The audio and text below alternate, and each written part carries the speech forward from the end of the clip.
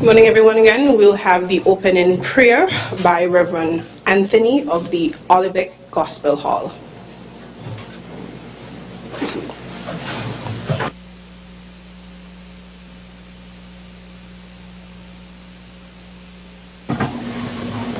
Praise the Lord.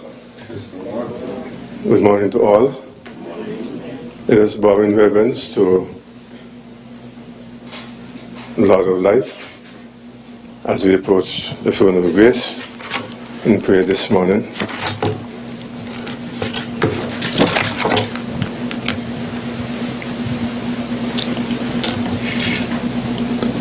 Oh, give thanks unto the Lord, call upon his name, make known his deeds among the peoples. Heavenly Father and our God, I come to thee in the Holy Spirit, through the Lord Jesus Christ, thy only beloved Son, in whom thou art well pleased, and making intercession for all of the saints of the household of faith, with thanksgivings, praise, honor, and glory, for thy great love, grace, and thy mercy toward the people of earth. We thank thee for waking us this morning in the newness of life, in our right minds, conscious of our being and our surroundings. We thank thee for the safe keeping of our household and all in our respective neighborhood. We thank thee for knowledge, for wisdom and understanding. O Lord, God Almighty, I bring to thee the elected and selected men and women of this honorable House of Assembly in their quest to serve the people of the Federation with distinction, with justice, and with fairness, putting country above self, seeking your guidance, O Lord, as servants of the people with love and compassion. I pray for the Speaker and the Deputy Speaker of this Assembly that they will conduct the business of the Assembly in accordance with the practices, the principles, the rules, and the orders with fairness and justice to all in attendance. I pray for understanding, for guidance and respect for the elected, selected, and nominated members of this Honorable Assembly, that they will conduct themselves with prudence, giving due diligence to the rules, the regulations, and the order in accordance with the principles of the Assembly. O Lord, God of heaven and earth, I pray that the matters presented for discussion today will be with goodwill, with fairness, with justice, for the benefit of the citizens and residents of the Federation of St. Christopher and Nevis, with your blessings. These things I ask with thanksgivings in humbleness of heart, in our Savior's precious name. Amen. May we all join together to say the Our Father prayer. Our Father, which art in heaven, hallowed be thy name.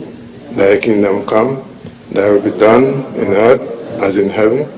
Give us this day our daily bread, and forgive us our debts, as we forgive those who trespass against us.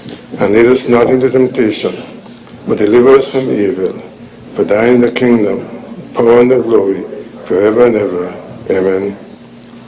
Thank you, Madam Speaker. Thank you, Reverend.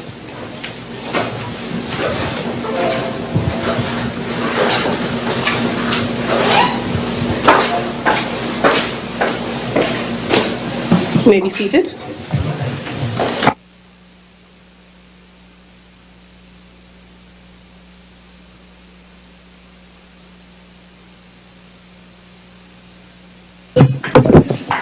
Just a moment, Honorable Member. Members, and persons in the gallery, can we please be reminded to place our devices on silent and or vibrate for the duration of the proceedings so as to minimize the number of interruptions. Thank you very much. I recognize the Honorable Member for St. Christopher 3. Madam Speaker, with your leave, I seek to make some amendments to the order paper previously circulated to the members of the House. Under item O, Public Business Bills second reading. Originally, it reads, the Honorable Attorney General and Minister responsible for Justice and Legal Affairs will move the second reading of Anti-Corruption Bill 2023. We'd like to add underneath this a statement which identifies when was the first reading. So in brackets it will now read under first reading 8 February 2023. Similarly, for Integrity in Public Life Amendment Bill 2023, under that we would want to have first reading 8 February 2023. And for Freedom of Information Bill 2023, underneath of that, in brackets, first reading 8 February 2023. A copy of the revised suggestions have been circulated to the members, and so I so move and seek a seconder. I second the motion, Madam Speaker. The amendment, that is, yeah. Just one other amendment. I note that in the new item on the D, there's an L missing from general. So we'll just add that. Item D, there's an L missing from Governor General. Just to confirm whether the members for Nevis received the amended order paper. Very well. So there are two proposed amendments.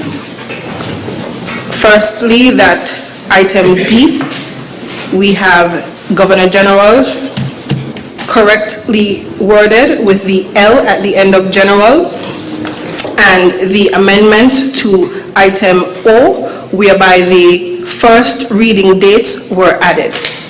Therefore, the question is that the order paper be amended as circulated. Those in favor? Aye. Those against? The ayes have it. Next item, please. Confirmation of minutes. Minutes are deferred. Messages from the Governor General.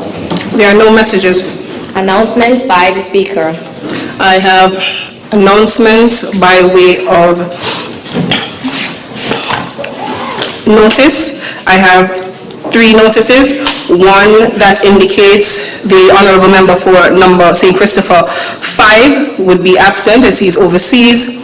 I have a similar notification from the Honourable Member for St. Christopher 6. He as well is overseas. And the Deputy Clerk is obviously absent. He is presently overseas on government training. So those are the only announcements I have for this morning. Next item, please. Presentation of papers and of reports from committees. Petitions. Government notices. Unofficial notices. Questions. Request for leave to move the adjournment of the National Assembly on matters of urgent public importance. Statements by ministers. Personal explanations. Motions relating to the business of the National Assembly and moved by a minister. Public business bills, second reading. I recognize the Honourable Attorney General.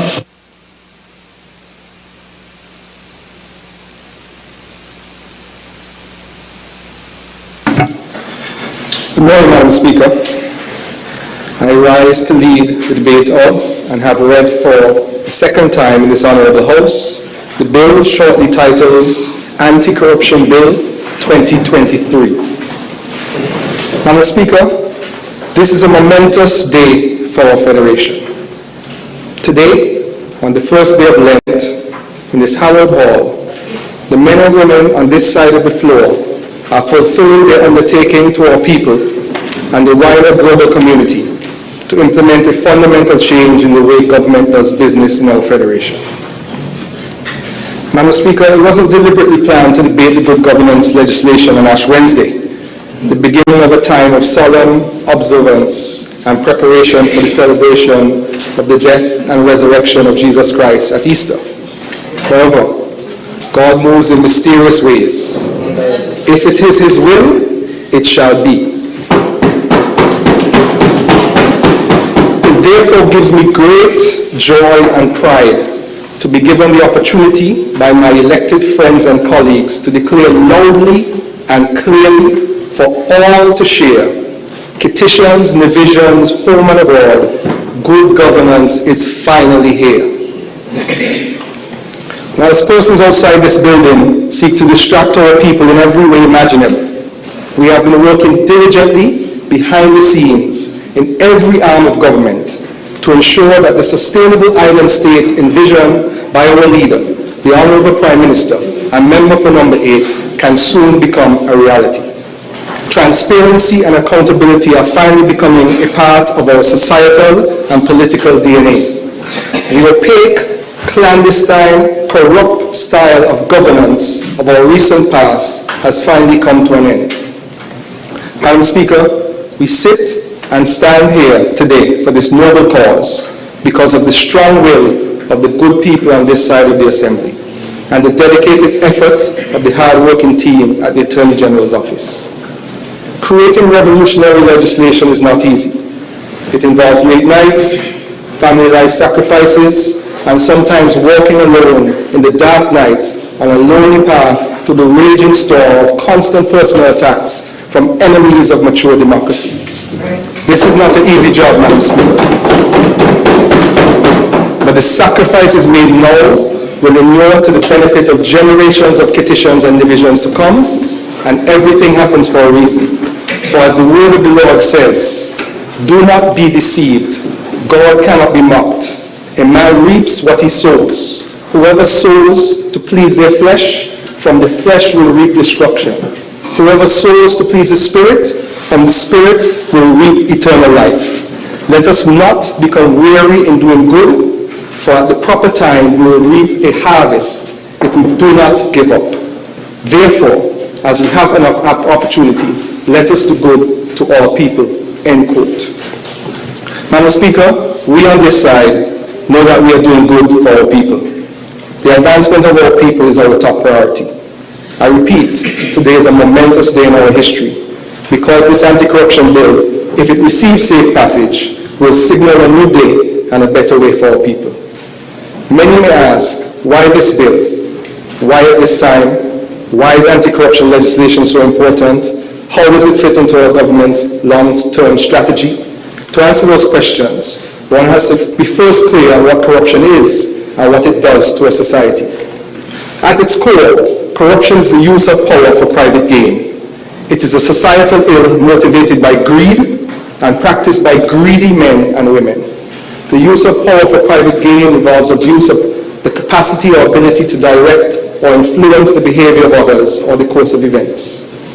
Private gain doesn't necessarily mean gain for your own self or family, but also gains for associates and cronies, which divert state funds or assets to the detriment of the people of a country. In a recent UNDP article titled "The Cost of Corruption," the following was reported, and I quote, "Corruption is one of the scourges of modern life. Its costs are staggering. Of the approximately US $13 trillion that governments spend on public spending, up to 25% is lost to corruption. International bribery is thriving. More than half of our cases are related to public spending. In Europe, 28% of all health industry corruption cases are related to medical equipment. And in the EU, 1 in 5 people paid bribes for health care. From 2000 to 2015, the illegal money leaving Africa amounted to $836 billion US dollars, amounting to 3.7% of its GDP. But the costs are not just financial. Corruption is also paid for in human potential. Corruption stands in the way of the Sustainable Development Goals, SDGs, and the 2030 Agenda. It has taken money that could have been invested in governance, social protection, transitioning to the green economy, the SDG push designed to prevent 169 million people from being driven into extreme poverty by 2030. Corruption in health systems accounts for an estimated 1.6% of deaths of children under 5, more than 140,000 a year. And of the US $7.5 trillion that is spent every year on health, US $500 billion is lost to corruption. In countries with high levels of corruption, governments spend 25% less on health and 58% less on education. Anywhere between 1.4 to 35% of climate action funds have been lost to corruption. Madam Speaker, an example of corruption may be useful. Imagine there's an international company that manufactures and sells streetlights to governments. There's a need to replace thousands of broken and energy inefficient streetlights in Bastille, for example. The Minister with responsibility for public infrastructure is leading the charge in finding a lighting solution. The CEO of the international streetlight manufacturer company meets with the minister and says, "Listen, Minister, we have 20,000 streetlights that we are ready to sell to your country to meet your needs. However, Minister, the ones we have, they are leftover versions of our old technology. They burn triple the electricity of our modern streetlights, so we cannot sell them to first world countries. And they only last 3 years, as opposed to the 20-year lifespan for modern streetlights. Minister, we can sell you these lights for $4 million US, $1 million US less than you would pay for the modern, long-lasting, energy-efficient streetlights sold by us and our competitors. Except, I will give you $1 million US under the table to make the deal happen." If the minister accepts the bribe, the country will end up spending $4 million US on streetlights that will cost the government hundreds of thousands of dollars more in electricity charges annually and need to be replaced after 3 years, rather than 20 years. Meaning, the government will have to spend another $5 million US in 3 years and replace the outdated streetlights, rather than having modern, energy-efficient streetlights for 20 years. If the minister chose to do the right thing and purchase modern, energy-efficient streetlights, millions of dollars could have been saved and otherwise injected into social programs or education. Corruption like this touches and concerns all of us, Madam Speaker. It is the honest taxpayer and hard-working men and women who pay the price when government funds, which should go to provide essential services, are siphoned off into the pockets of public officials and their private conspirators and cronies. Corruption also drains an economy and grows like a cancer until it destroys the system of government. Some countries have reached the point where no simple transaction, such as passing a driver's license test, can be completed without paying a bribe to a public official. Do we want St. Kitts and Nevis to be like that? It is loud and clear from the public, private, and global calls for good governance that this government has determined that the best way to reduce corruption in our federation is to construct and preserve 3 legislative pillars of protection.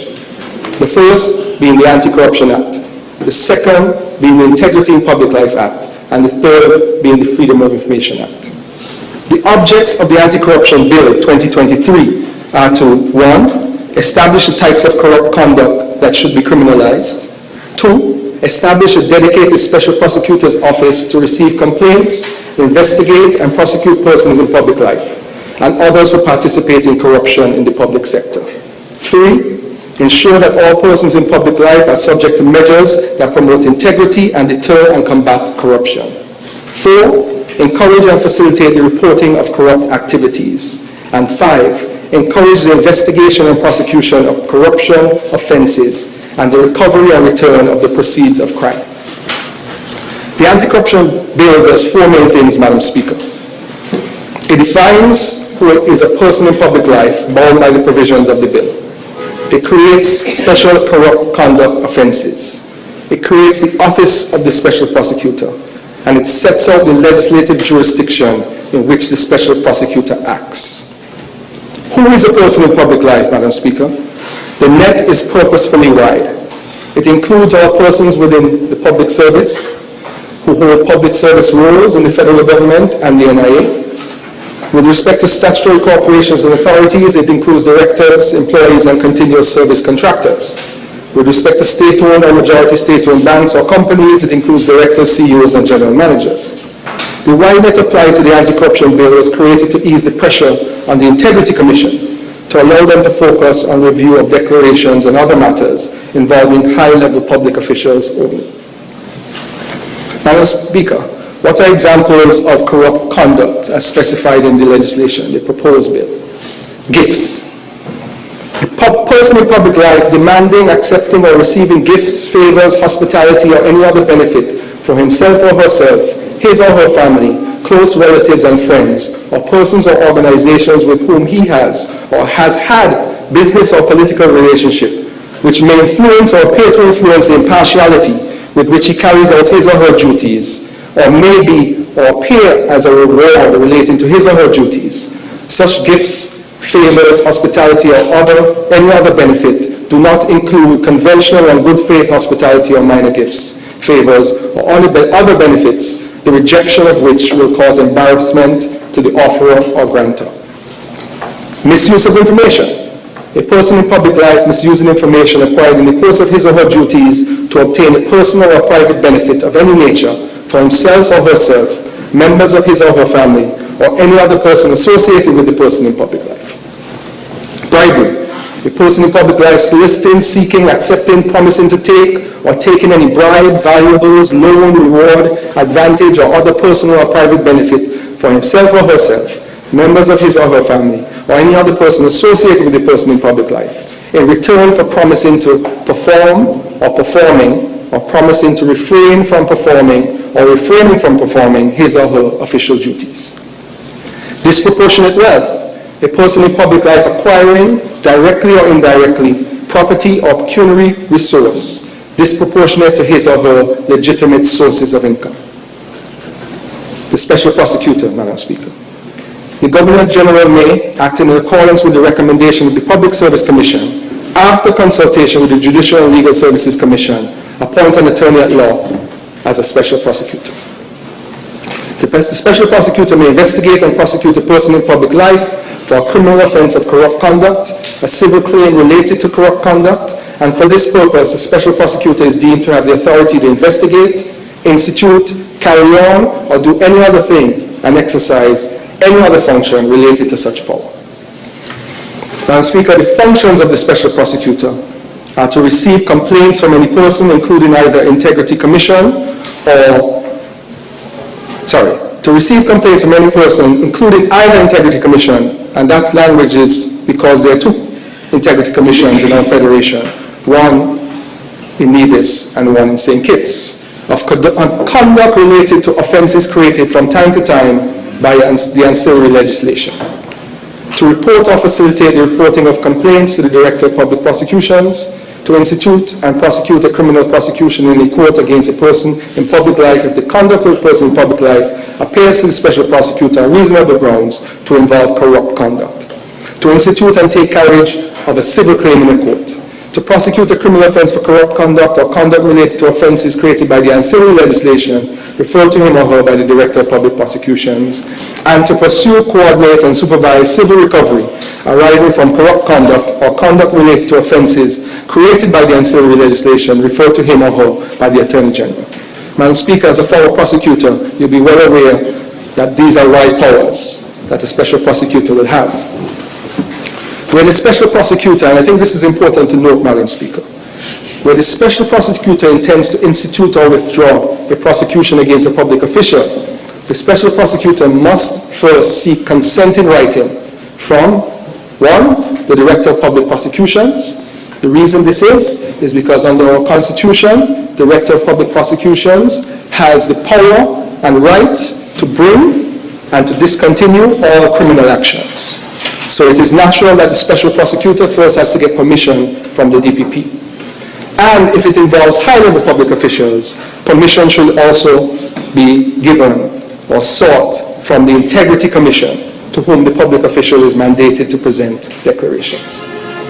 When the Special Prosecutor intends to institute or withdraw prosecution against any public officer, that is the general public servants, the Special Prosecutor must first seek consent in writing from the DPP. And after such consent, the Special Prosecutor may initiate and prosecute a matter in the name of the Special Prosecutor. It is important to note, Madam Speaker, that persons who propose bribes to persons in public life can also be subject to investigation by the special prosecutor, and persons in public life have a statutory obligation to report any persons who offer them bribes. The duty to report provision states that the person in public life to whom any advantage or other benefit is given, promised, or offered for the purposes of engaging in corrupt conduct or in anticipation of corrupt conduct shall report the incident to the special prosecutor within 28 days and shall include the name of the person who made the offer, if known. Madam Speaker, the purpose of that section is to discourage the persons who wish to influence persons in public life to act in corrupt ways as well. So not just the persons in public life, but the persons who seek to get some benefit through bribes or other incentives. Madam Speaker, as I wrap up, I feel it necessary to quote a man who I personally respected immensely, Sir K. Dwight Venner, former governor of our central bank, who in a 1999 report said as follows, and I quote, "The citizens' central role is to participate in the process of government by casting their vote. The naive question to be asked then is, in exchange for what? The equally naive answer, of course, is good governance. The next question then becomes, what is good governance and what does it cost?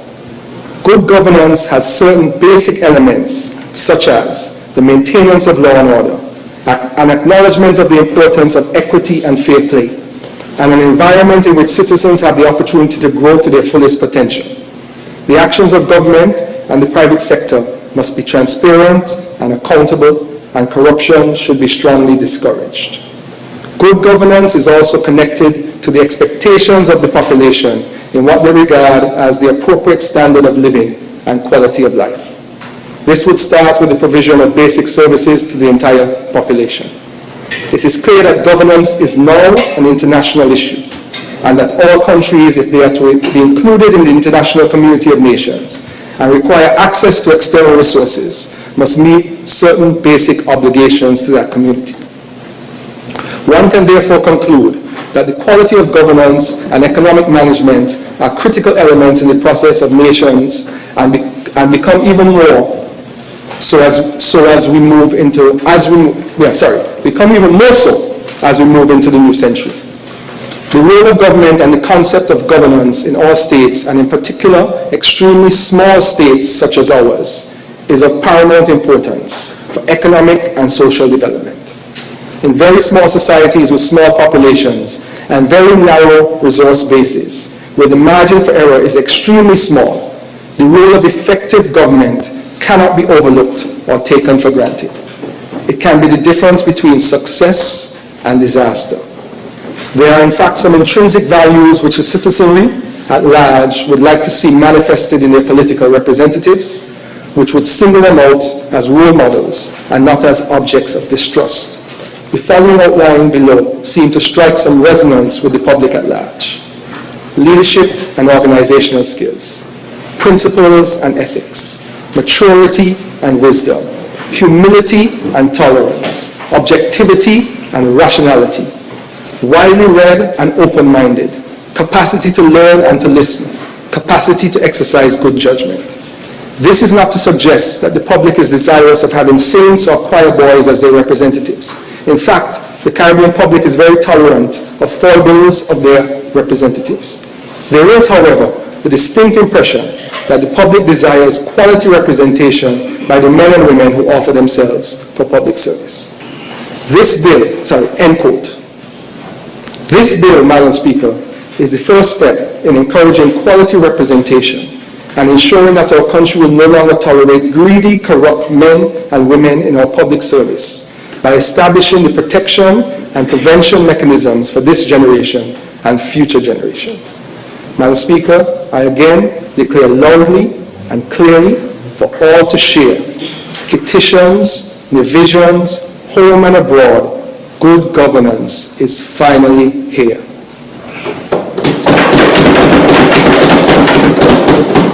Madam Speaker, with those few words, I pray for the anti-corruption bill's safe passage. May it please you.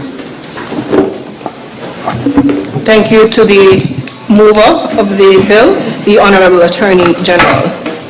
I recognize the honorable member for St. Christopher 1. Madam Speaker, I rise to second the motion before, and I wish to reserve my rights to speak later on. Very well.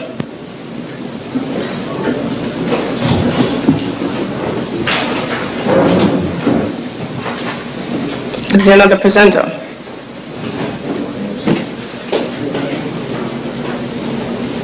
Honorable Attorney General, turn your mic off, please. Is there another presenter?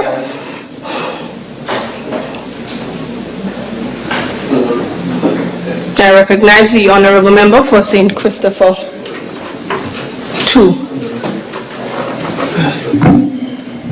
Madam Speaker, I'm good. I rise to add briefly to the debates in relation to the bill entitled the Anti-Corruption Bill 2023.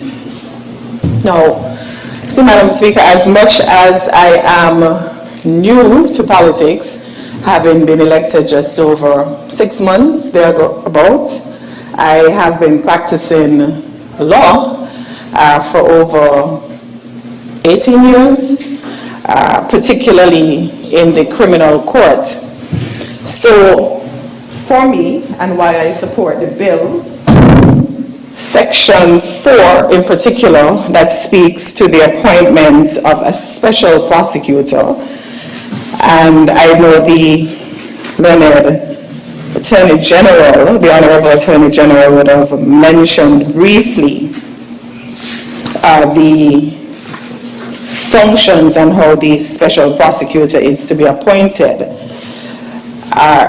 What intrigues me most and why is Section 8. If I could just crave your indulgence. Section 5, forgive me, which speaks to the disqualification from being the special prosecutor. And what this does, the provisions in this bill, if the absence of them, really, we would have been operating in an ad hoc manner. So what the bill does is it avoids the reality and the perception of political bias. And that is done in Section 5 of the bill.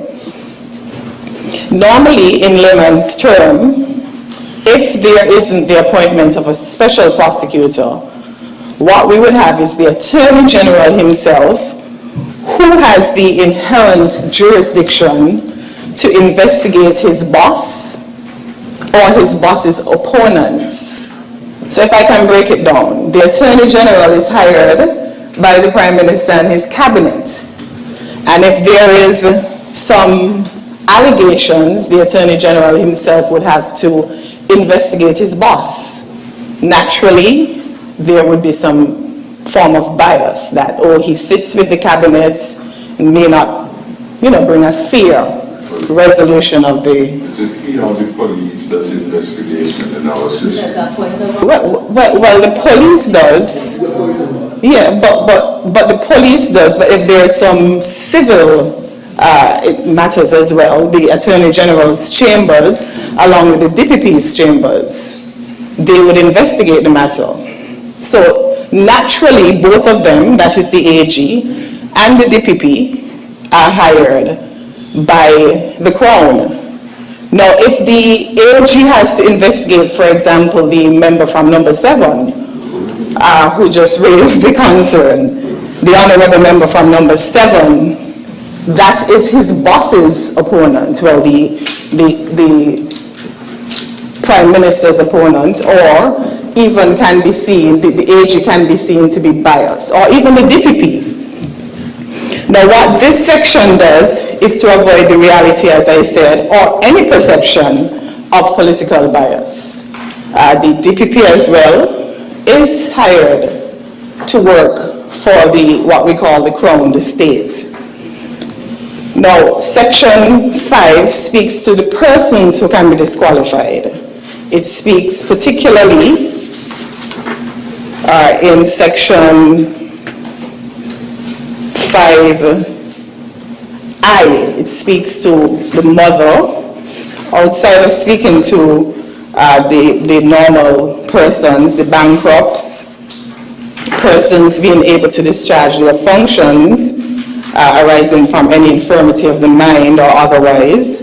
It speaks to persons just being disqualified from having committed professional misconduct as well.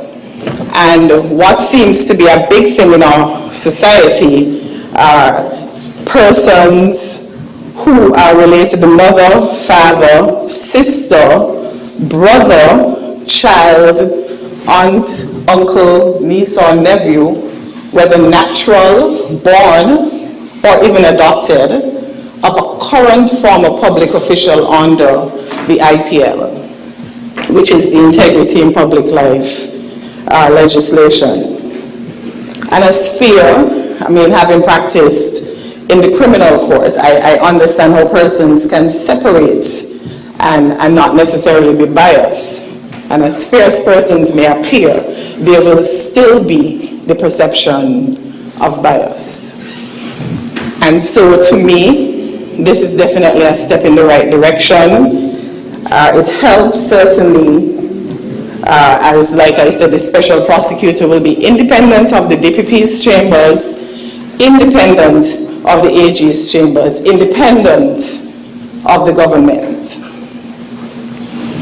And so, like I said initially, in a highly divisive partisan political society, for me the saying that justice must not only be done, but also be seen to be done. To me, this piece of legislation, the bill itself, gives true meaning to those words.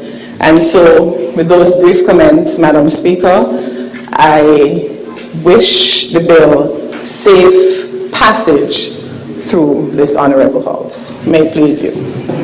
Thank you, Honorable Member for St. Christopher 2. Is there another presenter? I recognize the Honorable Member for Nevis 10. Thank you very much, Madam Speaker. And I rise to make a brief intervention regarding the anti-corruption bill that is before this Honorable House. And in doing so, let me first commend the Attorney General, who is from Nevis, for actually following the lead of Nevis in good governance, in setting the good governance agenda. Because, of course, we know that in Nevis, in the Nevis Island Assembly, the Integrity in Public Life bill was passed and operationalized several years now. As a matter of fact, I have filed 4 times. And I think my colleagues here have filed 4 times as well. So I commend the Nevis AG for bringing this bill to the Honorable House. And for me personally, I think corruption is something that I personally will scorn on and will never condone. And I think all of us in public life should go that path as well. What I am happy about for this bill is that the bill will dispel the myth that only politicians are involved in corrupt practices. Because generally, every time people talk about politicians, one of the first things they say, politicians are corrupt. And it is always unfortunate because people like me, who are not corrupt, I get put in the same barrel as persons who may be corrupt, not saying that politicians are corrupt. But when I look at the bill and I realize the net is very wide for practically all persons in public life, I am happy. Because in essence, a lot of the times we could be amazed to see the kind of corruption that people in certain positions in the public service or on statutory boards are involved in. And at times they are overlooked because they are not a politician. But the politician will always get the blame. And so if someone is placed in a particular position by a politician, we know in these small islands people say you get political jobs. And so the politician who probably would have made the decision for that person to get a particular job, if there's any corrupt practices involved there, the politician gets the blame. And so I am very happy that in this case, all persons are involved and anyone could be prosecuted in terms of corrupt practices. I think that persons who are in public life, not only politicians, should be held accountable for what they do, and if they are involved in corrupt practices in any way, they should be prosecuted. And so I'm happy that this bill is brought to the House, and I think this will be a deterrent to persons who are thinking of getting involved in corruption. Because generally, Madam Speaker, people get tempted, especially when they see money. People get tempted. And I'm hopeful that persons in the Federation of St. Kitts and Nevis can see this as a deterrent to getting involved in corrupt practices. I listened to the member for St. Kitts, is it 3? 2, St. Kitts 2, and she would have laid out the case that there should not be, or there may not be any possible political interference. But in these small islands that we live in these small islands we live in, St. Kitts, Nevis, the rest of the Caribbean region, there's always sometimes the chance of political interference. If someone is being investigated, the DPP is hired by the government, yes. If the DPP decides, well, I'm going to withdraw this case, who is there to tell the DPP that you cannot withdraw this case? And so even though there are provisions for no political interference, in essence, in these small islands, it can happen. I would also like to say, Madam Speaker, that I am hopeful that this bill, when it's passed in the House, is not only passed to say we're passing a bill for passing a bill's sake, that it will be operationalized, gazetted and operationalized. Because a lot of the times we say we pass a bill and it's passed, it's gazetted, but then nothing happens after. So I'm hopeful that will not be the case with the anti-corruption bill. Persons need to be brought to justice sometimes, and that needs to be done and done swiftly. And I believe that once this bill is operationalized, and maybe 1 or 2 persons are prosecuted, other persons who are thinking of going down the line of getting involved in corrupt practices, it will certainly be a deterrent to them. So as I said, I personally welcome this bill. Corruption is not something that I will condone, and I want to wish the bill safe passage to this honorable House. May it please you, Madam Speaker. Thank you, Honorable Member for Nevis 10. Indulgence, please.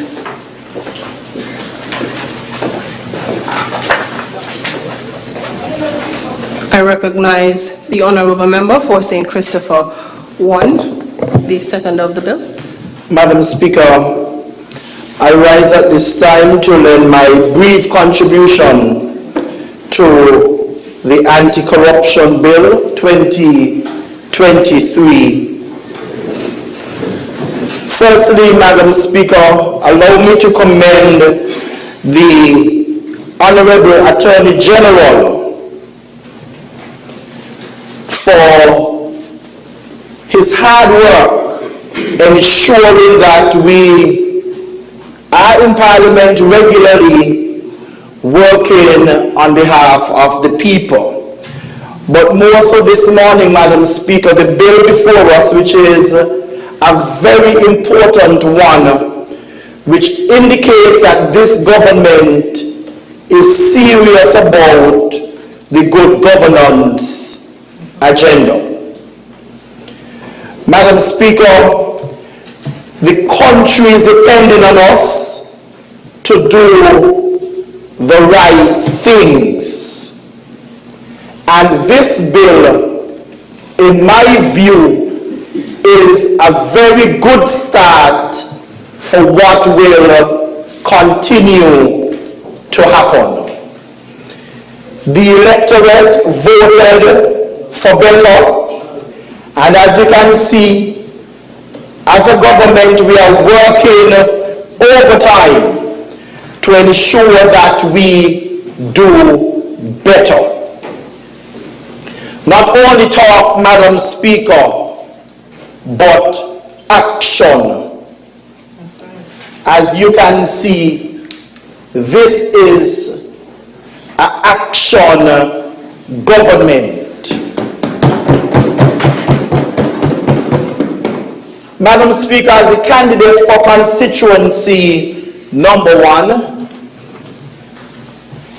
on the St. Kitts Nevis Labour Party ticket, it was a sense of pride for me, Madam Speaker, when I had to sign our code of ethics. I felt proud knowing that I am signing on to a document that will ensure that I do what is right and just for the people, not only of constituency number 1, but the country on a whole. I had no problem declaring because I believe in transparency, Madam Speaker. But Madam Speaker, I served as a civil servant for just about 28 years. And the things that I am seeing now as a minister of government is really heartbreaking, Madam Speaker. The acts of corruption, it is painful. I remember sitting in a room listening to a report being presented, and the things that came out of the report, Madam Speaker, and I guess later on as we continue to have these sessions, some things will be highlighted.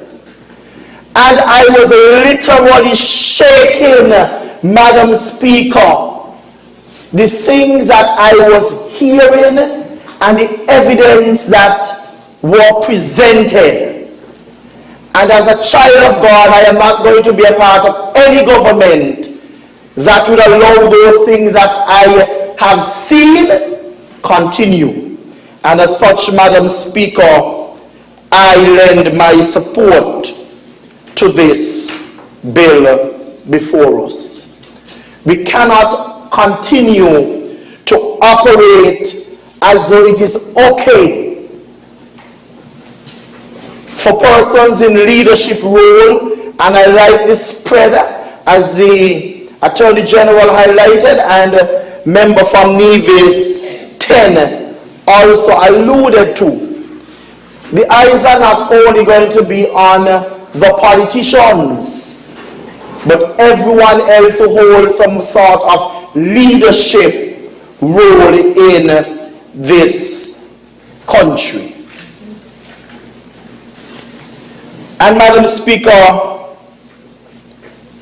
once we commit to this, the country on a whole will benefit. And I want to lend my support to this bill and wish it the safe passage, because, Madam Speaker, in closing, in 2015, the St. Kitts Nevis Labour Party lost government primarily because the slogan at that time was good governance, the good governance agenda. It sounded real good, and I believe it persuaded some persons to support the unity government in 2015. But nothing you have heard or we have heard about that in the 7 years that they were governing.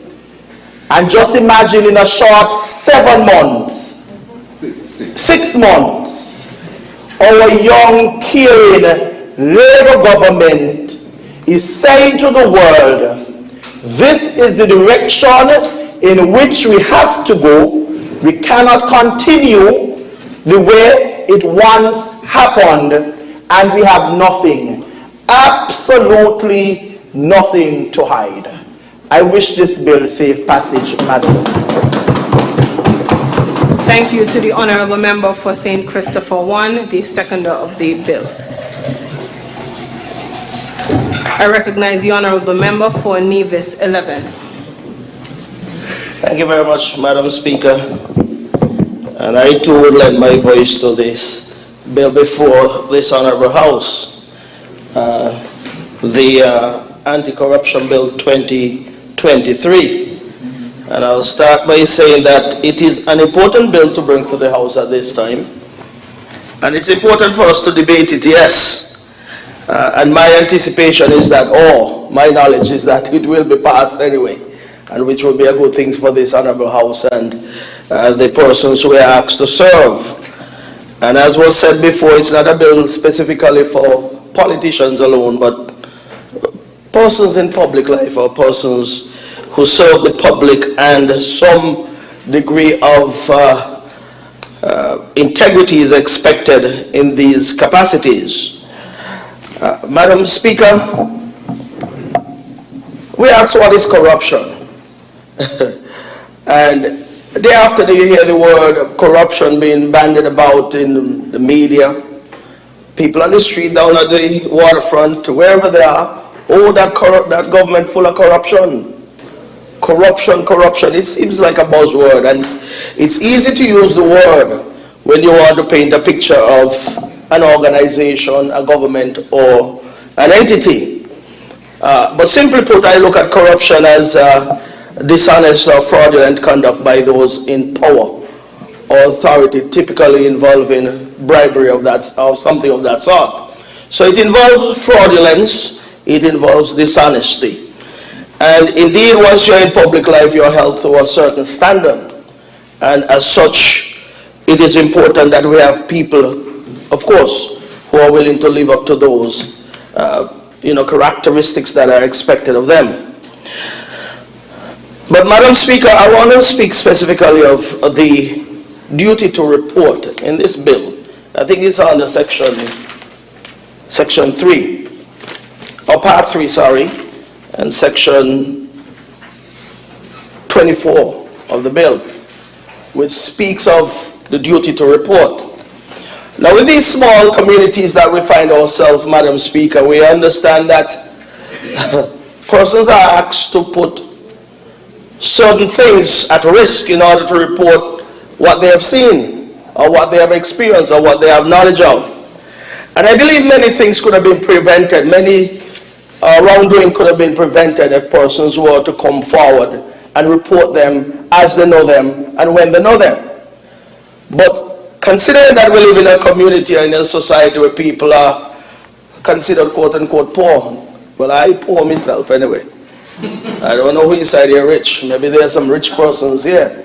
And out in the communities here in St. Kitts and in Nevis, there are persons who would consider themselves poor even if they have $1 million in the bank.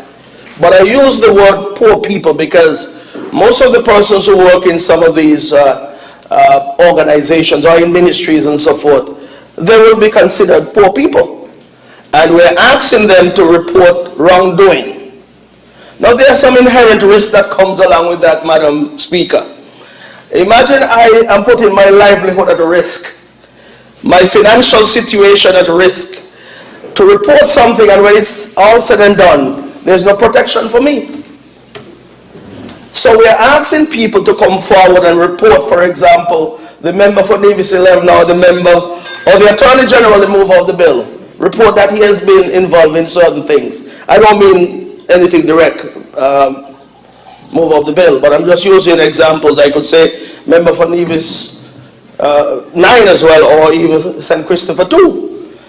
But you're asking people to come forward to report wrongdoing on their part. So where's the protection? I believe, in my opinion, my humble opinion, that this bill as it is have good intentions, and I support it. Let me say that from the onset. Because if I were to stand in the local assembly in Nevis and support integrity in public life legislation, it means I can go anywhere and support any additional legislation that is brought to bolster or to provide further protection of us in public life and also the public that is serving the entire Federation of St. Kitts and Nevis. So where am I going, Madam Moderator? Madam Speaker, sorry. We find ourselves in different forums, say different things. Madam Speaker, Madam Moderator, or Madam President. So, Madam Speaker, where am I going with this? I believe there must be some protection for persons who are asked to come forward to report wrongdoing because of the risk, as I said before. This particular bit of legislation, I believe, should have been accompanied by something that protects the person who is asked, or the persons who are asked to put their lives and livelihood at risk. Because keep in mind, when someone starts talking and start reporting, they can be sued. And the extreme to that is that who they're reporting on, or the public officer that they're reporting about, could probably take matters into their hands. I don't want to report to this house what could probably happen in that case. People can lose lives as a result of exposing someone who is involved in wrongdoing. I am going to the point where I believe there must be some protection by way of additional legislation, maybe whistleblower legislation, where a person comes out and report must be protected somehow, or else they won't come. And the wrongdoing will continue on and on and on. So where are we heading with this? Are we to see legislation coming shortly, such as whistleblower legislation, to protect me, to protect him, to protect someone out there, somebody down in Dayton, somebody up in Rawlins, who see and want to come forward? They must be protected so that this legislation really works in a way that is satisfactory to the Federation of St. Kitts and Nevis. And as was said before, we should not come just to pass legislation for legislation's sake. We must pass it with the intent to operationalize it, and also to make sure that it works. And the public at large will have confidence in this honorable house that we are doing what is necessary to bolster our legislations and our laws, and the intent of these laws. It must be seen as something that we're doing that is consistent with what I'm talking about. Now, Madam Speaker, another section of this anti-corruption bill speaks to elections, Speaks to elections. That is section 31 of the bill. Section 32, sorry, which speaks about, I hope I'm reading from the right thing here, let's see. For the purpose of promoting, section 32(1). Now I went online and printed this. I hope I printed the right thing. So if I'm not, you can correct me. Because we were told by the Attorney General some time ago that all of these legislation will be uploaded. And it'll be online. So I hope I'm reading from the right thing, because I just went and printed last night. Section 32(1), I believe it is. Because somehow this came out in a kind of way. Sorry? 31(1), okay. That's where the difficulty was on my part. Okay, let me read it. It speaks to contractor subscribing to election fraud. Fund, sorry. Where did I get fraud from? Maybe because someone's fraud doesn't mean the place. Fund. Okay. Section 31(1). Let's read into the records. A person commits an offense who, in order to obtain or retain a contract with government or a statutory corporation, or as a term of any such contract, whether express or implied, directly or indirectly subscribes or gives, or agrees to subscribe or give to any person any loan, reward, advantage, or other benefit. And it goes on, subsection 1. For the purpose of promoting the election of a candidate or a class or party of candidates to the National Assembly. 2. With intent to influence or affect in any way the result of an election conducted for the purpose of electing persons to serve in the National Assembly. Well, what this is saying, Madam Speaker, is that it is an offense for any contractor to engage in anything that is considered fraudulent so as to give an advantage to anyone who is to be elected or is putting himself forward to be elected to the National Assembly. Now, Madam President, after every election we hear all sorts of wrongdoing, all sorts of irregularities, all sorts of things have been said about those who may have lost. You don't hear it from those who win, but you hear it from those who have lost, that so many things went wrong. During the most recent election in Nevis, you hear all kind of things about persons who are allowed to vote with expired IDs. Relevance, please, Honourable Member for. No, the relevance is, the relevance, Madam Speaker, is that we are looking at what will become of persons who gets involved in any fraudulent activities or anything that is inconsistent with what the purpose of this bill is supposed to achieve. Very well. However, keep your arguments closely aligned with the proposed bill. I wouldn't wish for anything controversial or bordering on controversy to be discussed this morning that is of no relevance to the bill. Well, Madam Speaker, I appreciate your intervention and I understand what you're saying. But all I'm saying is that we're here to debate a bill that speaks to corruption. It speaks to corruption in public life, in those who are asked to carry out certain mandate on behalf of the public, so to speak. And it covers, this bill doesn't just speak about you and I here in this honorable house. It speaks about the public at large who is asked to act in such regard. So I was just merely going beyond just this house to bring certain things to the fore that we all know about in terms of it is a part of the public discussion. And of course, some of the things that we will eventually see being taken up or investigated will be out in the public domain, you know. It will be on the radio stations, it will be on social media, and we'll act accordingly. So basically what I'm saying here this morning, what I just said regarding the previous elections, was that these are things that are in the public domain. But I'll move on from there. And I'll accede to your request in terms of leaving that the way it is. But I figured that I was going into an area that might be of some interest to you and the Honourable House, but I'll leave it. But Madam Speaker, as I was saying, is that we have to ensure that what we are seeking to achieve is to provide the protection for persons who we expect to come forward. And that's why I mentioned the whistleblower legislation that I believe should come at some point to ensure that we're getting the results or the desired results that we need. Now, Madam Speaker, I have been hearing a lot about 7 years we have been in government, that is the team unity. And of course, it appears that a lot of legislation or many more legislation should have been passed based on the argument being made. But I want to remind this Honourable House that there was an administration, a Labour administration for 20 years. And I'm not saying this to create any arguments in this house, but I'm just saying that when we make these arguments, we must understand that there were 20 years prior, that many of these legislations could have been brought. And this is just me standing here as the member for Nevis 11, who have been following politics all my life. And I surely was following for the last 20 years, or prior to the last 7, I must say. So that is why I said the argument, I hear it every time I come to the house, and that's fine. But it must be made known to the entire Federation of Syndicates and Nevis. There was a government prior to 2015.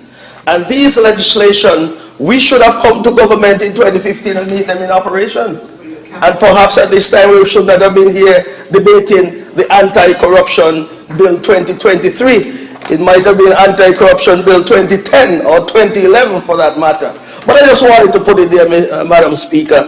I don't mean to be argumentative in any way, but I just wanted to put that on the table and to say that irrespective of what the outcome is today, I am always a big champion of anything that would ensure that we are living or we are performing with integrity in our public space as we are expected to as elected officials and as public officials as well. But Madam Speaker, I will not tarry on, because as I said, the bill will be passed anyway, and I give it my full support. But just ask for additional legislation to ensure that we are not asking persons to come forward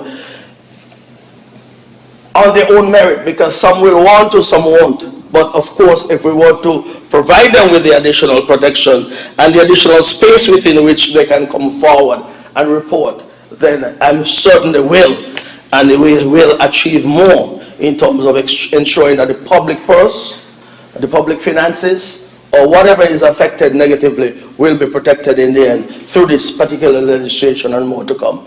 Madam Speaker, I will leave it there for now, but I give it my blessings as I sit, and I suppose the mover of the bill can rest assured that member for Nevis 11 do support this particular piece of legislation that is being brought today. Thank you. May it please you, Madam Speaker. Thank you to the honorable member for Nevis 11. Is there another presenter?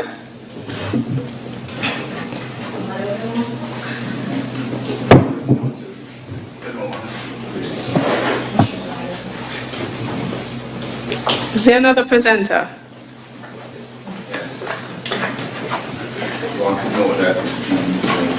Very well.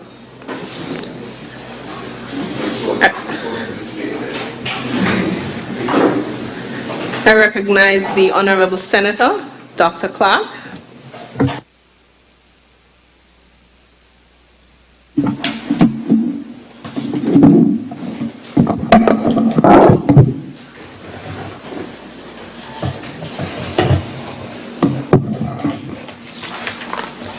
Madam Speaker, thank you for allowing me this opportunity to contribute to what I deem a very historic and well-needed piece of legislation for the good governance agenda for St. Kitts and Nevis. I want to stand here. Excuse me, I want to make sure I am clearly heard by the people of St. Kitts and Nevis, so apologies for the titivating. Let me just get this correct. Right. For number 3, you know you have those expertise, especially with the electronics. Very well. Thank you. Yes. Thank you. Right. Madam Speaker, I want to use this opportunity to convey my full support to this bill, as well as to the Honorable Attorney General for doing what Attorney Generals should do in terms of bringing significant legislation to the Honorable House and to the people of St. Kitts, so that we can have well-meaning and well-intentioned debate on how we move our society forward in terms of good governance, transformation to a sustainable island state, and of course, protection of the people of St. Kitts and Nevis. Well done, Attorney General.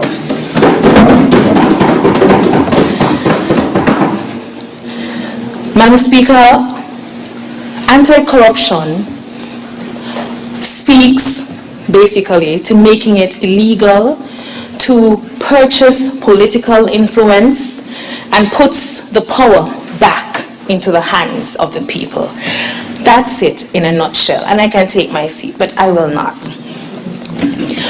And I'm going to stress the importance of putting power back into the hands of the people, and I will always stress what 7 years of inertia and inaction has done to the country, to the Federation of St. Kitts and Nevis in my presentation.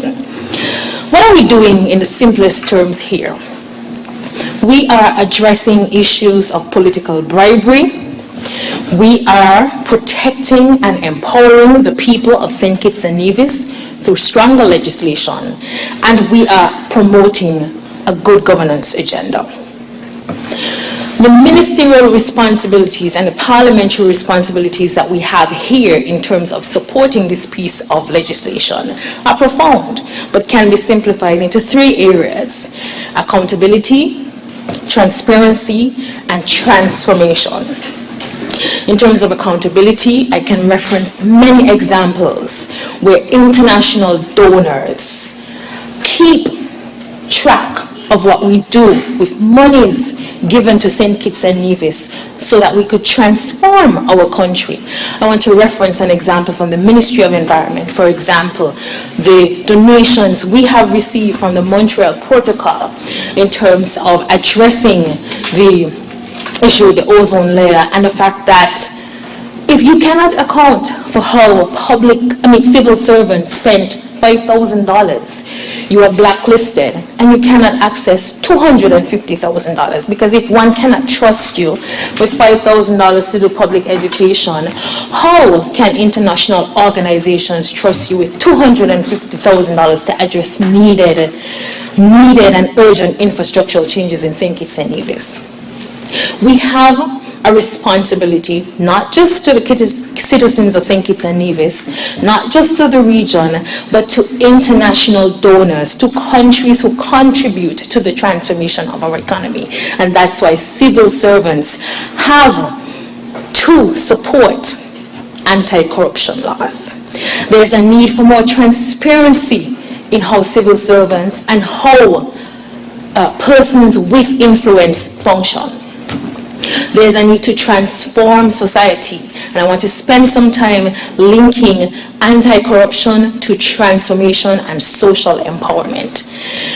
I spent 10 years in Jamaica, and one thing you knew in Jamaica, that there were at least 75% of drivers on the road who bought a license, and another 25% who actually went through a very difficult process of getting a license in Jamaica.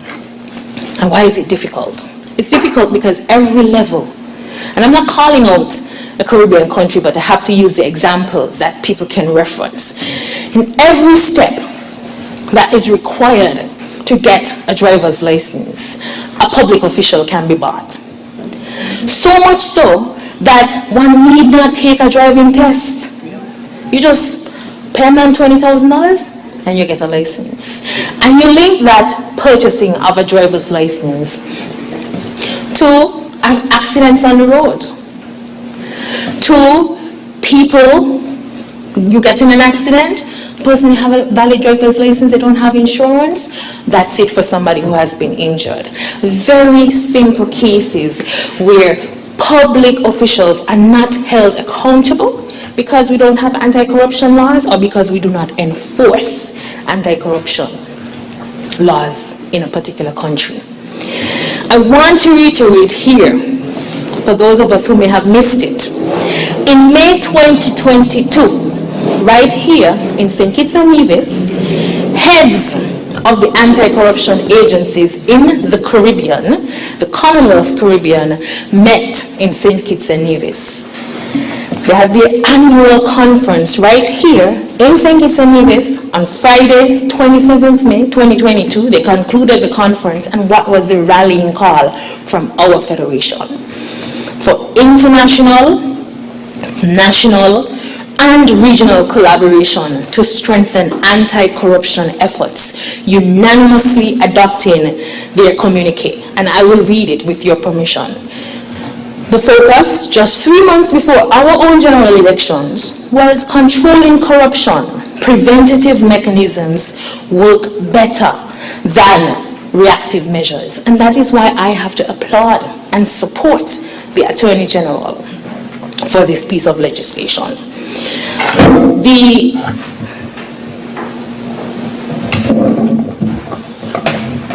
Madam Speaker, with your permission, the communique reads, and I follow, and as I report, they adopted.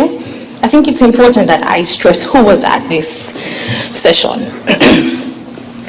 The conference noted with deep gratitude the invaluable support and warm hospitality provided by the government and people of St. Kitts and Nevis, the St. Kitts Integrity Commission, the Nevis Integrity Commission, remarks from His Excellency Sir Tapley Seaton, the Governor General of St. Kitts and Nevis then, the Honorable Vincent Byron Jr., Attorney General then, and the Honorable Dr. Denzel Douglas, former Prime Minister. They recognized and agreed and adopted the following resolutions. Continue to reiterate the need for regional integrity commissions and anti-corruption bodies to maintain their independence. To make relevant recommendations to governments with a view to modernizing, enacting, and bringing into operation relevant legislation to continuously combat corruption. To continue the calls to member governments to provide adequate financial, technical, and other resources to the integrity commissions and the anti-corruption bodies and greater autonomy of the use of resources. To use governments to enact, expand, and implement national legislative frameworks and strategies for improved effectiveness so that there is no legislative silos which deter holistic integrity commission and anti-corruption work in the region. To plan to establish a permanent secretariat and employ administrative support to support regional governments. To invite CARICOM and other internationally recognized organizations to collaborate with our region in anti-corruption efforts, foster greater networking, continue work based on the premise that preventative measures strengthen governance in the region. Madam Speaker, why did I take the liberty to read that and remind us of what we in St. Kitts signed on to just May 27, 2022. I now come to ministerial responsibility. May 2022 was just 3 months before what our ministry, the Ministry of Sustainable Development, now terms the unfortunate election land period. That election land distribution period, which was under the ministry of then former Prime Minister and Minister of Sustainable Development, is what, for the Ministry of Sustainable Development now, the greatest heartache and most unfortunate experience for people of St. Kitts in particular. Land has a lot of emotive value for Kittitians. Land represents generational wealth. Land represents opportunity. I have said countless times in this honorable house that the stories and the heartbreak that Kittitians have experienced because they have been denied through corrupt practices fair access to land is problematic. We had a land fair just 2 weeks ago. Every single story. I have applied for land. Nobody has acknowledged my letter. I was given piece of land. It was taken back, revoked, and someone else friendly to the previous administration was given the same land. 3 to 4 people showing up with the same piece of land, surveyed by surveyors here in St. Kitts and Nevis, because the then administration, led by the former Prime Minister as Minister of Sustainable Development, felt the best way to use government resources was to corrupt it to engender political support. That's what corruption is. And that is why we are here today. Not because we want to call out a government. Madam Speaker, the senator opposite, please could you allow me to speak to Madam Speaker, sir? I'm on my feet, please. When you rise, the rules prescribe that you rise on a point of order. So I'd prefer if you state that upon rising and then you can make your point of order, Madam Speaker. Very well. I did say that on a point of order, the member opposite is imputing a negative. and a member contrary to the rules of Parliament. She can't accuse another member of corruption. It's an illegal act, and it's imputing a negative contrary to the rules. And there is no evidence of that, Madam Speaker. Honourable Member, Dr. Clark, kindly keep your arguments in a manner that is conforming with the rules. While I am not concluding either way, I would want you to be guided by the standing orders. Thank you, Madam Speaker. I will continue my point on protecting people and empowering the people of St. Kitts and Nevis. Whoever was responsible for land in the last 7 years should have prioritized empowerment, should have ensured that people had fair access, because I can recall there was a campaign on Fair Share for All. And Fair Share for All also includes access to government land, crown land. Whoever was responsible for whatever policy was put in place to give out, to mass distribute government land, should, had they had any moral compulsion, protect people. There are people stuck in the bank because they cannot access a certificate because several persons have been paying for the same piece of land. The public service, the civil service has a responsibility to protect people and not coerce or use crown resources to engender political influence and support.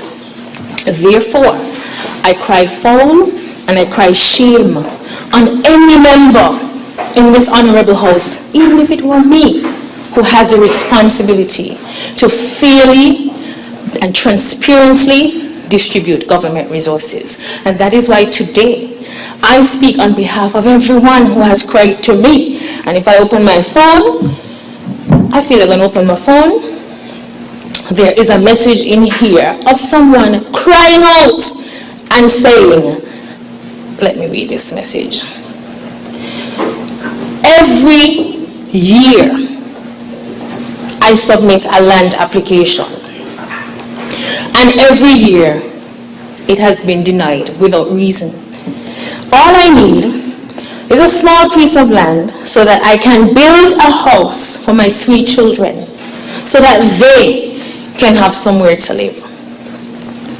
How is it fair that your government said you would come to power to support people, but you can't do anything? What am I to say to this person? I will not blame the previous administration, but what I say, as Minister of Sustainable Development, I recognize the need to put systems in place to prevent corrupt practices as it relates to distribution of crown resources. The Commonwealth Secretary General at the May 2022 meetings said, there is no need to remind us of the destructive social, economic, and political impact of corruption. It undermines the ability of our countries to deliver inclusive and sustainable economic growth and social progress. It persists as a grave challenge to our development and a malignant force in our societies. That was said right here in St. Kitts and Nevis 3 months before what can be termed as one of our most corrupt experience in August 2023, between that period. I'm minded by your guide, by what you said, Madam Speaker. However,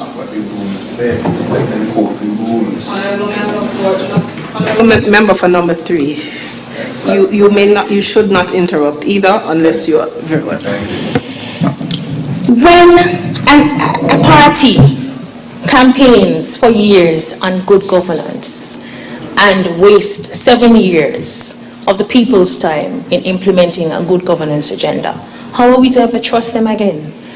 How will the people of St. Kitts and Nevis reconcile fair share, a stronger government working for you, good governance, and the 7 years that they spent accusing our former Prime Minister, the Right Honorable Dr. Denzel Douglas, of corruption without evidence? How do the people of St. Kitts and Nevis now accept anybody from the opposition who can come and speak against this bill? But there are success stories in the Caribbean: the Bahamas, Barbados, Dominica, Grenada, St. Lucia, St. Vincent. And what do we recognize that's missing here from the Commonwealth report? That St. Kitts and Nevis, despite all the song and dance for 7 years about good governance, does not make it on the list of success stories for anti-corruption, because the then administration lacked the courage to put forward a legislative agenda that would probably entrap them in corruption that they were all mixed up in. These countries have committed to work on bribery, extortion, and embezzlement. Now, we never want to normalize a situation where any public servant, any civil servant, any person with positions of power would be deterred from making the right decision of voting properly on matters of international consequence because of our watch, our pair of shoes. We do not want a public office, a dinner, to become so corrupt that people can change their mind from a position taken by a government and a cabinet and the people of St. Kitts and Nevis because of bribery and extortion. We do not want that. We do not want to continue normalizing corruption. It has to be an exception. And sadly, for 7 years, it was heading to be the rule for St. Kitts and Nevis. And that is what we are trying to address and stem right now. Madam Speaker, the fallout for basic services when corruption is not stemmed is all around us. Let's say, for example, basic health services, sanitation services, and medical services. Yes, I stressed on land, but let's look at access to basic medical care. There are stories, horror stories from other countries where people are afraid to access government services because whatever is stated as the price for a particular service is doubled and tripled because of who you are. Madam Speaker, I think we, in our time at high school, we read that book. I think it's called A Small Place by Jamaica Kincaid, for those of us who did literature. And she told of how corruption was normalized in Antigua and Barbuda, of situations where government workers and politicians empowered themselves and their families. And what does this remind us of? Not the past 7 years where when you turn to the church, or you turn to the bank, or you turn to the court, or you turn to government, you butt up on the same group of people who were systematically oppressing Kittitians and Nevisians. That is the type of corruption that we want to stem in St. Kitts and Nevis. We do not want to get to a point where garbage isn't picked up on a road because you do not support the administration or you did not pay your extortion fees. I have colleagues in Jamaica who are business persons, and once they make $1, the first 50 cents goes to extortion. That cannot be right. And that is where St. Kitts and Nevis was headed under previous leadership. And that is why we are here supporting this bill. We have to protect the people of St. Kitts and Nevis. We have to empower Kittitians and Nevisians, and we have to ensure that they can live fairly and squarely in St. Kitts and Nevis, where access to resources is not based on who you support, it's not based on who you can pay or what you can give, but it's based on the fact that you are a citizen and you have every right to access government resources. I want to speak now to Caribbean anti-corruption efforts. We have recognized that just like St. Kitts and Nevis, governance continues to be a challenge when a Caribbean country is plagued with corruption. We recognize that it has intensified and magnified under the microscopic lens of COVID-19 and the experience we had. We can turn to a lot of international cases like ABSCAM, International Organized Crime in 1980, or Operation Greylord, or Watergate, some of the big international cases of corruption. But Madam Speaker, so that I don't stress too much, turn inwards to the Caribbean. I've given you cases in Jamaica from my own experience as a student. Turn inwards to St. Kitts and Nevis, and many of us can relate to cases where it was clear corruption, but because there was to manage petitions speaking out, and division speaking out against corruption, systematic fear from the calypso that couldn't comment, to people who couldn't comment on Facebook, to being attacked if you decided to speak out and be a whistleblower, because the administration led with fear. I mean, there are only two things you can lead with: love of the people, as was the case for St. Kitts Nevis Labour Party up to 2015, and now, or fear, as was the case from 2015 to last year.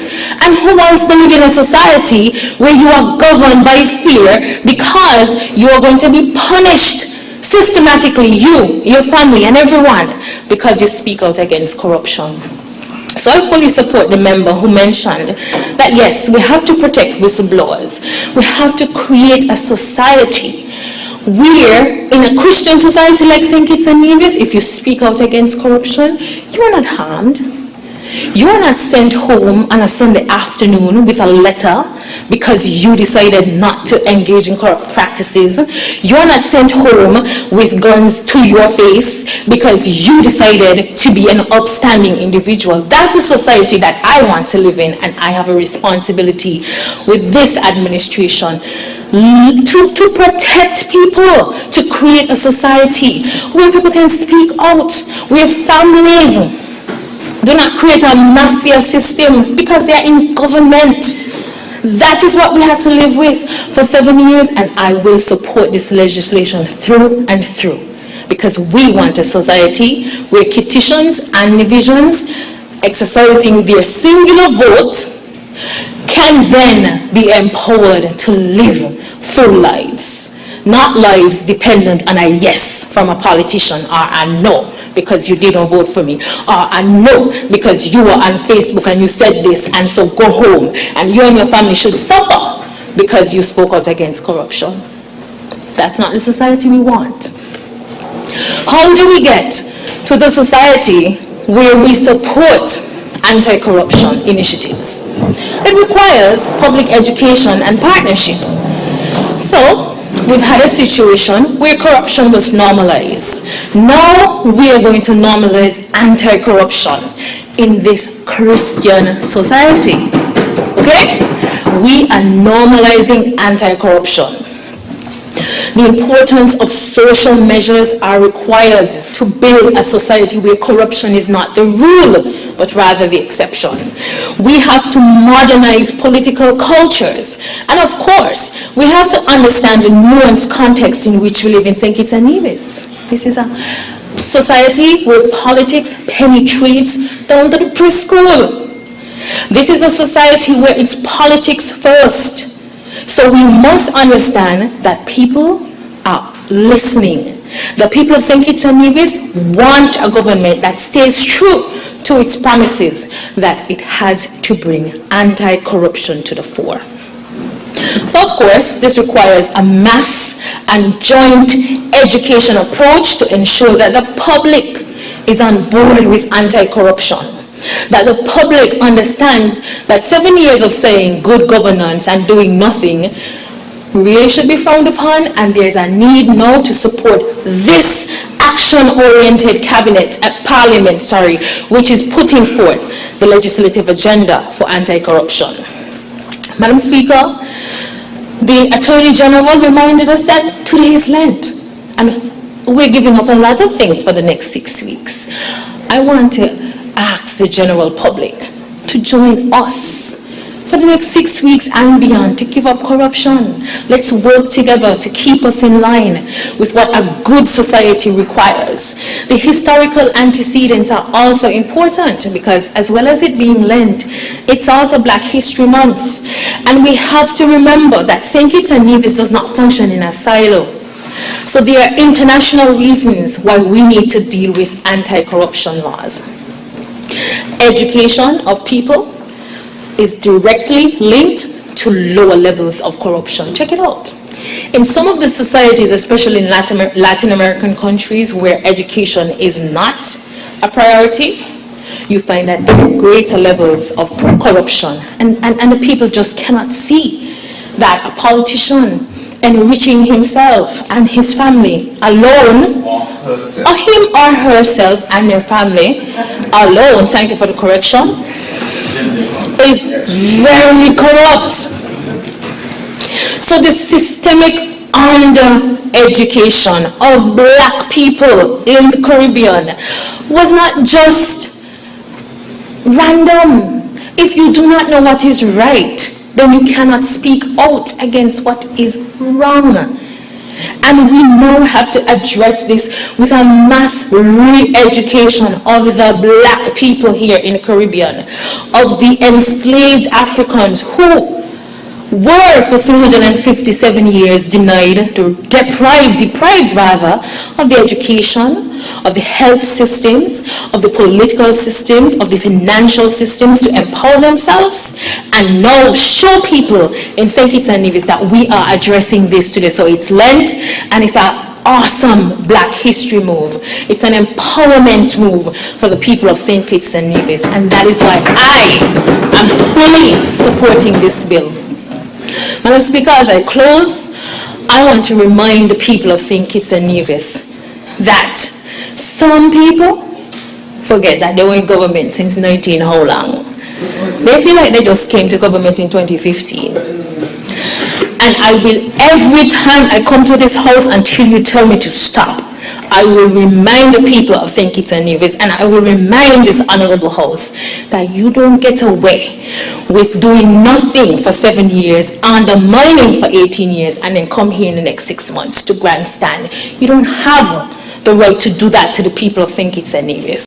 So I welcome the support from members opposite, but I want to remind the people of St. Kitts, be mindful of what you listen to.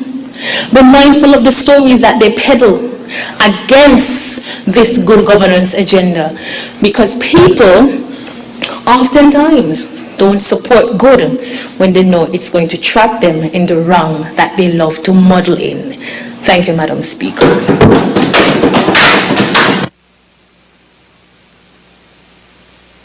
Thank you to the Honorable Senator Dr. Clark. Is there another presenter?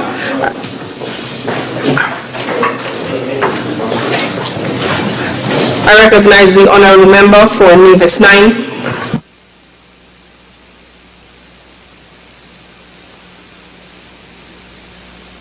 Good morning, Madam Speaker. And thank you for recognizing me and giving me an opportunity to speak on this piece of legislation, which has been described in various ways: historic, important,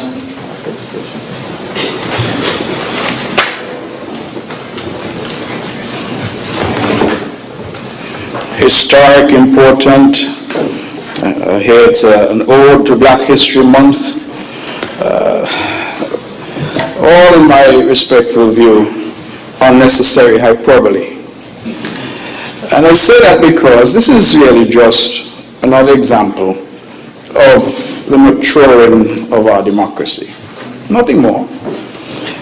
It, in my view, follows upon work that has been done.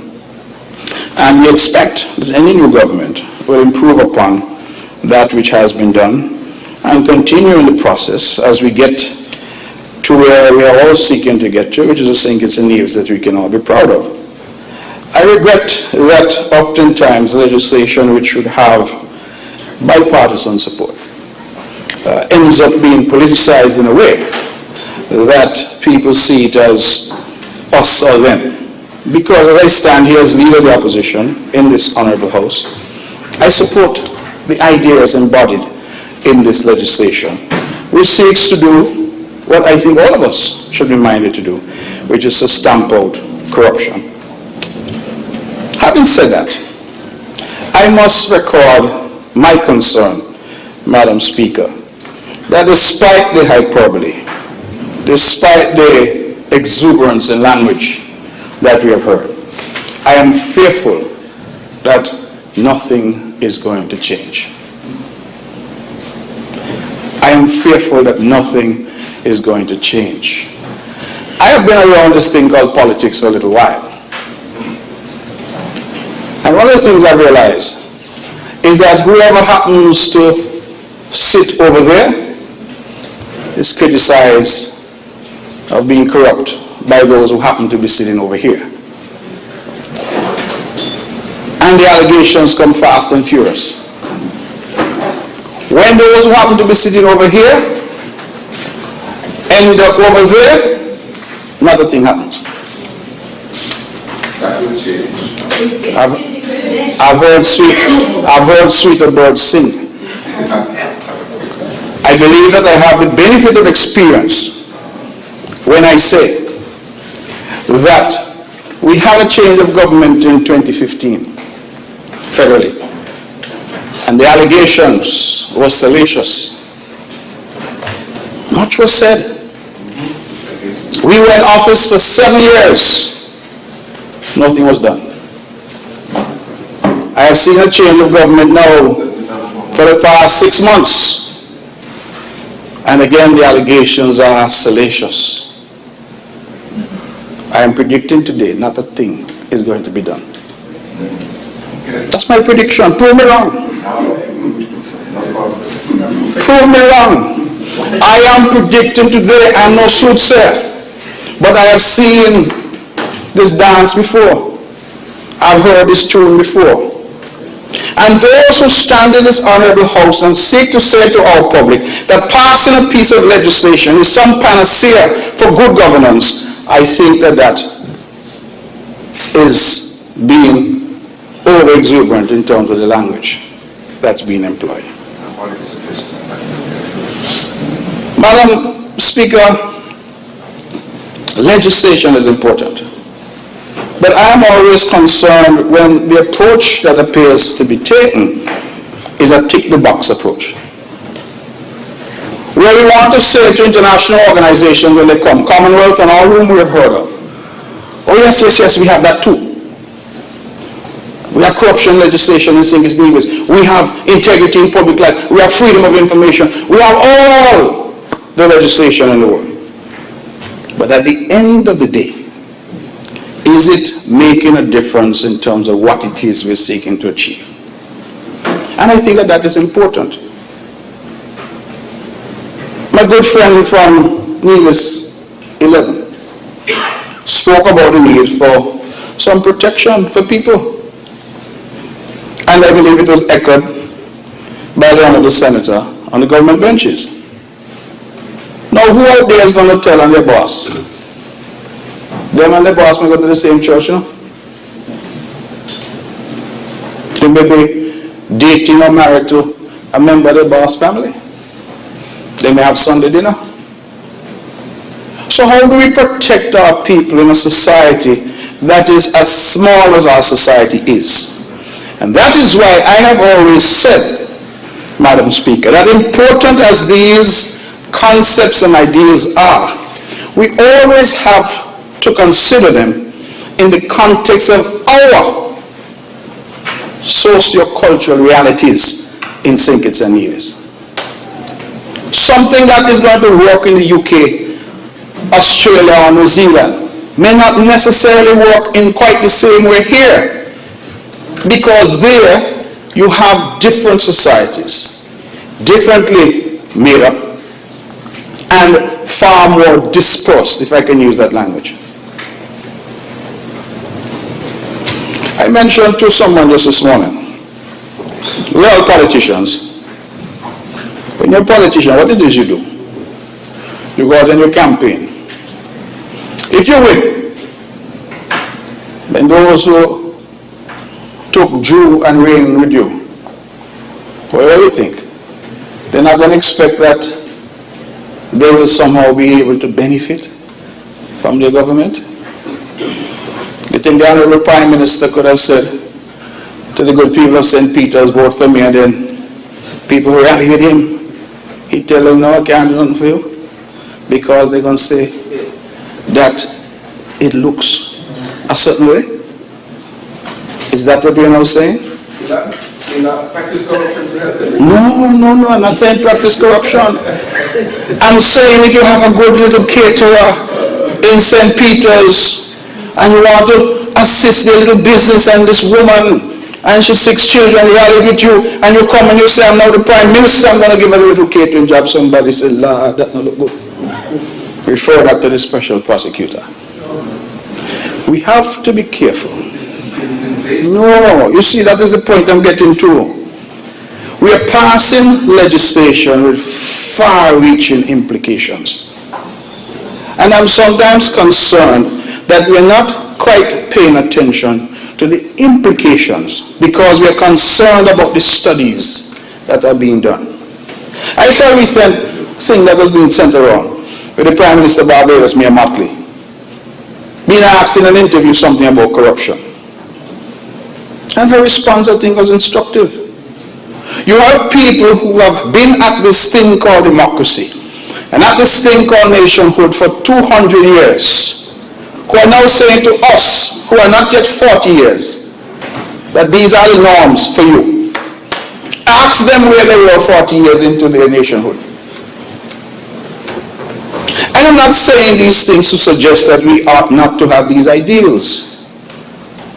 I'm saying this to say that we must be careful that we don't end up putting our country into paralysis. I look at some of the provisions of this anti-corruption bill, and I reflect. You realize that members who may have spouses, girlfriends, boyfriends, since it's gender equality, put them on a board, a government board. Well, that looks suspicious. We have a country that is so small, then there actually be only one qualified person in the entire country to do a particular job. And then that's not corrupt. What do you mean it's not corrupt? If that person happens to be your wife, and you are appointing that person in a position, but here's my point. It might be the only person in the country qualified to do that job. But what do you mean it can't be corrupt? And the only person, if it's the only person, the job won't get done. But it's the only person. My point is this now telling us that we must go outside? Madam Speaker? Honorable members, please allow the member for Nevis 9 to present his arguments and or debate. Madam Speaker, I'm just asking the question, and it might well be rhetorical, but is it that we're now saying that you must go outside, you must bring in an Antiguan, or Vinci, or go to America? Not at all. Because the person who's qualified to do the job is connected by family or by some other relationship with a member of the government. These are not unimportant questions in a society the size of ours. When in big countries, you don't have those problems because you have thousands, if not hundreds of thousands of professionals that you can seek to engage for any particular matter. So I say that we have to be careful that we don't overpromise in terms of some of what we're seeking to do. I am again going to pretend to be a soothsayer and predict that the passage of this legislation by itself is not going to do anything to stop corruption. It won't. It may provide a tool, to be sure, that could be used if there is the will. But the legislation itself is not going to stop corruption. What I feel will stop corruption, or at least deter the appetite, where that appetite exists for corruption, is for action to be taken. Action. People out there now are tired of hearing who thief and who not thief. Because every politician say them and the other side thief. And politicians, the only people in St. Nevis who say thief, and nobody could see none of them charged. None of them prosecuted. The public out there is listening, you know. I was in here some time ago and I heard, I believe it was the Honorable Senator opposite, and she was bowling off a very long run. I thought Michael Holding had come back. Long run, bouncing left and right. She even said that I must pay back money to the treasury. Can you ask me to say it again? I noted it because I was bruised. I was bruised by the pace. I was bruised. Because here I am saying before God and man, my hands are clean and I must pay back money. But she was bowling off a long run, talking about matters she said occurred in the Ministry of Sustainable Development. And when I said to the Honourable Member, call name. I just didn't. Wait, no. I'm talking about an historic sitting of the House. Right? I said call name. No, well, listen, I'm not entertaining, I'm just recounting. I'm recounting what happened. I said call name.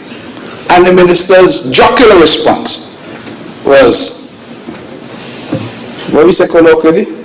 She don't want to go to jail for a mouth or something like that. She don't want to get in trouble.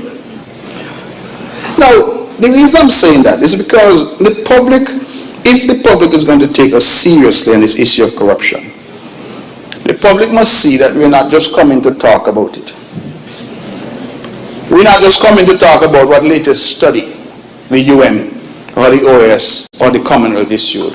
All of us know corruption is a problem, and all of us know that corruption is anathema to good development. We know that. So the studies that are basically out there are telling us what we know already. The question is, what are we going to do about it? And if I can draw a parallel, Madam Speaker, I recall some time ago, we had one of those evaluations. I think it's the Caribbean Financial Action Task Force or something like that. And you know what the matrix I looked at? How many prosecutions have we had for white collar crime? How many? Because they're saying now that when they do the evaluation, they must now move beyond, does St. Nevis have the legislation, which we have had for some time? And can you now point to whether or not prosecutions are occurring? How many people have been charged? How many people have been prosecuted? And invariably the answer is either none or very few. And so the legislation becomes nothing but window dressing. We tick the box. So when the UN send a little circular to the Honorable Attorney General, do you have this? Yes, we have that. Do you have it? Yes, we have that. You tick the box and you say, oh, we are engaged in good governance. But at the end of the day, where is the enforcement? And that is where the rubber meets the road. I saw something many years ago where somebody said that many feel that people do not commit crime because they are afraid of the penalty. So they say a man will not commit murder because he's afraid of being hung by the neck until dead. And the argument that I saw was, no, that is not true. People are not afraid of the penalty. People are afraid of detection. So if a man feels he's going to get caught, that is what deters him. Not so much the penalty, because absent being caught, the penalty is irrelevant. So should I go into the supermarket and shoplift? Why, they got camera, they're going to catch me. And that then is the deterrent. Not that I could get 5 years. So again, I am simply saying, let us moderate our language. Let us come to the House and say to the House, this is another step in the process to get us to normalize behavior that will lead us to stamp out corruption to the extent that we can. And it has to be, I like the language that we heard, an order of society approach. Because the honorable member for number 10 made a point that people seem to think that only politicians can be corrupt. But in fact, we know that corruption can pervade all facets of our society. Now I'm going to look at the legislation, if you permit me, Madam Speaker. But before I do that, let me raise one other, what I may call an overarching, an omnibus point, if you will. And it has to do with my respectful suggestion that this legislation and the ideas embodied in it, important as it is for the coming of age of St. Kitts and Nevis, that I think the legislation itself is superfluous. I think that it is unnecessary. And I believe it creates this new framework of a special prosecutor, which does, in my respectful view, nothing more than puts a burden on the public purse. Why do I say that? I say that because our Constitution, in section 65 and section 81, which is the supreme law of the land, already has a framework for prosecution under the auspices of the Director of Public Prosecutions. The work of the DPP is known to us all, how it functions, how it's supposed to function, and most importantly, as we have heard echoes of potential government interference, the DPP operates independently of any government.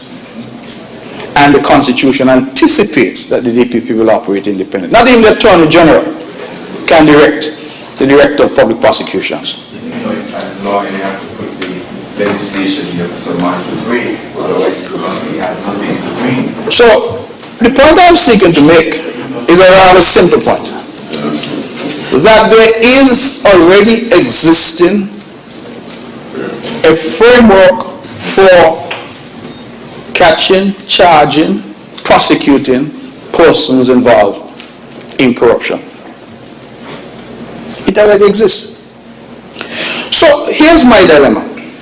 We're going to create under this legislation some office called a special prosecutor. The special prosecutor is going to have only one job: to deal with corruption.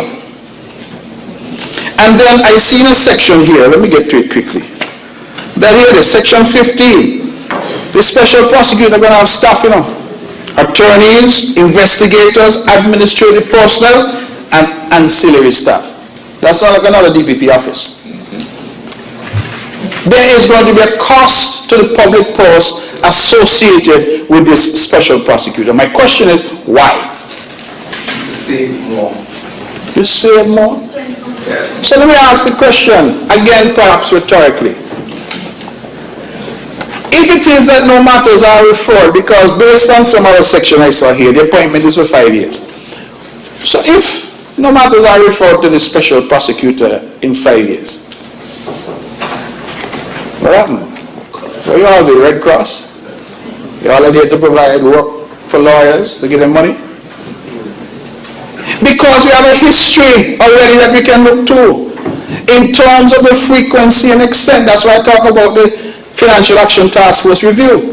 When they ask the question, how many referrals? So when you don't set up all the superstructure, special prosecutor, attorneys, investigators, ancillary staff. And nobody said nothing to them. What happens? You see this, the ideas embodied here? Good ideas. But you know what? You could have done a very simple thing. Inculcate and incorporate these ideas into the integrity in public life legislation. If you want to boost the personnel in the office of the DPP, for people trained in prosecuting financial crime or corruption, then do so. It's not the same thing. It is not the same thing. Because my point is that you're creating a separate office, a superstructure here to deal with one issue of corruption, which may or may not arise. But you say that case by case, but the superstructure, the law is creating a superstructure. It is creating a framework. So if in 5 years you pay all them people, then not one case is referred to them, what happens? You disband the office? No. My point is simply this, that it would be better if there's evidence or if there is a referral. And listen, the reality is that we have the infrastructure already, you know. The police have a white-collar crime unit. What is their remit and mandate? To investigate.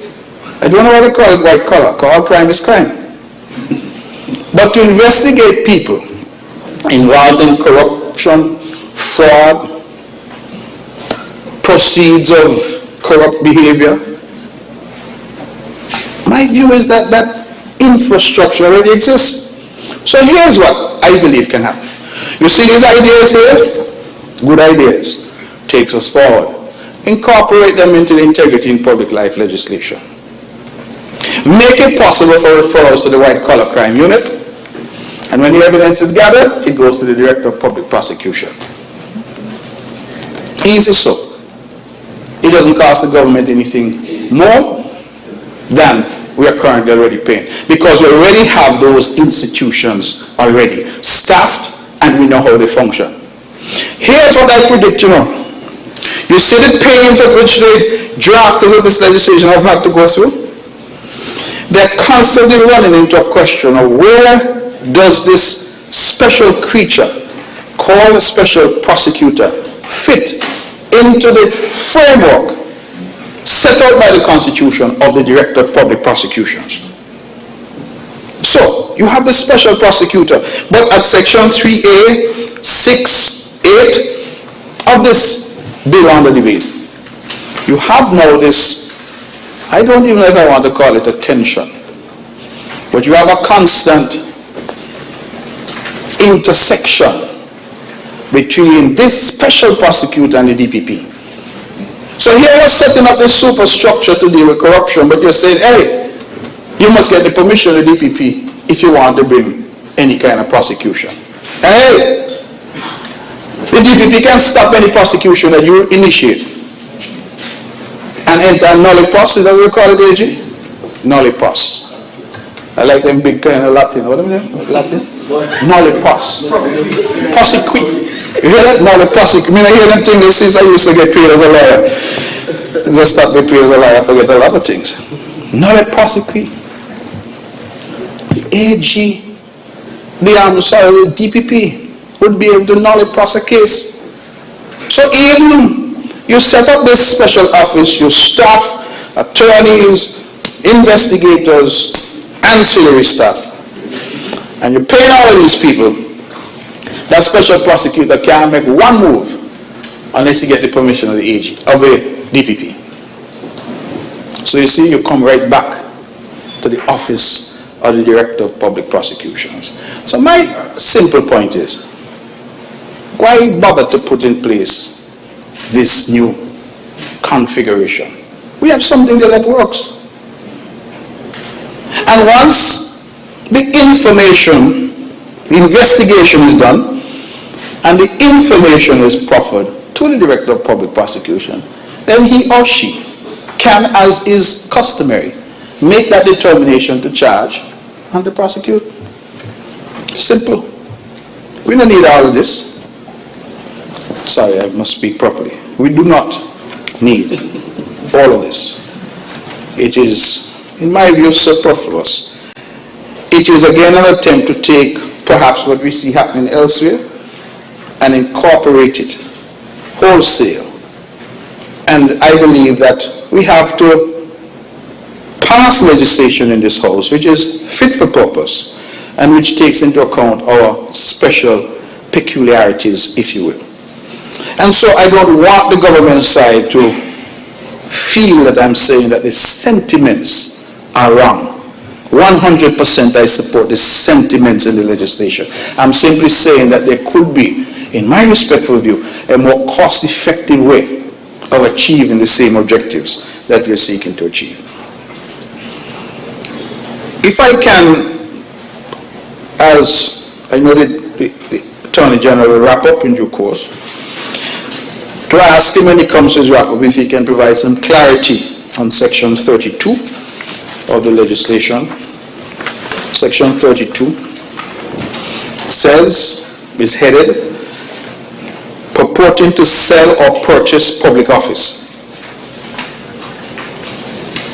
And it states a person who, A, purports to accept funds or other benefit in order to procure, 1, an appointment to a resignation from a public office, 2, consent to any such appointment or resignation, or B, receives or agrees to receive a reward or profit from the purported sale of the public office, or C, purports to pay for or gives a loan, reward, advantage, or other benefit for the purported purchase of any such appointment, resignation, or consent, or agrees or promises to do so, commits an offense. Liable to conviction and indictment for a fine of $100,000, imprisonment for a term of 3 years. I just want some clarification. This notion of sell or purchase a public office. I'm not so sure what is meant by that. And then I recognize that in the second schedule of the legislation, there is a reference to corrupt conduct, which is triable summarily. And it includes a paragraph A, a public officer demanding, accepting, or receiving gifts, favors, hospitality, or any other benefit for himself or herself, his or her family, close relatives, friends, or persons or organizations with whom he or she has had a business or political relationship, which may influence or appear to influence the impartiality with which he or she carries out his or her duties, or may be or appear as a reward relating to his or her duties. Such gifts, favors, hospitality, or any other benefit do not include, Madam Speaker, conventional and good faith hospitality or minor gifts, favors or other benefits, the rejection of which will cause embarrassment to the offerer or grantor. You see that proviso? I have some difficulty with it. First of all, I don't know what is a minor gift. I'm not sure. If you're wealthy like the AG, something minor to him might be very major to me and to the senator on this side. That's not possible. You see, sometimes the old people need this, say, when you throw a stone, the person will get hit to them will ball out. You never mention member for number 3 now. We start to talk. Never mention him. I picked on the AG because I know the AG can take it. Member for number 3 start to respond. Member for number 3, if you fall into the category of those who would view some things as minor. But you see, this is where I feel that you start to open a sort of Pandora's box. What is a minor gift? Good faith hospitality. So suppose I'm a big businessman. I think the AG is an example of somebody, he said, who's selling light bulbs or something. And so I'm selling light bulbs. And in my culture, don't want to pick on any particular culture, but in my culture, gifts are part of what we do. I have been to Asia, for example, and from the minute you get off the plane, they start to give you gifts. Gifts. Everything in context. You see, here we go about context. Whose context? Will you define it? You see, that is where, but you see the lack of definition, I don't see nothing here defining what a minor gift is. Unless define it as parliamentary. What is a minor gift? You see, that is the dilemma, because if in the Asian culture it is customary to give, all of us, I believe, have been to that side of the world in some point or the other, and they give and give. Sometimes, Lord, you say, "What are we going to do with all of this?" Buy a new suitcase.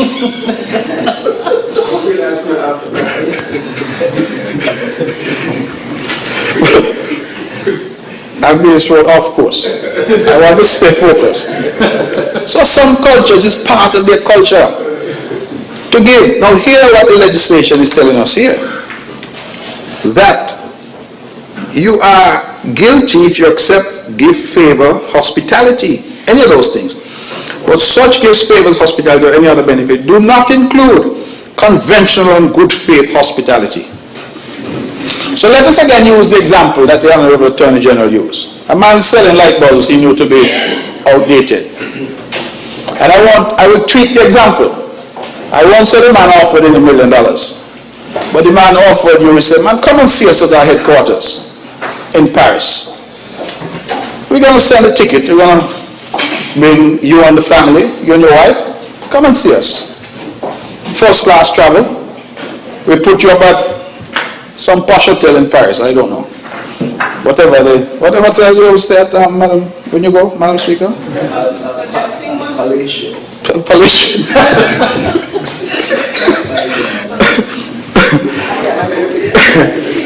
Madam Speaker, I'm trying to stay on track here, but so going back to my example, this individual is desirous of doing business with the government, but they don't offer $1 million. They say, "Come, Honorable Attorney General, please come and see us. And we want to meet with you. We have our boardroom ready. We want you to meet our board, and we are going to pay for you to come. You want to bring your spouse because she wants to shop on the Champs-Élysées? Of course. Bring her so that she can come with you." I've read about it. So he said, so she can come with you. And so the Attorney General says yes. He puts on his best suit and he says, "I'm going to go to Paris to negotiate and to hear what this company has to say." When you go, company says, "Well, this is our conventional approach. We are clearly trying to get the business and we want the minister responsible. In this case, we're picking on the AG, Attorney General, to come and see us. I'm asking you whether or not his acceptance of that trip would now be a benefit, or it would fall within the proviso which says that this is just good faith hospitality." I was foreign minister of this country for a few years. And I remember the then Minister of Finance used to have a standing rule, member for number 7, that there will be no travel for the early part of the year unless it was funded travel. And let me just explain to the public. Funded travel really means that somebody is paying for you to travel. And so I don't get too excited sometimes when I hear the accusation that members of government are traveling, because I understand that oftentimes it is not being funded by the St. Nevis taxpayer. We get invited to a lot of forums, internationally and even regionally, where funding is part of that. So they will tell you, "We pay for your ticket, we pay for your hotel." In my experience, a lot of times when countries are willing to fund travel, it's because they're looking for something. They want your support. Could be something at the UN. It could be, and I'll give an exact example. I remember there were years when these countries were vying to host this international expo. The big countries, Japan, Russia, all of them are vying. And they make their pitch. And they say, "Come and see us. Come see St. Petersburg in Russia, Osaka in Japan." They're not doing it because they like you. They're doing it because you have a vote and they're interested in wooing you. in showing you all the wonders of Japan and all the wonders of Osaka because they want St. Kitts Nevis to vote in their favor for them to host this. Is that corrupt? I heard a story told of Singapore, which I'm told has some of the harshest anti-corruption legislation in the world, of a minister there who actually went to prison because he accepted a trip paid for by some business person. Of course, in Singapore, the answer is to pay their public servants at very high levels. And the approach is, well, if the Prime Minister is making $1 million a year, then he has no need to engage in that kind of activity. That is their response. And that is why I'm saying every country needs to look carefully, and we need a nuanced approach to fit our particular circumstances. And St. Kitts and Nevis is in no position to pay its Prime Minister $1 million, or its ministers of government and the lowly members of the opposition high amounts of money. So the Singapore model is not necessarily the model for us, but that is their model. So my point simply is this, that we need, as we go down this road, because I assume the government has the numbers that the government will want to pass this legislation. And while my principal point is, I support the ideas, I think there's a better way. Let's put that to one side. If we go down this road and we pass this legislation, Madam Speaker, my question is whether or not we're not opening I call it a Pandora's box, but whether or not we're not opening a situation that can create potential difficulty based on some of the examples that I would have raised. So we hear the notion of minor gifts, we don't know what that means. Good faith hospitality. So a very wealthy person in Qatar or the United Arab Emirates invites us, and while we're there, they put on a lavish reception for the Prime Minister or for the relevant minister.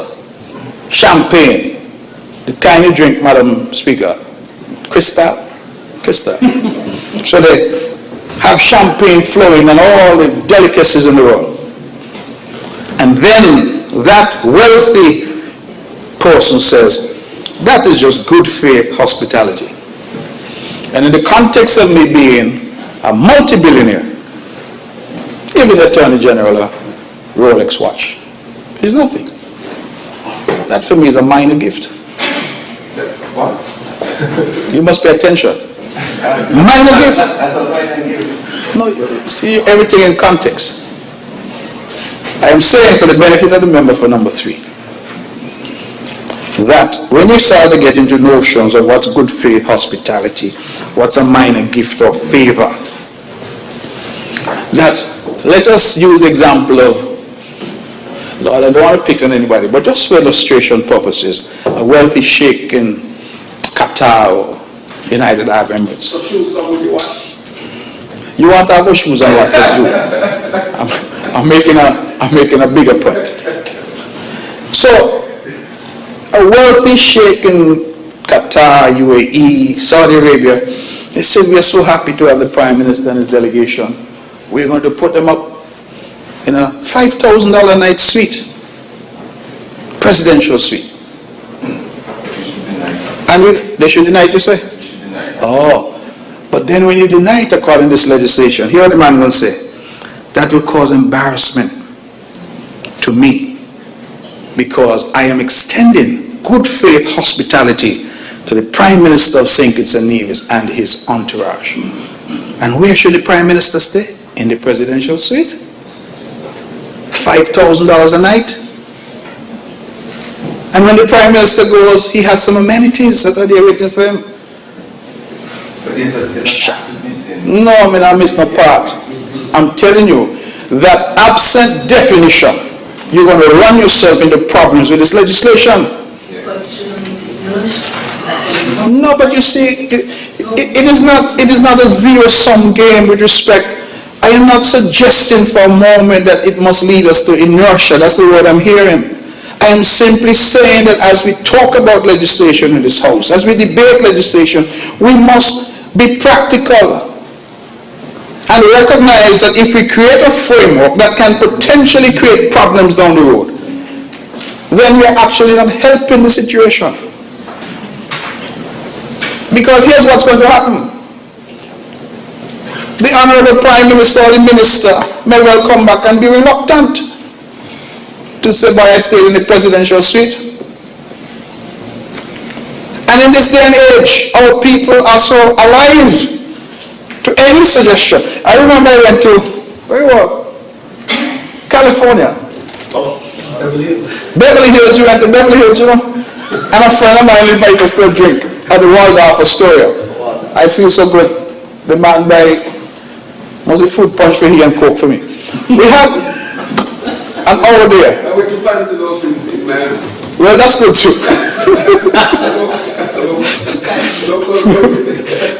But we go to the Waldorf Astoria, Madam Speaker. True story. We go to the Waldorf Astoria. And I and the good member. Apologies, Honourable Member, for Nevis 9, but I am afraid I have to interrupt you at this time. I will give you back your time. Honourable members and members of the gallery, one of the first things that I do when I open can the movement in the gallery stop? One of the first things that I do when I open Parliament is that I give a notice and I make mention of the fact that I wish for everyone to turn their phones and or devices on silent and or vibrate. I give some leeway because we're all human, but for the most part this morning we've had far too many interruptions. Can everyone, when they are stepping into the gallery and or otherwise, because most of the interruptions come from the gallery, please turn your devices on silent and or vibrate so as not to interrupt the honourable members when they are making their presentations. Secondly, it overpowers the mic, and so that is what is recorded, and it interrupts whatever recording is being done. So please be respectful of the honourable members when they are speaking. Thank you, Honourable Member for Nevis 9, for your indulgence. I apologize for the interruption. Thank you very much, Madam Speaker, and I shall try not to detain the House for much longer. I was simply making the point that given our age of information and technology, that we were in California, and the good member for number 11 and myself were entertained for about an hour at the Waldorf Astoria. And we took a photo outside the hotel. And the photo was posted to social media. And you know what happened? People went and Googled how much the Waldorf costs. And then a whole discussion started on social media. That imagine we take up government money and go and pay, how much? $3,000 a night to stay at the Waldorf. Mine, all we had was a Coke and a fruit punch. But that is the reality now. We were on a trip to Taiwan, I think it was. And while the senator opposite who has spoken already on the bill, Dr. Clark, while she was on that trip, I saw something on social media about a very posh suite she was staying in Sharm el-Sheikh in Egypt. Power of social media and the mischief that can be caused. And here's my concern. No, it wasn't true, but that's why I said the mischief. Because here's my concern. This legislation potentially puts members of government and public servants generally in an invidious position where they may even be feeling like, boy, we can't tell people where I stayed, you know. Because even if it was the most basic room at the Waldorf, you would run the risk of somebody Googling and saying $3,000 US, $5,000 US a night. And that is the danger, Madam Speaker, that I am trying to get to. Perhaps I'm not quite expressing it as gravely as I would like to, but that is the danger. And then when you start to say that such gifts, favors, hospitality, or any other benefit do not include conventional and good faith hospitality, what does that mean? Conventional and good faith hospitality. So going back to my example of the sheikh, he said, but this is what I do. This is what I do for my guests. I'm a multi-billionaire. You don't expect that I could offer you anything less than a Rolex as a token of my appreciation and welcome. And then you say, no, I can't accept that. And he said, but you're insulting me. In our tradition, we give a gift. And I think these are the things that shouldn't excite inertia, to use the word that the senator was using, but rather to tell us that we have to create legislation that is fit for purpose, and legislation that takes into account our shared experience after 39 years of independence as a new nation trying to find its way in this world. And so I believe that we could do better in this legislation. I support the sentiments expressed. I feel that if passed in its current form, it is likely to lead us down a road with unexpected consequences. And if my advice were to be taken, I would suggest that what this embodies can instead be embodied in the integrity in public life legislation, and we create the opportunity for referrals to the white-collar crime unit and for ultimate evidence to go to the Director of Public Prosecutions. I think that is a cheaper, cleaner way of achieving the good governance agenda that we all talk about. And the last point I will make is that, to go back where I started, nothing will change, and no legislation in the world will change behavior unless there is the political will to charge and prosecute people. I think only then will the members of the gallery and Joe Public be persuaded that we are serious in this House about checking each other and checking corruption in high and low places. Thank you very much, Madam Speaker. Thank you, Honourable Member for Nevis 9.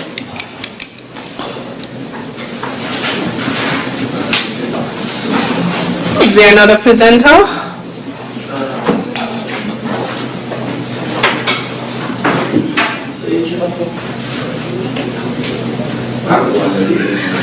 Is there another presenter? I recognize the Honourable Member for St. Christopher 3.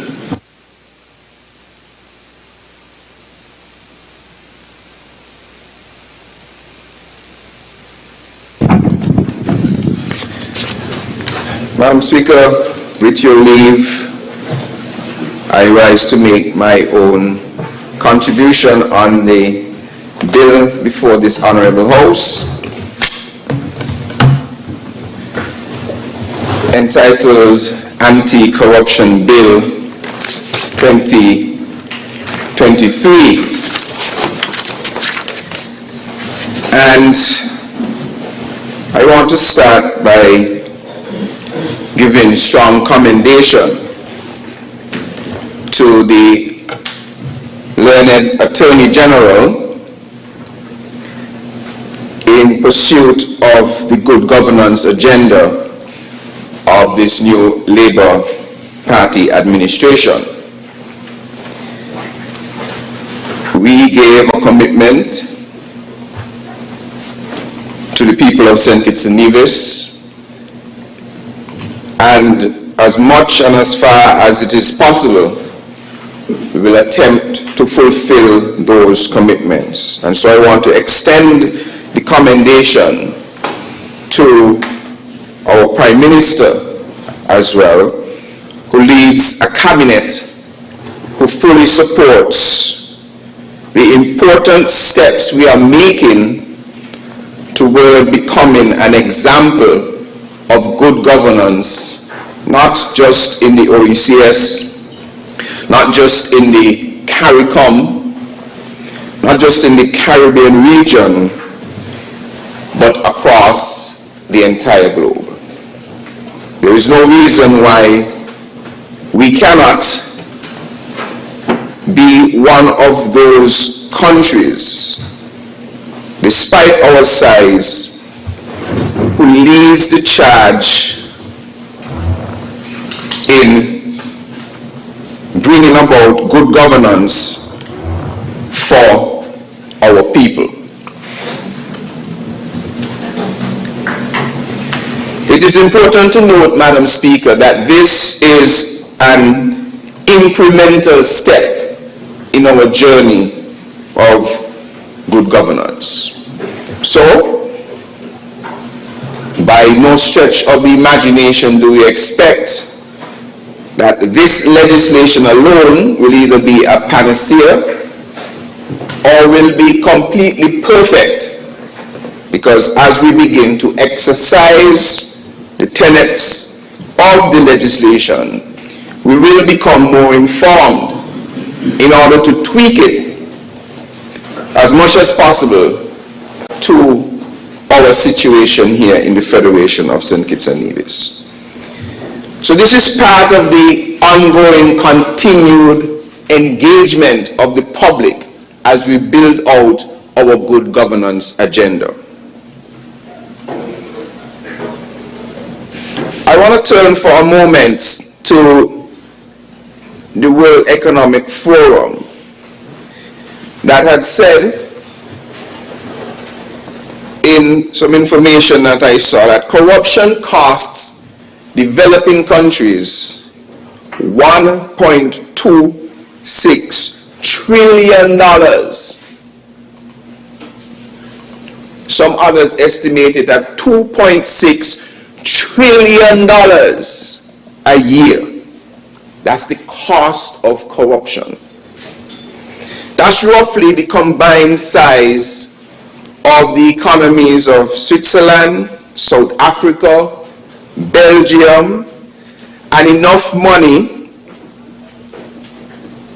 left to lift the 1.4 billion people who get by on less than $1.25 a day above the poverty threshold and keep them there for at least 6 years. Let's understand that. One of the major threats to developing countries, sometimes singular in nature, is the cost of corruption. And the global cost, and we will come to it and we can bring it down to figures here, about $2 trillion that can take over the economies of thriving countries and lift 1.4 billion people out of poverty for 6 years. That's the cost of corruption. The Honorable AG mentioned that of the approximately 13 trillion US dollars that the government spends on public spending, 25% of it is lost to corruption. And that is really around the global figure, where there are not sufficiently strong anti-corruption legislation and practices, that it's around 30% or thereabout. So where you have laxed approaches to good governance and anti-corruption, it is costing about 30% of public spending. That's the estimate. Madam Speaker, naturally then, this is going to take a significant toll on the social well-being of developing countries. Because if, for instance, we are saying that a government is spending $100 million, bring it down to our sizes of economies, $100 million on public spending, and 30 million of that is being lost to corruption, then I would suggest to the member from number 9, it is prudent to spend $200,000 to save a significant amount of that.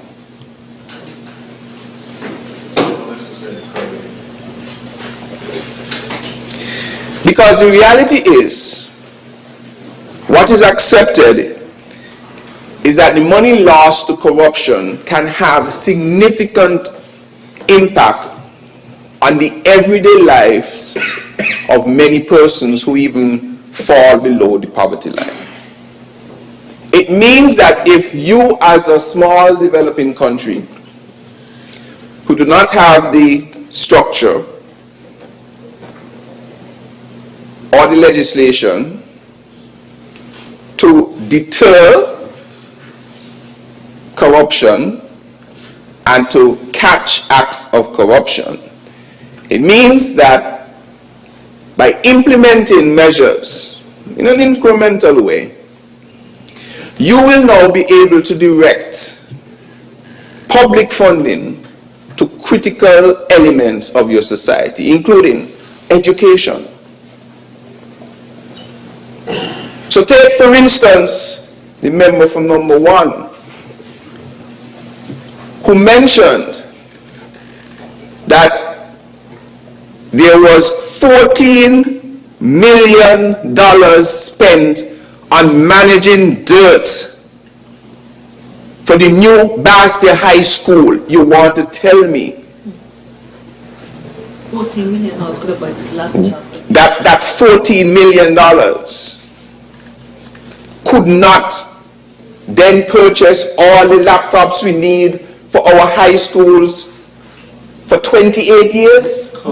In the middle of COVID. And they could supply all the windows for all the schools and preschool in the country. $14 million.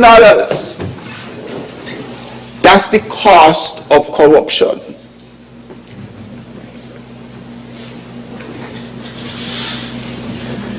So one example. Or we could have a situation where our people need access to health care, but the security contract at the hospital is out of proportion. Over 900,000 a year. People are being paid to provide IT services who are associated with political parties, but no IT service benefit to the people. And so now we cannot go forward with ensuring that we have all of the medicine and everything you need for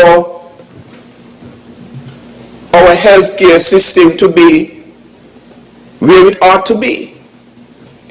Because we have not yet put the mechanism or the structure in place to deter what unfortunately we have now seen with our eyes coming into the cabinet, some of the activities, especially over the last 7 years.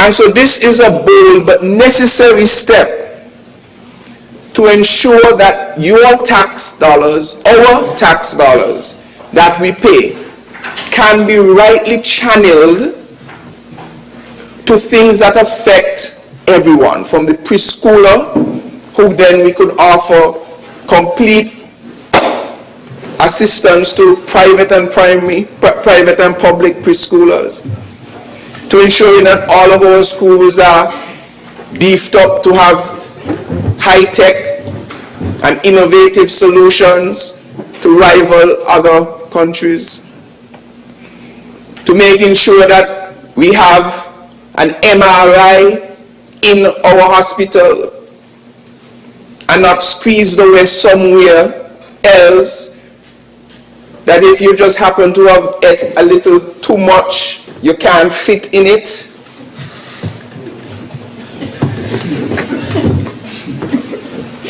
because we don't have any structure in there to prevent those simple forms of corruption. No, not the corruption. The corruption is the refusal of the government to put a significant investment like that, although promised, where it ought to be so that it can have universal access, but rather keep it someplace where close relatives, friends, and counterparts can make a killing on it. That's the type of corruption. The money can be used to ensure that we have safeguards for people who legitimately cannot find work, so that when we are evaluated, the IMF and these people don't say, well, you need to cut back on your social program because your revenue is not enough for this and so on. But if we were to cut out, get back that 30% or even half of it, we'll be legitimately able to have the safeguards necessary for people who might have reasons not to be at work. Our elderly who are at home with nobody to take care of them. I visited, this person is not elderly, but I visited a home of someone who is going through some medical challenges. The person has young children. And you can tell that there is nobody who is assisting in keeping the home as a healthy environment. When you are able to curtail the corruption, you're going to be able to address a number of these social issues. So corruption here is not just about, or anti-corruption is not just about being holy or pious or anything like that. It is actually a cost benefit to the country. And if it is going to cost us, a prosecutor, let's say you pay him a lot of money, higher, more than the Prime Minister or more than the AG. We can't pay him more than the member from number 9 though. Even if you were to pay that in an office and it runs you $200,000-300,000, what is that as a business model to save $30 million? And I'm only calling a small figure because our actual economy is close to $1 billion, right? Our spend is for this year is $1 billion. And corruption sometimes does not necessarily take the form of just the overt ways. What this legislation seeks to do is to have a start as to how we are going to get some cost benefit as well to ensure that our taxpayers' money is being used in the best way. So there's a social toll and an economic cost to corruption. It diminishes public trust because, as other members would have mentioned, people are saying, or they like to say, politicians are corrupt. Well, it is true this legislation goes beyond just the politician. This touches everybody, just as a tool to deter and detect acts of corruption. But when you have no systems in place, because there are certain institutions in St. Kitts and Nevis, when you go to do business with them, I'm not going to call the names in order not to, assign any blame on certain business places. But there are certain businesses you go to where you have some level of trust because you believe that they have systems in place to maybe protect your money, to give you something what you go and buy, you believe because it is that particular company you're going to get something credible. And there are some that you don't trust because of how they operate. They pull you in a car and come and give this quick. Like the other day, I was somewhere and not in St. Kitts, and a car pull up next to us and say, hey, we got a good stereo in here. You want to buy it? Just a car out to the random, we buy a stoplight, pull up, we got a good stereo in here. You could get it for a good price. There's no way that I am going to trust that person. But perhaps if later down the road I saw a mobile unit for Best Buy, when I purchase that stereo, I am trusting, I have some level of trust that it should be coming from a legitimate place. It is the same thing in public service. If you put your structures in place such that when you go to conduct your government business and you know that there are protocols, there are safeguards, there is legislation there, it will augur public trust. But in the absence of those, we have seen that public trust is diminished. And so people choose alternative routes to get what they need to get, because public trust is diminished. So what is the benefit then? Since there's such a huge cost, what is the benefit that we could look? I want to look at it in this perspective of pursuing anti-corruption legislation and the good governance agenda. I want to look at what they call the Corruption Perception Index, where they rank countries of the world in terms of how corrupt they are or are not. At the last perception index I have here, I'll call out a few names of countries that are on that list. So we're going from least corrupt, come down. This is 400 and something countries, but I'll only look at the first couple. You have Denmark, Finland, New Zealand, Norway, Singapore, Sweden, Switzerland, Netherlands, Luxembourg, Germany, United Kingdom, Hong Kong, Austria, Canada. Those are a few at the top. How many is that? I'm not even sure. A few. Maybe in the teens. That is the Corruption Perception Index. Now, why are you talking about that index, Congress? Well, let us look at the countries that are doing well socially. Let us look at one by Numbeo, which ranks the 10 countries with the highest quality of life. Switzerland, Denmark, Netherlands, Finland, Australia, Iceland, Austria, Germany, New Zealand, Luxembourg. Let us look at the top 10 countries with the highest quality of life according to the US News Best Countries Report 2021. Canada, Denmark, Sweden, Norway, Switzerland, Australia, Netherlands, Finland, Germany, New Zealand. Let us look at the top countries for quality of life. These are different people who are rating these countries by CEO World. Finland, Denmark, Norway, Belgium, Sweden, Switzerland, Netherlands, France, Germany, Japan. 10 countries with the highest Human Development Index reported by the United Nations. Norway, Ireland, Switzerland, Hong Kong, Iceland, Germany, Sweden, Australia, Netherlands, Denmark.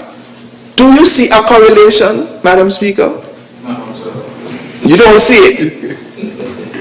The elephant in the room on a lot of Western climate.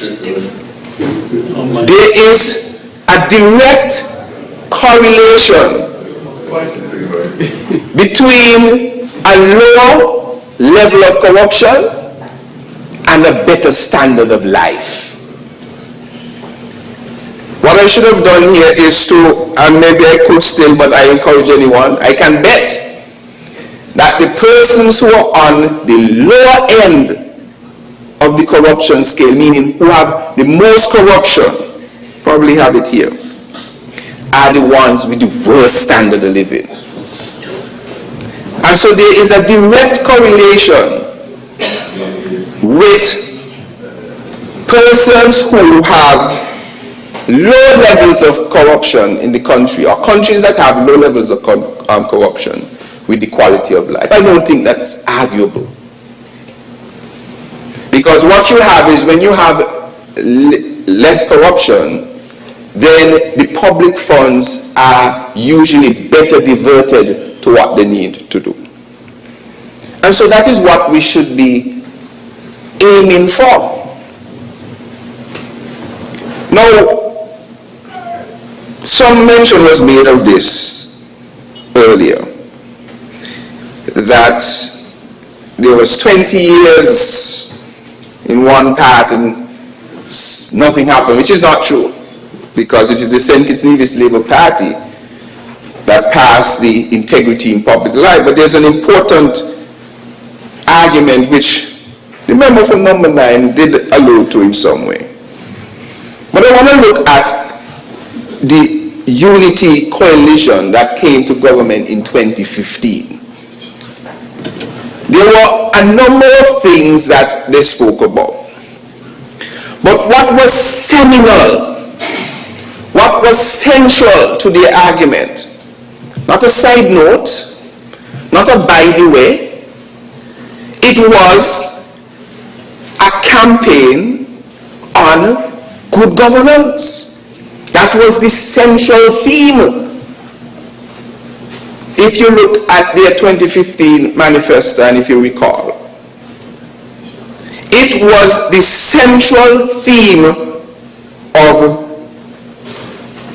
their campaign. In fact, on page 43,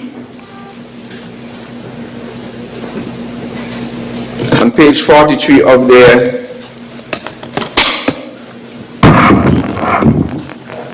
manifesto. Oops. 1 second, Madam Speaker.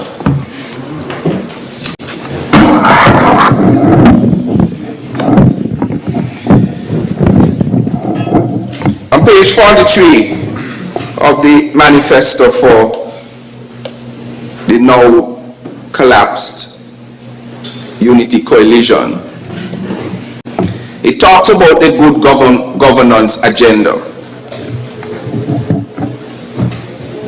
Pass the Freedom of Information Act, allowing all citizens and residents of our nation have the right and ability to access information with regards to affairs of their government.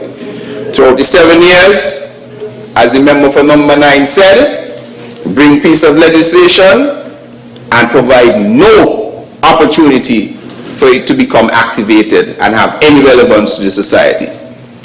Nothing. Empower the ombudsman, didn't happen.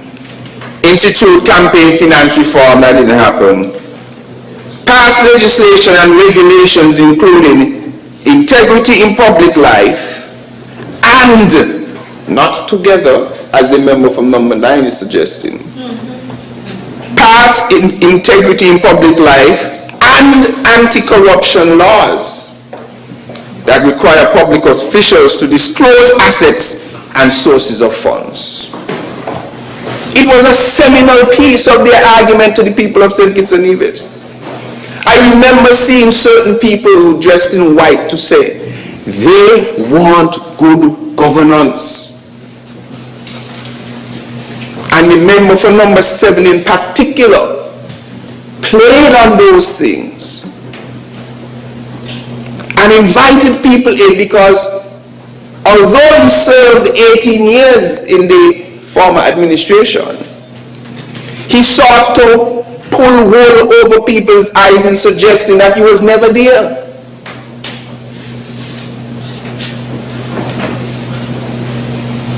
That he never served. that he never even took the initiative, if the government was not doing it, to bring it to the cabinet and say it's time to pass good governance agenda. Never happened yet, not once. And it was a seminal piece of the argument to the people of St. Kitts and Nevis. But as you know, 7 years passed and not one piece of movement on good governance. Madam Speaker, point of order. Not one. The member should be... I recognize. Honourable member for number 3, the honourable member for number 7 rose on a point of order. You have to let him speak first. The member again is misrepresenting the Freedom of Information Act. For example, was passed. The motion of no confidence bill was passed. Public Accounts Committee bill was passed. And it's blatantly untrue, false, to say nothing. So blatantly untrue for the member to continue down that road in light of the evidence. Evidence of what we have done. Even the integrity Both of you public can be on your life, feet, one at a time. life legislation began to operationalize. It is we who, example, appoint members of the commission, provided an office and put it to work. So it's untrue. Right. So, Madam Speaker, I will take 2 minutes to completely refute the position that the member from number 7 can stand in the National Assembly to say that they effected anything that could count towards good governance. 1, the Freedom of Information Act, it's on paper. Not one thing. Not even 0 things, not one. Madam Speaker, again. Has been. Honourable member for number 7, I allowed you to speak, and I told the honourable member for number 3 not to interrupt you. You need to afford him the same privilege. When he's finished, you can respond, but allow him to complete his presentation. Not one, Madam Speaker, in freedom of information. In fact, I was in this parliament when the Honourable Attorney General at that time said it could take 10 years before anything can come to fruition. I've always said that at that time the government was interested in headlines, not action. With the Public Accounts Committee, there was an existing legislation in the law for Public Accounts Committee in our National Assembly Act. They repealed that and brought legislation that took away all the teeth from the Public Accounts Committee, such that that committee could only have to refer to the auditor's report that is always a year behind any action.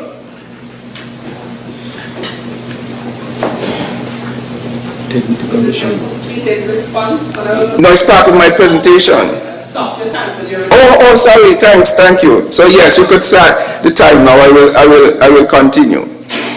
So not one iota of substance. You stopped? Yes. Responding? Yes. So I have to rule. Oh. Yes, because you responded. Honourable member for number 7, are you finished with your point? I only to make the point again, because specifically with the information, freedom of information, there was an appointment of persons working in the office of the Attorney General, dealing with this very matter, providing analysis and working towards the implementation. The position of information officer was there, and persons were there. Again, things were being done in a proper way. Very well, so you're not refuting the other things, you're only speaking of one. No, the whole list he has given his view on them. The point I am making is that it is a falsehood to say nothing was done in light of all of those things that one has. I have enumerated, and there are many more, but I think I've given enough to make the point that it's really a falsehood for the honourable member to move along that line. Very well, your point is noted, and you can further explain if you're making a presentation. Proceed, Honourable. Thank you, Madam Speaker. So I want to stress the point that over 7 years, today we cannot see any operationalizing of any part of the good governance agenda. Today, we can't do anything with freedom of information. Today, the Public Accounts Committee has no teeth. Today, the Integrity in Public Life Commission has no ability to operate. It was set up for show, but no money afforded to them to operate. 7 years now. What, did they even have a copier or anything? So it is sometimes unbelievable that persons will try to continue even after a repudiation by the electorate to say, look, I did put you there for your good governance agenda and you failed to deliver, and so we're going to take you out. What we're doing here is trying to fulfill the commitments that we made when we said we are going to be the ones that are going to continue and pursue the good governance agenda. But I want to address that point a little further, Madam Speaker, in saying that there is a maturity that is expected over time for governments. Meaning that when things come to the table and become central themes, the onus is on us to follow through. So then, good governance came as a central theme. There was an onus for us to follow through. Remember that governments used to support slavery. It was legal. Remember, governments used to support segregation. It was legal. Governments used to support sexism. It was legal. But there is a level of maturity that comes with time and in democracy that governments must go through. So it's not sufficient to say that in 1890 you didn't pass any good governance. Maybe the country had not matured to that point. But certainly in 2015, it became a central theme where the country had said, we are now ready. And so it was incumbent upon the administration then to pursue it. But they did not, but there is a reason.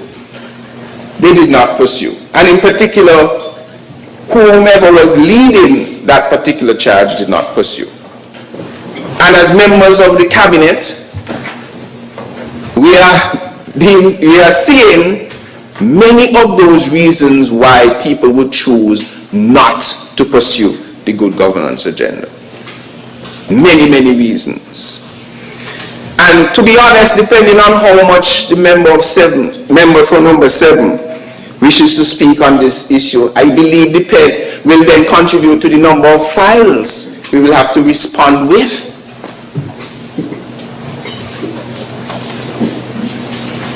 So depending on how, much the member says, Mr. PM, you've got to release a multiple of the files relating. You know what I'm talking about? I know what you're talking about. Okay. And I want to state this very carefully, that these rules of this House does not prevent the statement of facts.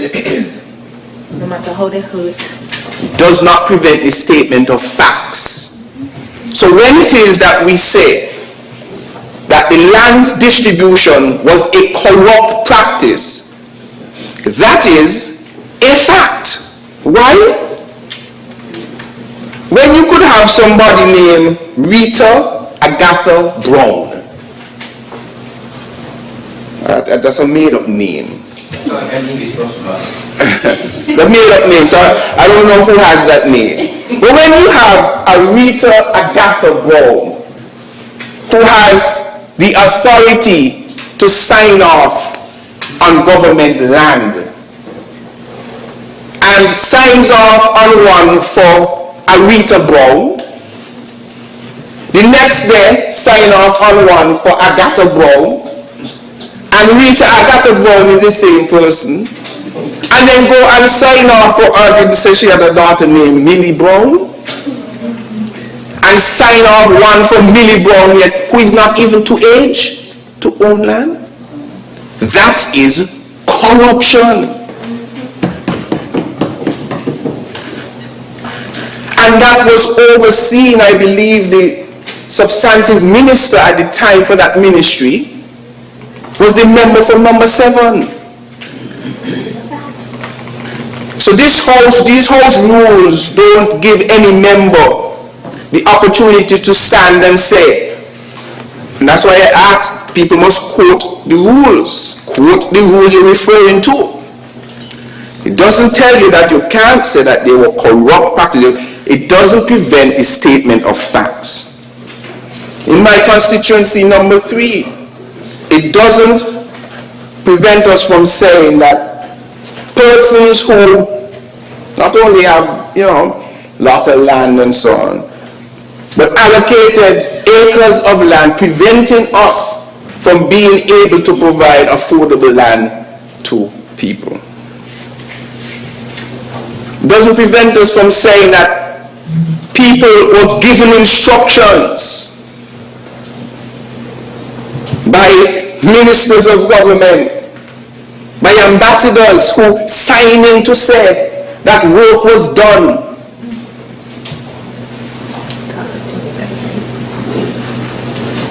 For works done for the government but not procured through the government system. So a minister said, look boy, this is May 2022, June. I see you got a hill up there, you need some cleaning, go clean it. Send in your bill to Public Works. It costs $10 but charge 100,000. That's why I said depending on how much people are willing to go back and forth is the amount of files you have to release, Mr. PM. So what we are saying here is that we are attempting to bring about some legislative change for us to go on the journey of good governance. None of us here are perfect in any way at all, and we're always going to be susceptible to mistakes and so on. But we have to start putting in the tools to be able to guide ourselves, to help us to navigate the thorny issue of the line between corruption and good practices. And we know the good book, honorable member from number 1, has a lot to say about corruption.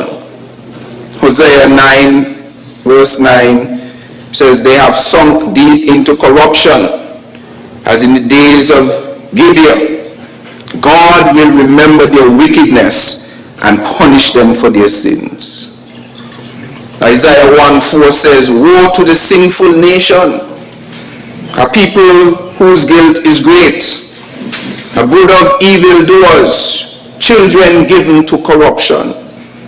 They have forsaken the Lord, they have spurned the Holy One of Israel and turned their backs on him. Galatians 6, because the person who sows to his own flesh will reap corruption from the flesh, but the one who sows to the Spirit will reap eternal life from the Spirit. Genesis 6, all the way in Genesis, God observed all this corruption in the world, for everyone on earth was corrupt. And we know what he did. But this one is a nice one, coming from a book called Timothy. 2 Timothy 3 verses 1 to 5 reads, you must realize, however, that in the last days difficult times will come. People will be lovers of themselves, lovers of money, boastful, arrogant, abusive, disobedient to their parents, ungrateful, unholy, unfeeling, uncooperative, slanderous, degenerate, brutal, hateful of what is good, traitors, reckless, conceited, I'll let him be first. And lovers of pleasure rather than lovers of God. They will hold on to onward form of godliness, like they will go to church all the time, but deny its power. Stay away from such people. 2 Timothy chapter 3 verses 1 to 5. And you wonder why you never had a third Timothy. Deuteronomy 31:29.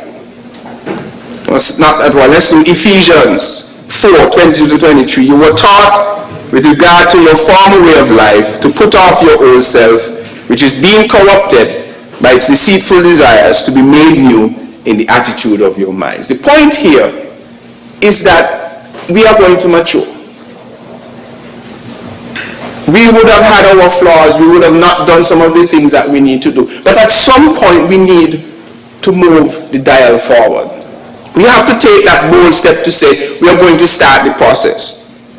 And I appreciate that the legislation in its form can never be perfect. We can't get it right just on the first go, otherwise the AG really should be the AG of the world. But what this is a tool to help us along the way. And it is going to be an important tool to help to guide public officials and other people as to what is expected of us in public service. This legislation is meant to give confidence to the electorate that their public officials are focused on their business. The Labour Party started this in passing the Integrity in Public Life legislation, but we went further. Even in opposition, our party went through the establishment of the Code of Ethical Conduct, Code of Ethical Conduct, where we all as candidates had to sign on to say that we're going to behave in a particular way, that we're going to declare. Imagine in a forward progressive party like ours, when we were going through our candidate selection process, where people had the opportunity to say they want to vie to be a candidate, we had to go through a process. In that process, in constituency number 3, I was the only person who applied. And even though I was the only person, I was still subjected to the process. I had to go in and discuss and declare what my financial position is, if I have anything against me, did I meet all of the ethical requirements. The Labour Party led, even quietly, maybe many didn't know that, but we had to go through that process. Because we are serious of giving it a shot, giving it a try. Because we have seen that where we reduce corruption in the world, standard of life increases. And what are we here for as members of this government? Not to improve the lives of the people of St. Kitts and Nevis? And so we will continue in iterative steps to improve this piece of legislation and also our good governance agenda. The key here for people listening, though, is to generally just try to do good. We're going to stumble, we're going to fall, we know that. We're going to, try to make the right decision, maybe it's going to happen. But just try to do good. Just try to do good. So you don't have to be worried, boy, I wonder if this here. Just try to do good. I think Madam Speaker is a lawyer, and we have a number of lawyers in here. The AG, we have the member from number. You're not one. They tell me I'm a lawyer by osmosis because I lay very close to We have a number of lawyers in here. And generally, the law is not aggressive to people who are trying to do good, even when they make a mistake. Because there is something in law what called intent. So sometimes you could accidentally make a big mistake, but you didn't have the intent. And so you can't get charged for the big thing, or you can't get the full sentence. So you might get a little slap here or there and so on. So just do good. Just try to do good. So, Mr. Speaker, if you would allow, I want to just go through some of the actual text of the legislation before I bring my contribution to a close. Just to inform you, Okay, thank you. So again, I want to commend the mover of the bill, the Honorable AG, and our Prime Minister and the Cabinet for the support to pursue this particular agenda. And it really warms my heart that we are attempting to chart the course on this good governance journey.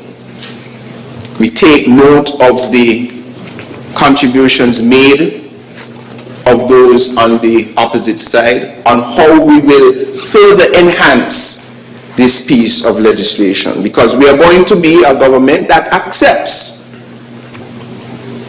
constructive criticism of what we're doing. We're not going to practice what I have seen in this honorable house, where the government side know it all. I remember sometimes I wanted to make a little correction committee stage. I literally made correction, maybe a word spelled wrong. And the member of number 7 was so anxious to cut me down. And all I was doing is, look, I remember one time we had, I think it was a fishing bill that had some things that were draconian in it, that needed altering and so on, for the benefit of the people. And some members want to jump on you. No, we're not listening. Who will be? We're not going to be like that. We're going to invite persons to be a part of the process. And I believe that they've had the bills for quite some time, so that they are able to make suggestions if they wanted to. We're going to be inclusive like that. And so if we look at item 23, just so that the general public, and I want to encourage everyone, which website can they go on right now, Honorable AG, the Law Commission? lawcommission.gov.kn. lawcommission.gov.kn, and download the legislation so that you can take your time and go through some of it. It is nothing to be afraid of, because if you try to do good, you will find that you fall in line. So item section number 23, which deals with the prevention of corrupt conduct, because that is the essence of the law. And I wanted to, maybe I can speak about this now. I mentioned it, the member from number 9 mentioned it, where he spoke about the definition of, well, before, let me go in order. So item number 23, section number 23, basically deals with the prevention of corrupt conduct. And the attempt here is to prohibit corrupt conduct of public officers. Public officer, I'll read some of it. A public officer shall not engage in corrupt conduct, including any offense specified in part 1 of second schedule, of which I read some of it.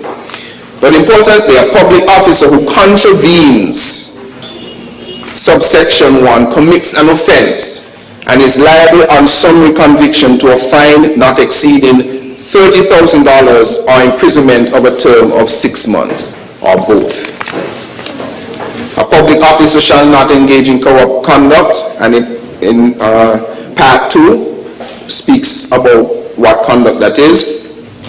But 4 here says, a public officer who contravenes the subsection 3 commits an offense and is liable on conviction on indictment to a fine not exceeding $100,000 or imprisonment for a term of 3 years or to both. Basically, we're saying we want to prevent and deter corrupt practices. If we go on to 30, speaks about fraud on government or statutory corporations. We want to ensure that when boards and corporations are conducting the business on behalf of the government, that they are aware that their obligation is to the benefit of the people of St. Kitts and Nevis as a whole, and not to themselves or people associated with them. Section 32, again, preventing bargaining or bartering of public office. That you could get a public office if you do this and so on. In fact, some of the things outlined here, many of them are not particularly practiced in our jurisdiction, but you must make sure that you have the legislation for in the event that they happen, you have the ability and the tool to deal with it. 33 speaks about influencing or negotiating appointments. You must go through a process to make sure that the appointments to different positions are done in a proper way.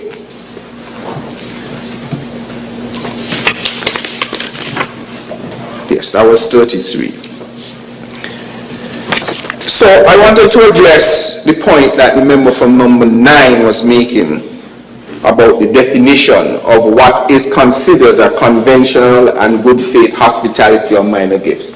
Now I agree, over time you have to start putting limits and figures, because in other established democracies that are far or more ahead in their good governance agenda actually put some specific limits as to, okay, if that gift is worth $10, you could hold it.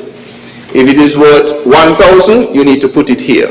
In fact, some countries, all the gifts that you receive on a foreign trip don't belong to the person who receives them, but belongs to the country. So they have to go in the office of the president or in the office of the senator. It cannot be the personal gift of the senator. We're going to get to those things where we're going to define them specifically.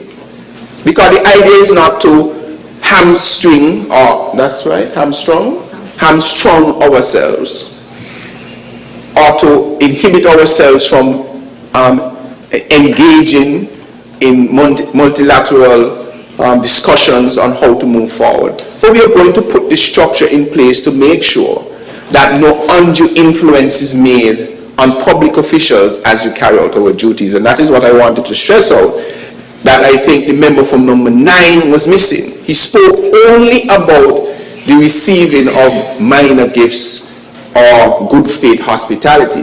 But the part that's important to note here is where it says on page 17, second schedule, section 2, number 1, part A.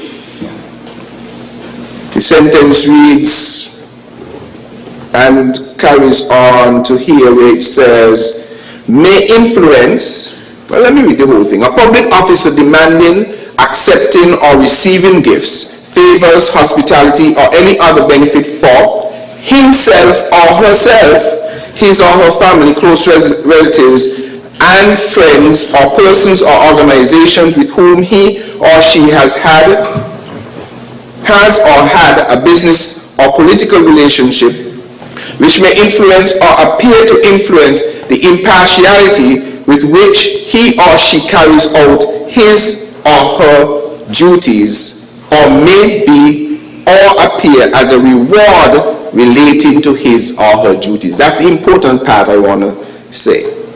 Where it may influence or appear to influence the impartiality with which he or she carries out his or her duties, or may be or appear as a reward relating to his or her duties.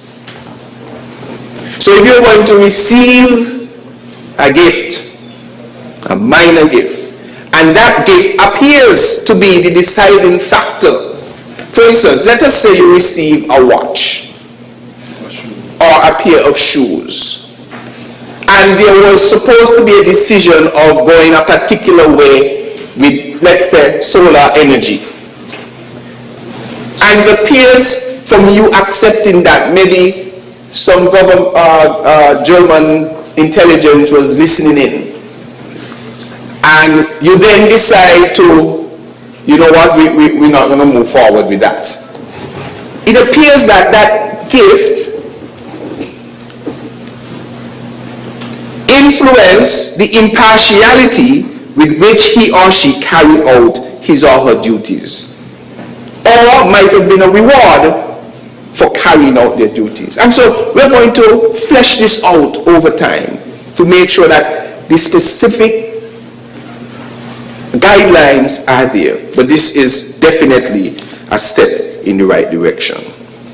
And Speaker, as I wind, one of the things I don't want us to do is to continue to normalize the shortcomings that exist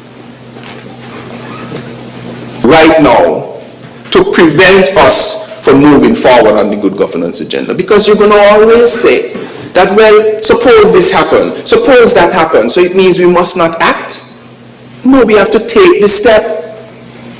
This is a progressive government that, as we take the steps, we understand that maybe next month, when we start to do some engagements, you might have a group of people say, but wait, now that we've looked at this closely, this particular thing affects the wrong person. Well, this is a government that will say, okay, no problem, AG, put out your pen, let's make an amendment there, and we come right back here and make the adjustment. This is not a piece of legislation, and the ones that we're going to discuss after, to say that it's done, locked, and that's it. It's a process, and we will go on that process. The member from number 9 also spoke about, suppose the only person who qualifies for a job is your wife. What you're going to do? First of all, the ideal thing in the situation is if it's a family member, we need to get to those things. You can recuse yourself. It's not, you are not the only one who can do it. But if the wife is the only person who qualifies, well, choosing her, how is that corruption? Who are you preventing if she is the only one who qualifies? So by his example alone, that could never be a definition for corruption. Because if you follow the process and if you have metrics that are used to determine who must qualify for X, and the person comes out and that person happens to be a relative to you and you had nothing to do with that decision, and they're the only one who qualifies, well, what kind of corruption that? Which court or which prosecutor don't bring a charge against you for that? Now the member from number 9 also spoke about it should not just be legislation, it should be action. That a lot of prosecutions are not made and so on. Well, this is the tool that will allow us to do action, because now it is defined what certain types of corruption is or are. Types are. This is a tool that will help us to do that. Because if, for instance, driving, I'm just calling something, driving with your hand out of the car is not, we understand it's dangerous, right? Because it could get knocked off by an oncoming car. But there is no legislation that says that you can't drive with your hand outside the car. Then you're not committing anything. Nobody can prosecute you for anything. But if we come to the parliament and we say, you cannot drive with your hand sticking out the car, then now there is a tool that we can use to prosecute. And so what this legislation allows us is for a tool for us to investigate. Honourable Member, you are out of time. Thank you. If I may, colleagues, with your permission, seek 2 minutes just to close the 3 minutes. 5 minutes to close the discussion. Honorable members, the Honorable Member for St. Christopher 3 has requested to speak for a further few minutes. Those in favor? Aye. Those against? The ayes have it. Proceed. Thank you, colleagues across the aisle and here. So this is a tool that is going to afford us the opportunity to do action. Because right now we don't have the tools, or the proper tools to do action. And I know the point of setting up another substructure, for instance, like the special prosecutor to do these things, and I'm pretty sure that the AG will address those in his wrap-up. But I would posit that anti-corruption is an ongoing affair. And your tool must be there to know that it is always working. In advanced democracies, they have what is called checks and balances. They're always checking. They're always investigating. Well, this is what this office needs to do. It has to be always checking and always investigating. But if nothing there to find, well, they don't find anything. But he must be there.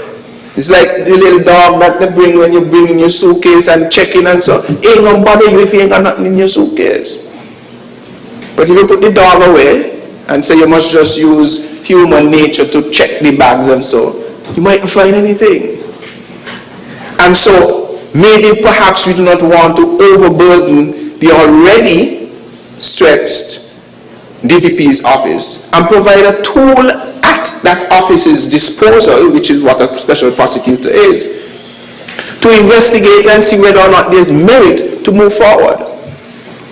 And so I want to end by giving my full support to this bit of legislation. I think it is a step in the right direction, and it is a commitment made and a commitment kept. And as the Honorable AG now stands to wrap up this bill, I want to give full support to this bit of legislation, and we will come back after to speak about some others that I think will only augur the best for us as we journey on our good governance path. May it please you, Madam Speaker. Thank you, Honourable Member for St. Christopher 3. I'm guided by the time. It is now 2:15. I think this is a convenient time to break for lunch. Given the progress that we've made thus far,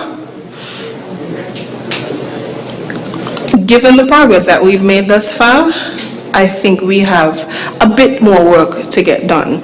I suggest we take 1 hour break and that we respect the time. We return promptly at 3:15. House will rise for the lunch break and adjourn until 3:15.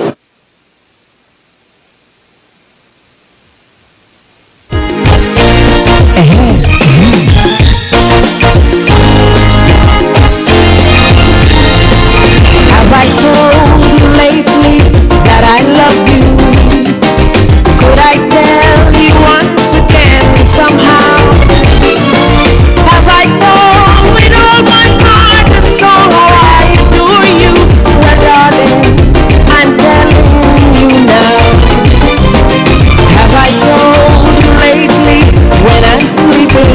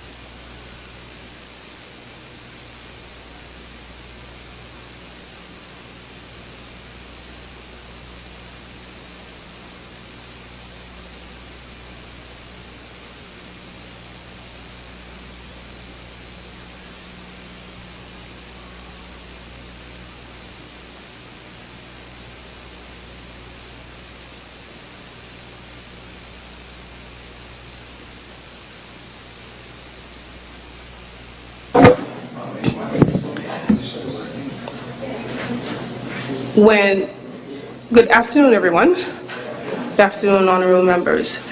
On the adjournment, the last speaker was the honorable member for St. Christopher 3. Is there another presenter?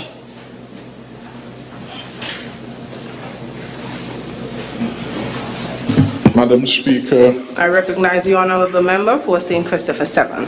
Thank you much. I rise to make a brief contribution on the bill, but I must alert you that I've just received what the Senator and Attorney General says is the updated version of the bill that before us. In fact, he said we were given an old version, so I may get some of the clauses because I don't have time to do comparison with respect to what has just been submitted. But I'll make some general comments. It's flipping at it, I see a number of sections have been changed and appear different to what was in what he described as the old version of the bill. And as I've said, you'll pardon me, is some elements that are in or were in the older version no longer appears in what I now have been presented with a minute ago. Honorable member, not to interrupt you, but yes. In fairness, yes. Given the fact that the amendments were just handed out, yes. I propose to give 10 minutes for everyone to read and compare the amendments as circulated compared to what was given and circulated prior, so as to have a smooth flow of the presentations. I'll rise for 10 minutes. I'll allow for persons to browse the new document that was circulated, and upon my return, honorable member, I'll allow for you to make your presentation. Hopefully that would allow for some smooth transition. I rise for 10 minutes.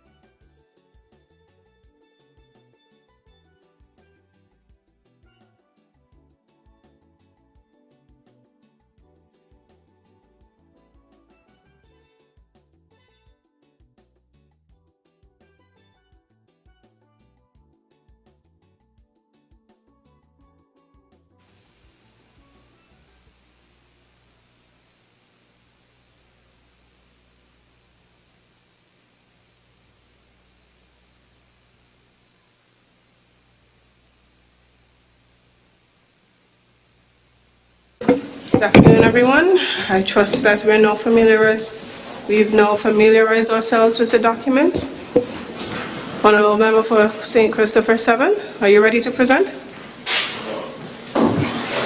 Madam Speaker, with your leave I rise, that you would appreciate the unfortunate development in relation to the bill.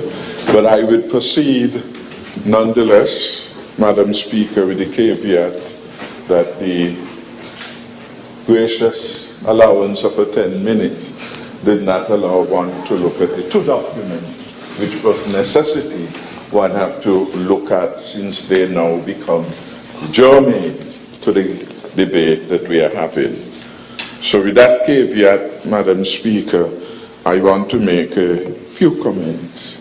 And I recalled last time, Madam Speaker, when we,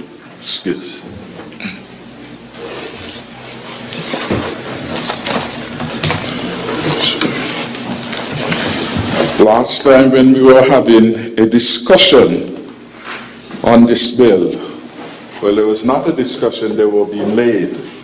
I did put to the Attorney General then whether we will continue the long-established practice of allowing bills to go in circulation and their first reading, get the input of various stakeholders who may be up to take the opportunity to engage on the bill and where necessary to make some adjustments to the bill where the government felt that the proposals that may have come may be of some value. I recall in response to that, the Attorney General said, among other things, that he had submitted the pieces of legislation to the Bar Association at a particular moment in time. I think he had no input. I think it would be in a matter of such great public interest and in the spirit of good governance and freedom of information that the AG perhaps could have informed whether the bar had responded and what was the essence of their recommendation with respect to these public bills that are now the subject of this caution. Notwithstanding that, and I suspect that some of the amendments that have now come may in fact be a reflection of inputs from other organizations. By and large, Madam Speaker, I support the view that has been put forward that this particular piece of legislation, in the form in which it is put, is bad. I will go so far to say that there are likely to be constitutional challenges with respect to this particular bill in which we are embarked.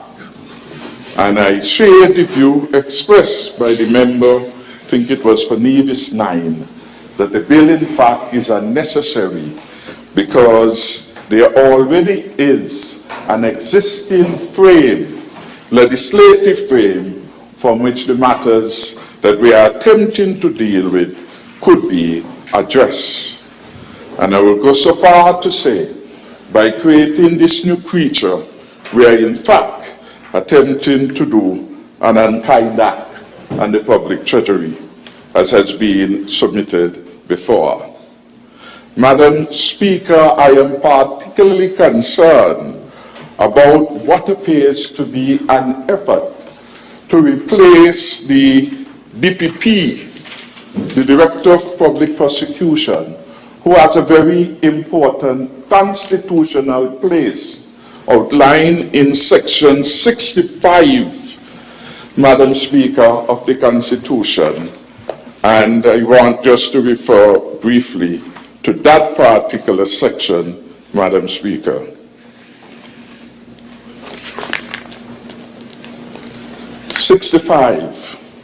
There shall be a director of public prosecutions whose office shall be a public office. The director of public prosecutions shall have power in any case in which he considers it desirable to do so. to institute and undertake criminal proceedings against any person before any court of law, except, of course, in a court-martial, in respect of any offense under a law alleged to have been committed by that person. B, to take over and continue any such criminal proceedings that have been instituted or undertaken by any other person or authority. To discontinue at any stage before judgment is delivered any such criminal proceedings instituted or undertaken by himself or any other persons or authority. The powers of the Director of Public Prosecutions under subsection 2 may be exercised by him in person or through other persons. And it goes on, of course, to give the absolute power to the DPP and to ensure that that office is insulated. And that is in part the challenge we have with the bill. That we are moving from a situation where the prosecution of matters lies with a body that is insulated from direction and control. And instead we are creating a new creature, and the new creature has the power to prosecute, etc., and to do such manner of things. And the new creature becomes subject to political direction, Madam Speaker. That, of course, is going to be very problematic. We look, for example, at the section of the bill relating to the appointment of the acting special prosecutor. And we see there that it is the Attorney General appointing the acting special prosecutor. That, in my view, becomes very problematic, because what we are having there is what would normally happen. These matters will go through the PSC and, of course, the JLC, etc. And there is no Attorney General in relation to those appointments. Section 5 says that has been what is there. Section 12, where the office of the special prosecutor is vacant, etc., after consultation with the Attorney General, appoint an attorney at law with 7 years as an acting special prosecutor. That section, Madam Speaker, begs for revision and revisiting, in my view. Because, now I'm reading section 12, you may look at section 5. I am reading with respect to section 12. So we have a difficult challenge in relation to that. And if we want a guidance of how it was to be done, indeed section 16, I think, with the actual appointment, says you go to the Public Service Commission, etc., etc., etc. Indeed, there is no politician. There is no reference. So when you compare the parallel, if it was section 16 being applied consistently, and really there is no difference in the procedure in relation to appointing, say, an acting PS or any other public officer, and the PS himself, they go through the same route of the PSC and to the relevant body. And so I'm suggesting that section 16, which deals with the substantive holder, ought to be mirrored in section 12. And I think that point, Madam Speaker, is well put, and it requires consideration, because it opens itself to the view that what we are doing is politicizing the work by having, as it were, these people in a subordinate position in relation to ministers or any other functionary. We have a normal process of appointment for any public officer. What we are suggesting, let the normal process apply in every case for consistency and for avoidance of doubt as to what we are attempting to do.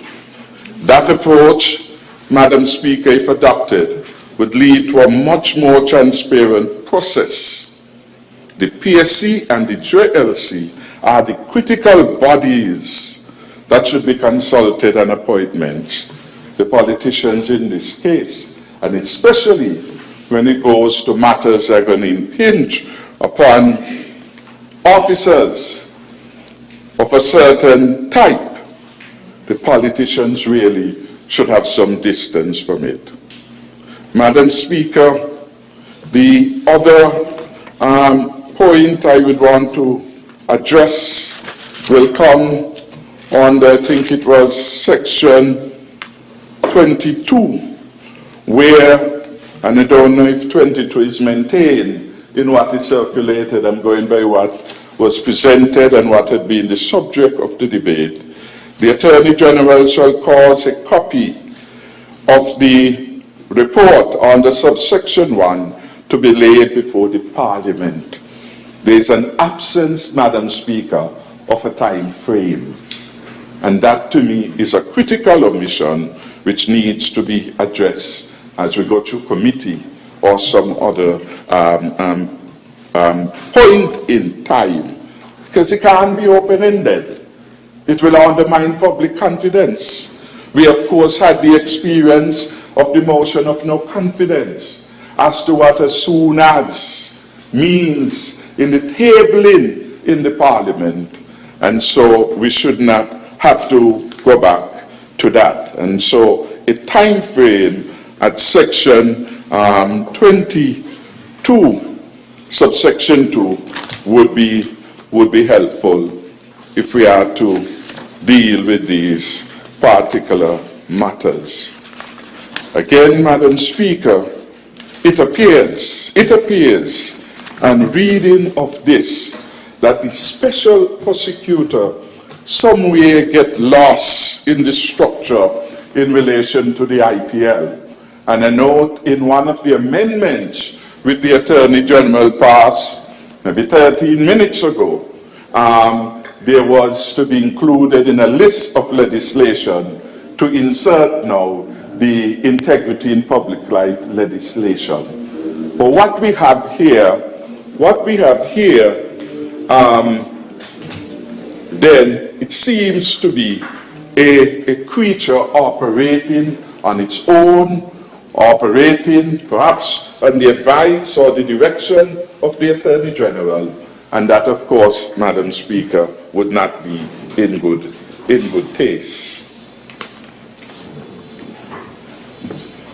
Madam Speaker, in the presentations that we have had, we, of course, have heard a number of things being said, unfortunate as they are, given what we are attempting to do, to build something better, And then we hear over there that it is incremental. So when it suits one, understand that government is continuous. When it suits one, understand that you have to move incrementally. When it suits one, understand and should appreciate that certain things which are done elsewhere cannot be adopted, as the member for number 9 said, wholeheartedly into our own situation. And that is why in some of these things, though they sound good, though they look good, you have to have your moment of pause. Critically important. And that is one of the reasons when the question was put to the Honorable Prime Minister of Barbados, why are Caribbean states and so on corrupt and backward, etc.? She gave the right answer. You can't compare the Caribbean states with their history of slavery and what it did to our people, with our history of mercantile laws that kept the wealth in the UK and in Europe and elsewhere. Compare where they would have reached on the journey, because this is important. In our destination, we have to continually be reviewing and upgrading and responding to the evolution. So when some people come and they want to posit the untruth, nothing happened in 7 years. Well, the blind can see that things have happened. Everything that should have happened ought to happen? No. We will never get to that point of perfection, because it's a work of art as we continue to learn, as we continue to get expert advice to assist us in determining the way forward, Madam Speaker. And that is why we have been doing. Over the last years, we became involved, for example, with the Mississippi, a committee of experts dealing with the issue of corruption. Between 2018 and 2020, they become very active in St. Kitts and Nevis. We had persons leaving here as experts. I think at their meeting in 2019, including the Attorney General, the Honorable Vincent Bywenden, to do evaluation of countries such as Canada and elsewhere.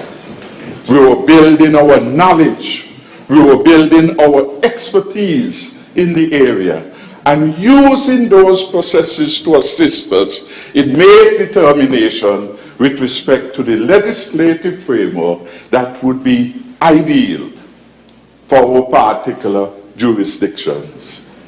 In fact, the expert group came here, I think it could have been in 2018. They look at a number of systems. They engage in public consultations with the labor union, with another union, with the Bar Association, with the Chamber of Industry and Commerce, and several other groups to assess what was happening in the country. They, of course, met with the government. They had a questionnaire which was given out and which was filled in for them to get an appropriate assessment of the state of play in relation to the country. The Mississippi Committee of Experts is a follow-up committee to the convention, which the Inter-American Convention, which deals with the issues of eradicating corruption in the hemisphere. That passed in '96. We became signatory to that somewhere, I think, in 2004 or thereabout, Madam Speaker. And we began to become active since 2015 in relation to this particular matter, so that our team became part of the expert panel that was going to various countries and to do their own peer review with respect to what was happening there. I made the point and a point of order that the falsehood, the sophistry, the minimizing of the work of efforts can lead to improvement and betterment. We came in the integrity in public life, which lay dormant from 2013. We operationalized it. We appointed the commissioners. We appointed each of them. And you should ask them. And I am satisfied that they would have done appropriate work. In fact, we were able to host the convention here because that particular commission was seen as being active. They did some public relations in relation to their work. They engaged society. They went into primary school. They went into secondary school, etc. And Madam Speaker, they were well resourced. Contrary to the view that they had no money, we spent over $1.7 million. $1.7 million on the Integrity Commission, Madam Speaker, giving it support, Madam Speaker. And that commission was also helping in a review of the said IPL, Integrity in Public Life legislation. That was part of its remit. That is why we have amendments here. The amendment had come, and the failure to move forward with it was because in the form it was, there were objections coming from within the public service and outside in relation to the IPL. And so the commissioners themselves would have looked and would have brought recommendation forward, Madam Speaker. We are committed to this thing, and we have worked hard, but you have to do things in a systematic way. And certain things can't just be rushed to say you have it in place and you have a tick. And when you get down to the issue of implementation of some of these, there are things that are imposed extraterritorially, you find that you do not have the kind of systems that could sustain them, Madam Speaker. We heard in relation to this bill reference to the Freedom of Information Act, passed number 6, I think it was, of 2018, by the Team Unity Administration as part of the good governance agenda. Madam Speaker, nothing had been done, but that had been done. We had, and not only that, in order to move the implementation of the bill, we appointed someone as the Chief Information Officer. And that person has been working, and that person has submitted information to the relevant authorities, and I'm sure some of those recommendations would find or would have found themselves into the information bill. So that was something that was there, and that was something that was happening. We brought where you went before, you over here. So people said you must go. So there's a lesson in that democracy is a revolving door. Today you are here, next day you are out. So that is it. We always knew that. We always knew that. We always knew that. Keep the crosstalk at a minute. We always knew that, Madam Speaker. So that's nothing new. We always knew that. Madam Speaker, if you give me the protection that you gave to the others, it will certainly help. Madam Speaker, not only did we pass the Information Act in 2018 and set about implementing it in a systematic way, not a haphazard way. This is not like you suspend the program and you don't know what you're going to do until there's a public outrage. You say, well, I'll start it up and I will do so. That is not like that. Systematic way. We brought the Public Accounts Committee bill to the Parliament. We did that.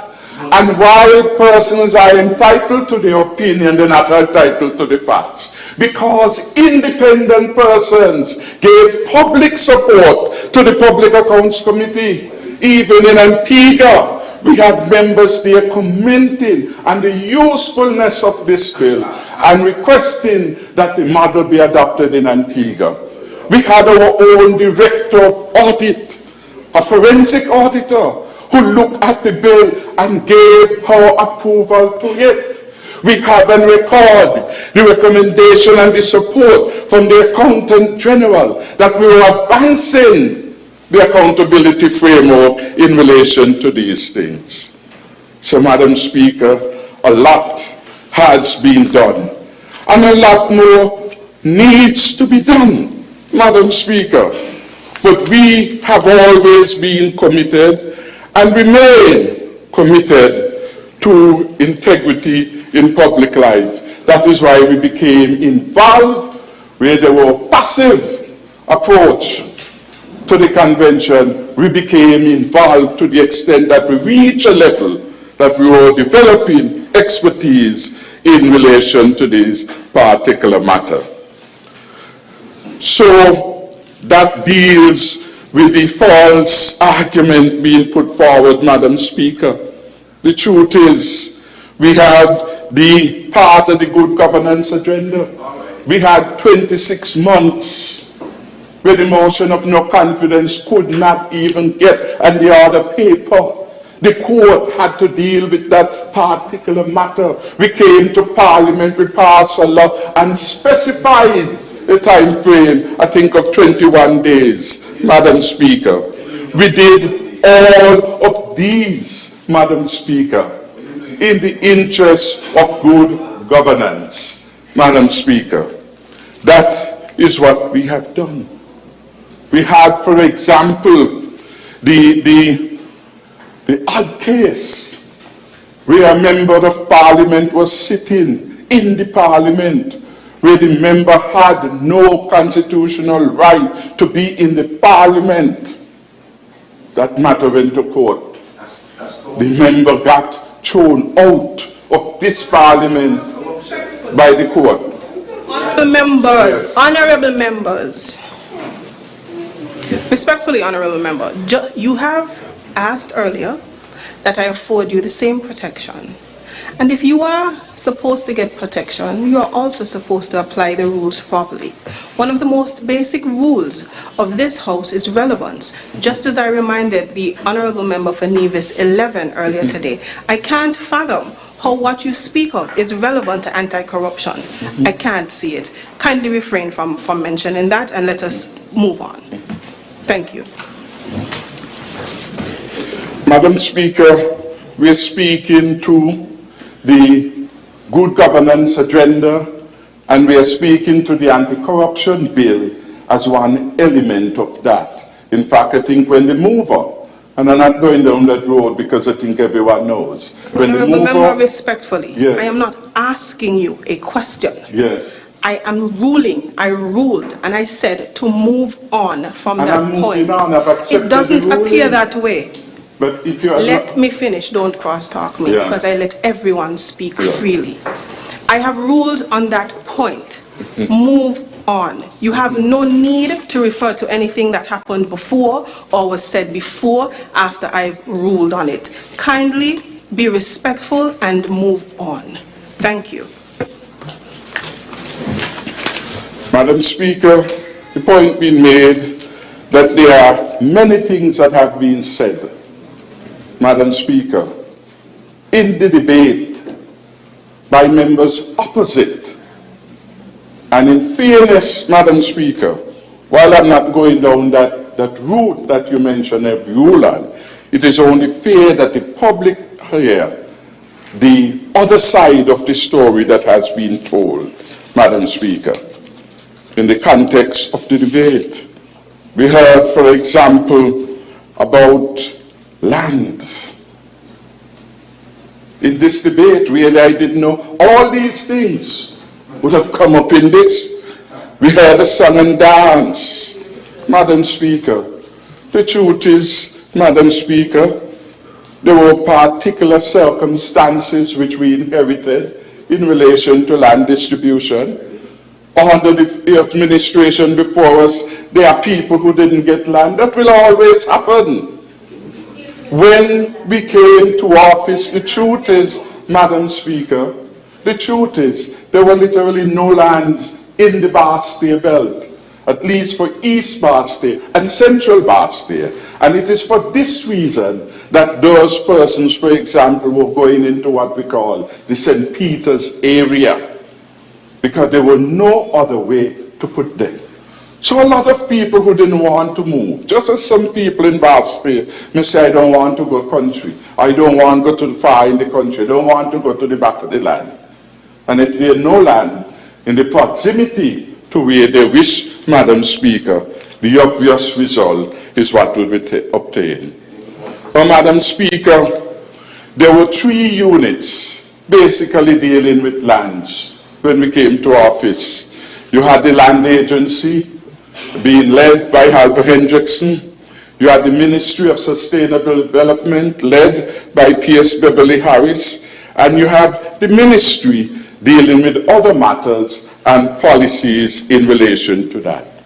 We also had the land for debt swap, which took 1,700 acres of land out of the public, away from the crown, to settle the debt at National Bank, which was $775 million.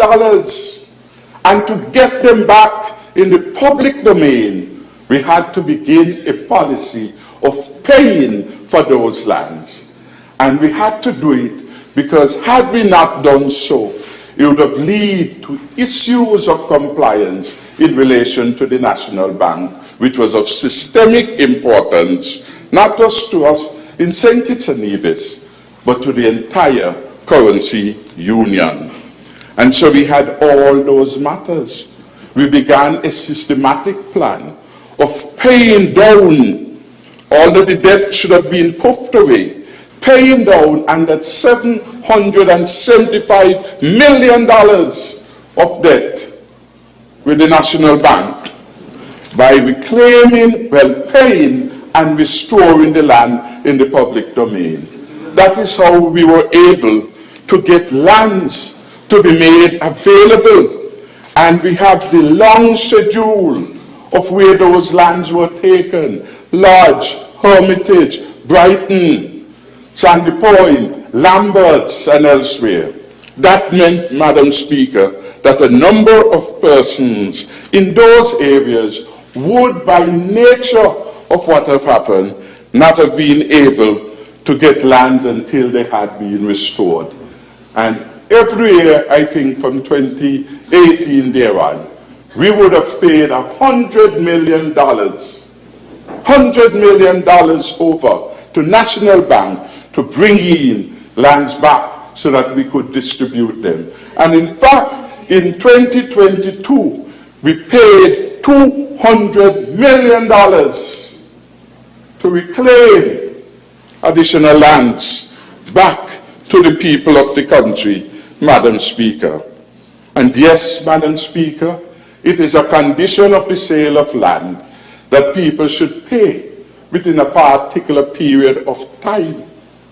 And there were persons who for over 10 years, not saying every case was like that, there were persons for over 10 years had neither paid for the land, had neither advanced to get the land surveyed, Madam Speaker.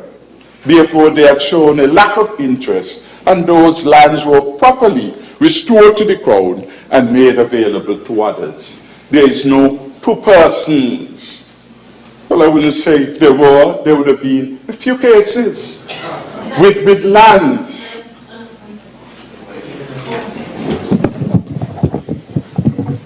I rise to reference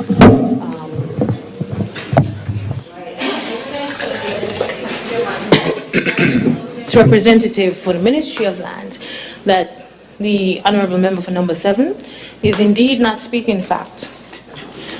And I can pull our current database, which references improper and perhaps illegal revocation of land, as well as over 500 cases of double booking. And this is verification from last week, Friday. I really would caution the Speaker to reference fact. The member, to reference fact, which I can present here. Madam Speaker, I speak from the certainty of the knowledge that I have. The member opposite is free to speak on what she knows and represent the data. But she has not presented any data. You haven't presented any data either. But that's the point I'm making. So she is wanting us to believe, Madam Speaker, the Honourable Senator, that what she is speaking is the fact. Wait. Let him. Each time I reference me as she. But I said the Honourable Senator. I said she several times. You never please. The Honourable Senator. The Honourable Senator. Madam Speaker. Your Honourable Member, I have to make my ruling. Yes. Are you finished presenting? Because I was trying not to interrupt you. Yeah. Very well. You made reference to a particular issuance or a particular issuance of land, and you said that to your mind you only think that it may not have happened or that it would have happened twice. No, I didn't say twice at all. I said in a few cases, that limited number of A few cases. Yeah. Very well. The honourable member, Senator Dr. Clark, would have mentioned that she has documentation that is current and that reflects something different. She has not presented it. You have not presented any documentation either. You have also said that it is based on your knowledge. You didn't say you have any documentation. As a result of that, you cannot say for certain that it is a fact. Can we move on? I would prefer that you make no more mention of that, as you do not have anything to prove with any factual basis what your position is. Kindly move on. Right. Thank you. So, Madam Speaker, in the distribution of land, we attempted always to be fair in the allocation process and to make the point that every land allocation comes with a letter, and the letter sets out the terms and the consequences of non-compliance.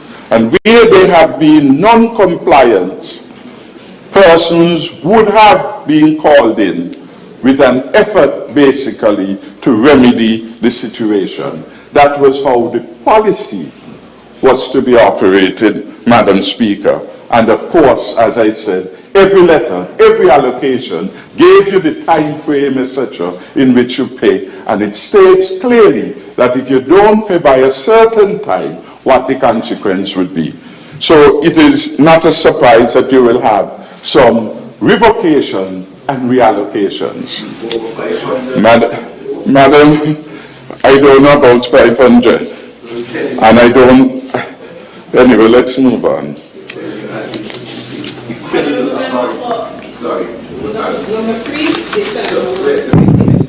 Point of order. I want to respond to the, on a point of order, the member of constituency number 7 is suggesting that as ministers of government, that we are not the credible authority to be able to speak on matters of government in its present day.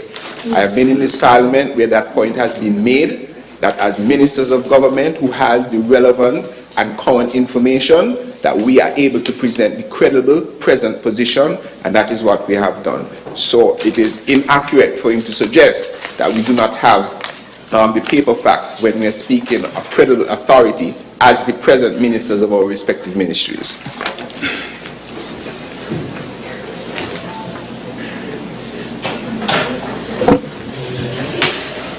Madam Speaker, I'm not sure of the point of order other than to disrupt and to distract in relation to that last intervention, Madam Speaker.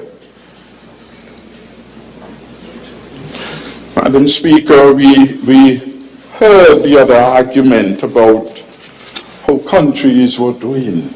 Some were doing so well, and they were doing so well because they had an anti-corruption bill. How simplistic that could be, Madam Speaker. Quality of life indicators, what are they? Nothing in the quality of life, Madam Speaker, speaks to the issue of corruption.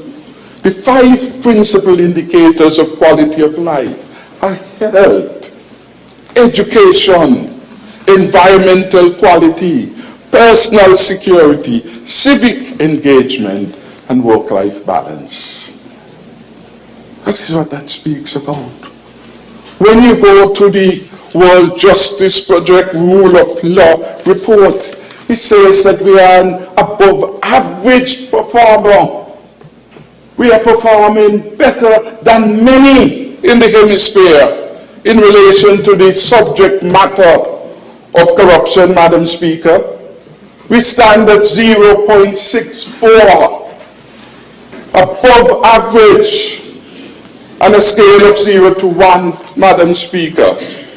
So we are satisfied that the good work, when evaluated by independent, unbiased, non-political actors, speaks favorably to the performance of the government. Not perfect, never will be, never will be, Madam Speaker, and that is noted.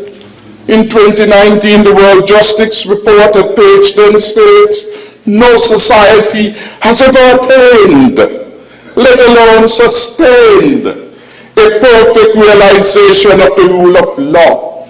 Every country faces the perpetual challenge of building and renewing the structures, the institutions and norms that can support and sustain that particular culture.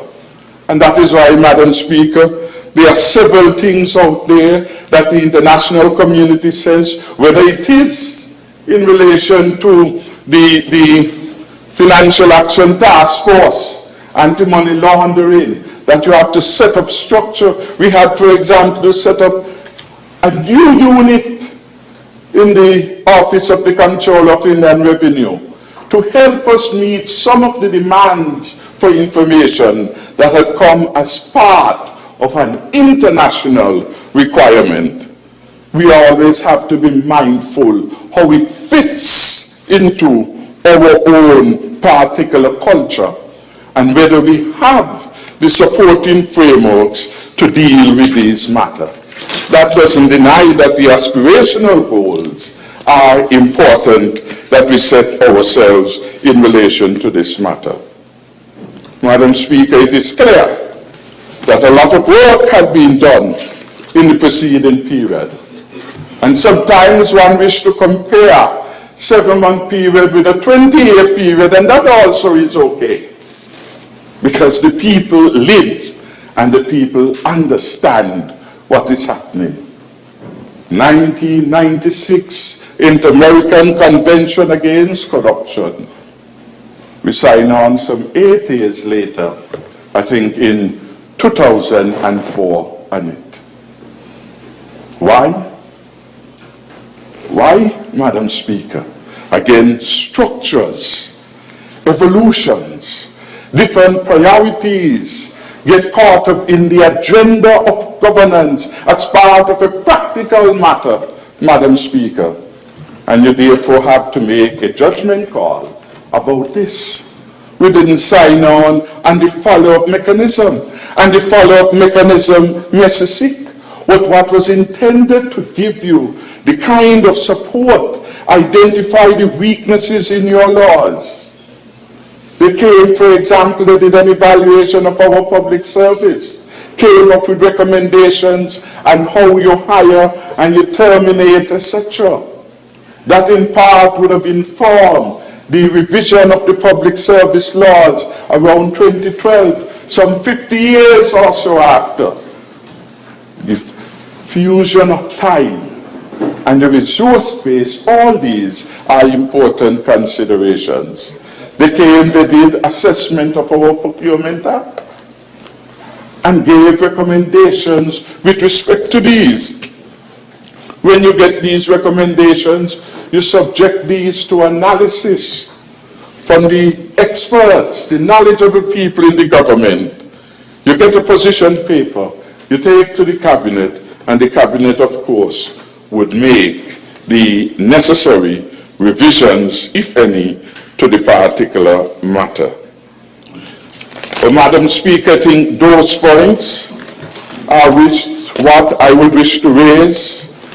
Just to say that the bill in its present form, Madam Speaker, that has been circulated to us and which had formed the debate, clearly I would not have had time to look at this one, which the AG presented 13 minutes before the start. Well, less than that, but you gave us an additional 10 minutes. But, and I see there are some changes, some of them. I support, Madam Speaker, some of them are issues that will require some further look at. Again, Madam Speaker, I think the contributions from this side of the House are well-founded, and I support the view that the bill in its present form as circulated to us require further consideration. The idea of the continuing work is welcome and is supported but the bill in its present form certainly is problematic. Madam Speaker, thank you for your time. Thank you to the Honourable Member for St. Christopher 7. Is there another presenters?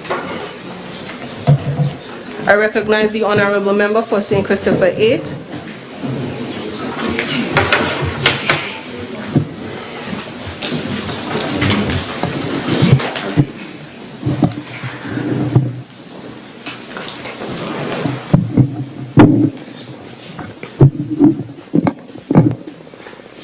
Thank you, Madam Speaker. I crave your indulgence, and I want to thank you for the opportunity to speak on this most important piece of legislation, a bill that deals with anti-corruption. Madam Speaker, let me start out by saying how proud I am of this team and the agent for finally bringing to this House a bill to be debated, a bill that had been promised to the people.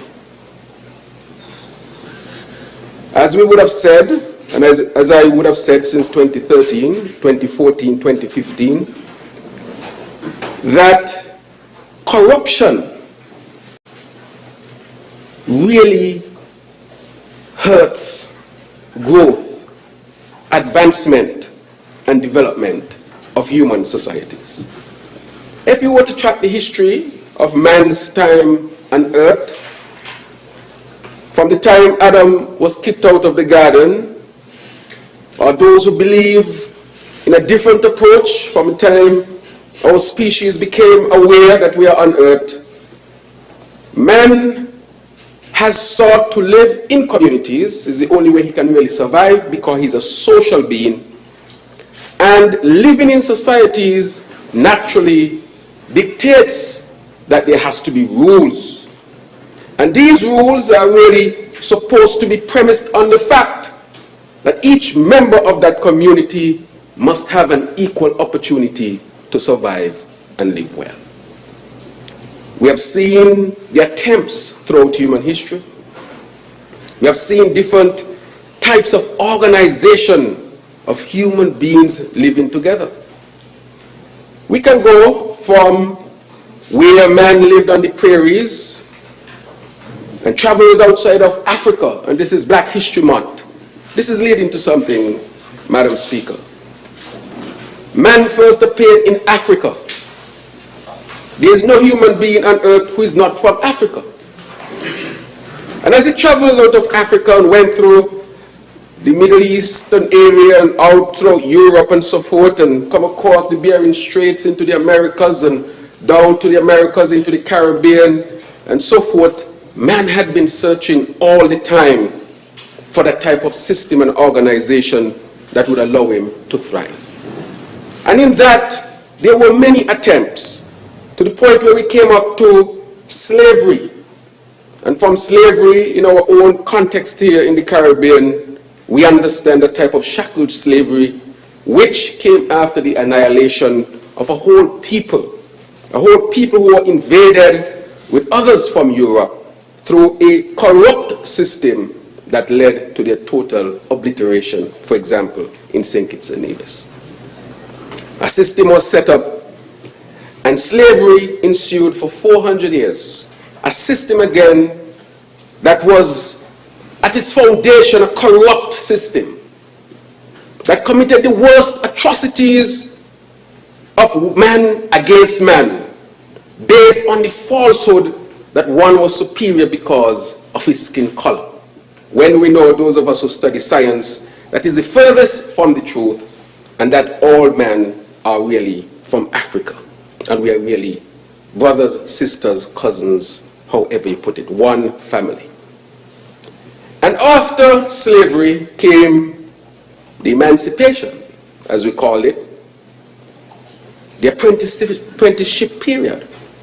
where people argued that free African people were not intelligent enough and did not understand enough to become truly free people, looking for a premise to continue the corrupt practice of man oppressing man. Because the corruption benefited one race over another. It is Black History Month, Madam Speaker, yet I think it's worthy that I use such annals of history to bring the point home. From there, more corrupt system, the corrupt system of colonialization, of man oppressing man, looking for all the justifications in the world as to why black people could not be free. They were not intelligent enough. They probably were 3/5 of a human being. They're not cultured enough. Therefore, they must not be given freedom. And they cannot, of course, organize a society as we, who are the privileged ones, would.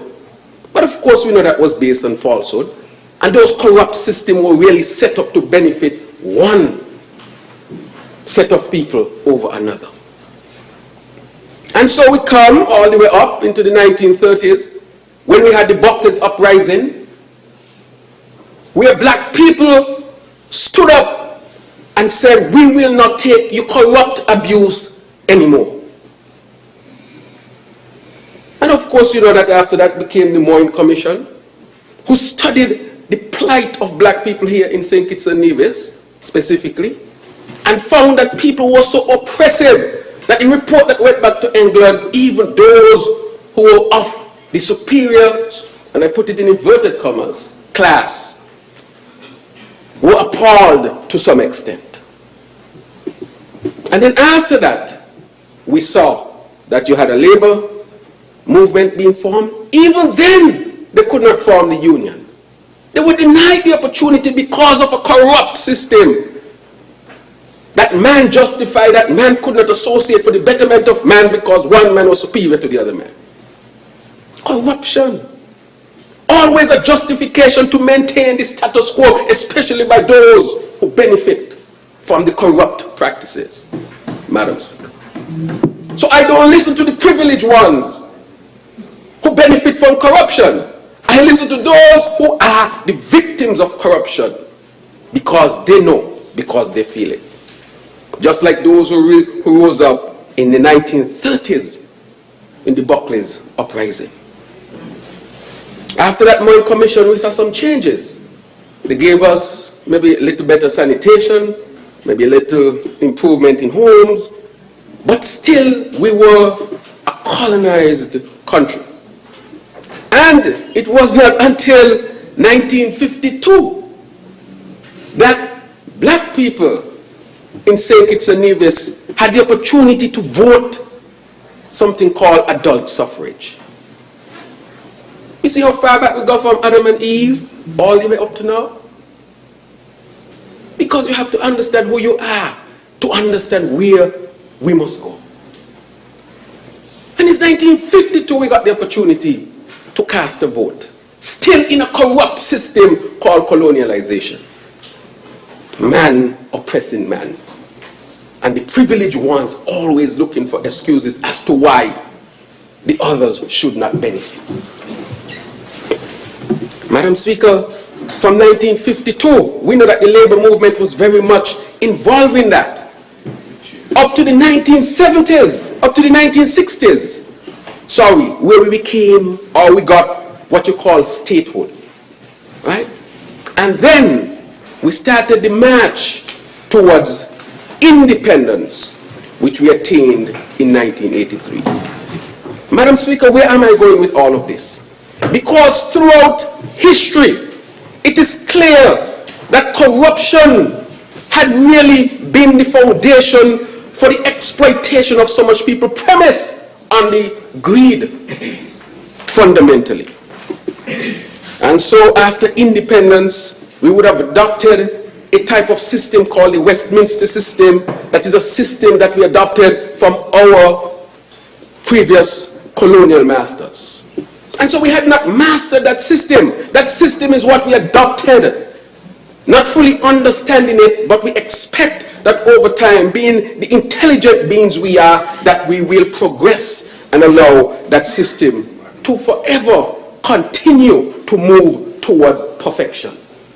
Nothing is perfect, but we are supposed to work towards it. Because if we throw up our hands and don't work towards that which is perfect, where will we drop, Madam Speaker? We'll drop short. And in dropping short, a lot of people, a lot of countries, a lot of lives can be destroyed. And as Martin Luther King said, that the arc of the moral universe is long, but it bends towards justice. Again, going to the fact that corruption in any system is bad, Madam Speaker, and especially for those who are the victims of that corruption. I listened carefully, and I want to say that as we continue to grow, that not because it is not perfect means that we should not do it. And I will not be daunted any second not to attempt to do it. Because if not now, when? If not now, when? We heard about the urgency of now. Since the days of Martin Luther King, and repeated again by Barack Obama. The urgency of now. If not now, when? And that is why I think we need to step up to the plate in this moment and do it. Although it will not be perfect. But it has to be done. And so, Madam Speaker, we were promised, and our people are so enlightened that they have reached the point where they're asking for good governance. This is not based on what the Europeans do, or what the Japanese do, or what these people do. I'm just saying, are you really telling me that as a people, we are not enlightened enough and intelligent enough to know that we should strive for a society with less corruption? That is innate in us. We don't need anybody to tell us that. There's a concept from Africa called the Ubuntu. And it says something. Somebody gave me this story. That someone went down to Africa, met the children, asked them to do a running competition for a prize. In one country, when he do it, all the children fighting against each other to see who come first to get the prize.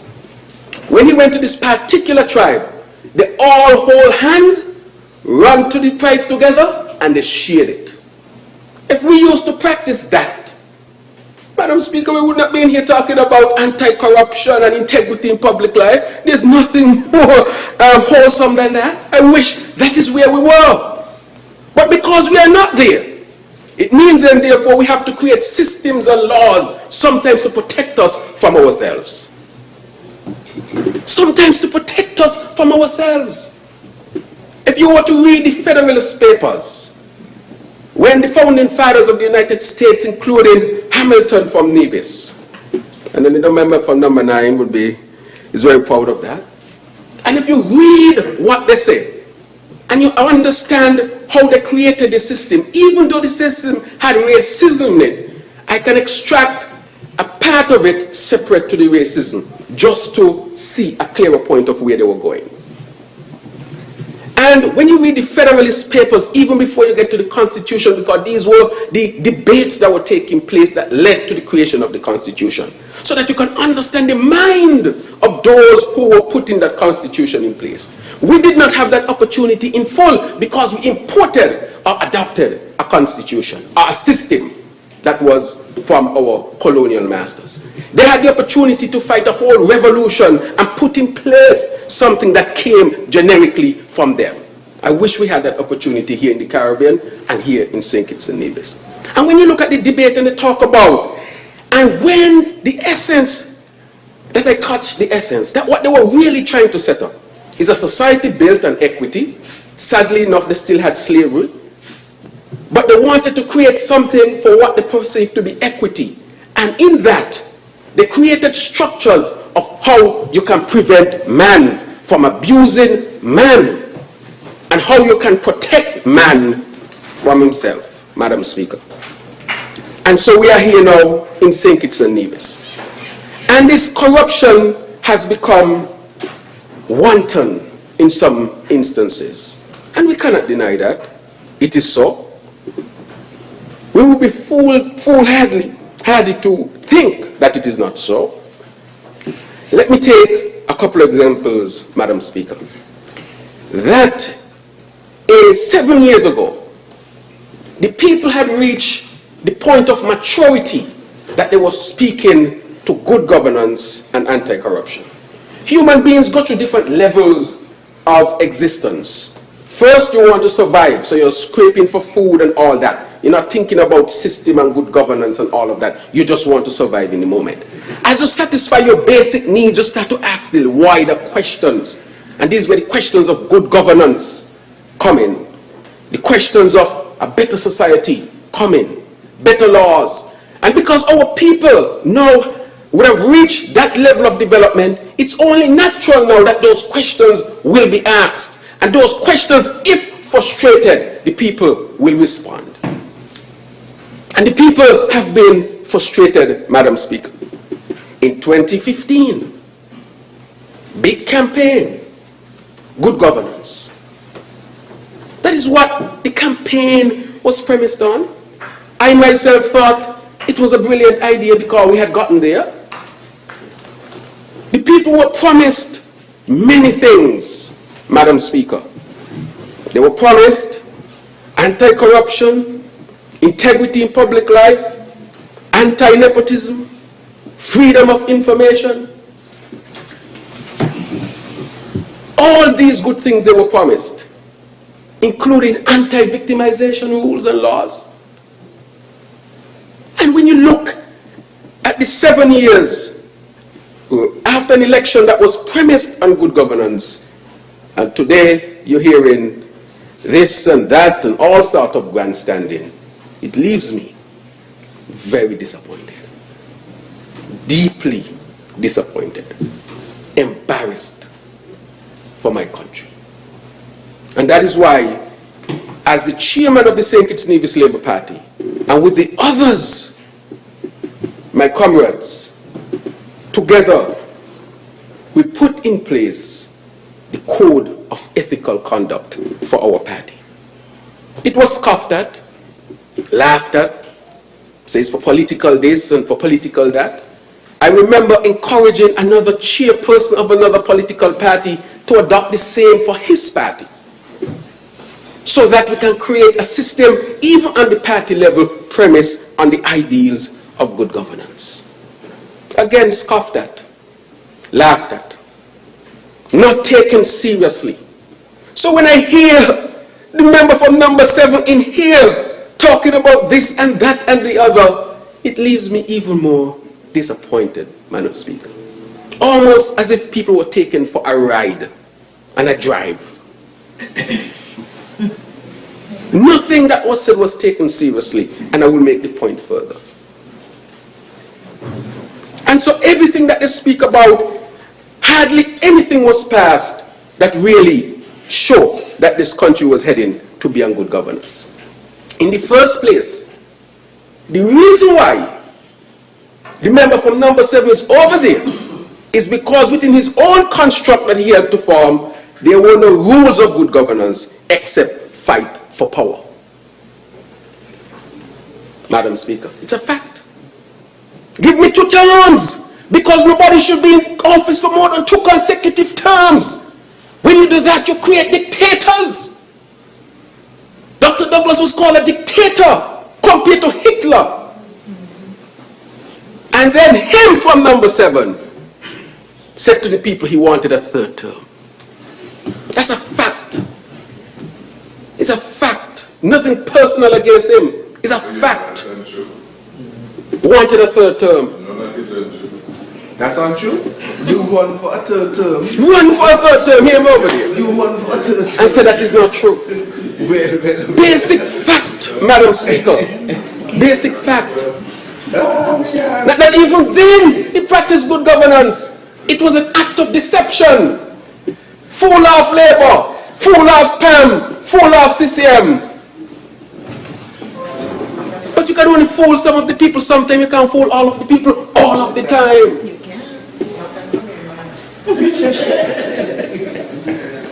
CCM abandoned him, rightfully so. PAM abandoned him, rightfully so. And eventually, the people abandoned him, rightfully so. Madam Speaker, because they had set the premise on good governance and practiced hardly any of it. When it was time to move on, the power grip was so great, could not move on. And that is why I say we have to set laws, because sometimes man have to set laws to protect man against himself. Had there been a law to protect the whole concept of 2 terms of man being protected again from himself, that would not have taken place. And that is why anti-corruption laws are important. Madam Speaker, you're not going to distract me, hold your corner over there. That is why anti-corruption laws are important, Madam Speaker, so that man can be protected even from himself, Madam Speaker, even from himself. And so, Madam Speaker, what took place during those 7 years? I go back to stem cell, Madam Speaker. Stem cell, Madam Speaker. I was embarrassed for my country. I'm a medical doctor by training. And when people call in and asking me, I say, Dr. Joe, what is happening to your country? Violating laws and rules set down by even the World Health Organization, the UN, to make sure that science is not used for the exploitation of man against man. That's what the stem cell was. Corruption. A doctor came in from Brazil, never came to the medical board to be certified, yet on the private ward at JNF administering medication. That's a fact. Injecting stem cells not certified by anyone. No review board. We have what you call review boards in medical research that all things must go through. None set up in St. Kitts and Nevis. This law will prevent them. And this law will make sure that St. Kitts and Nevis does not become a jurisdiction where man take advantage of man. That is what I'm talking about. Under your watch, the member from number 7, you violated one of the greatest rules put in place because of what took place after World War II, where experimentation was done to man in chambers, gas chambers, and in Germany. Speaker, point of order. Under your watch, he was the Prime Minister. Honourable member, the honourable member for St. Clearly the member for number 8. Hold on. Sorry. I have to recognize you. I'm trying to be respectful, but you keep speaking over me. All right? Let us have that at a minimum. I know we're human, and sometimes when things are said, we react in a particular manner. Sometimes it is an emotional manner, but please don't speak over me. I don't like it. You may proceed. Madam Speaker, the member for number 8 is proceeding along a wrong course.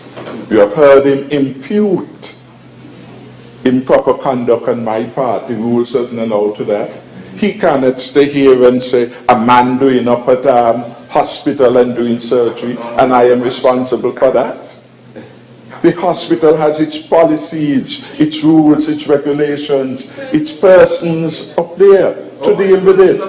And further, Madam Speaker. Honourable member for number 3, please allow for all members, please allow for the member on the floor to make his or her point.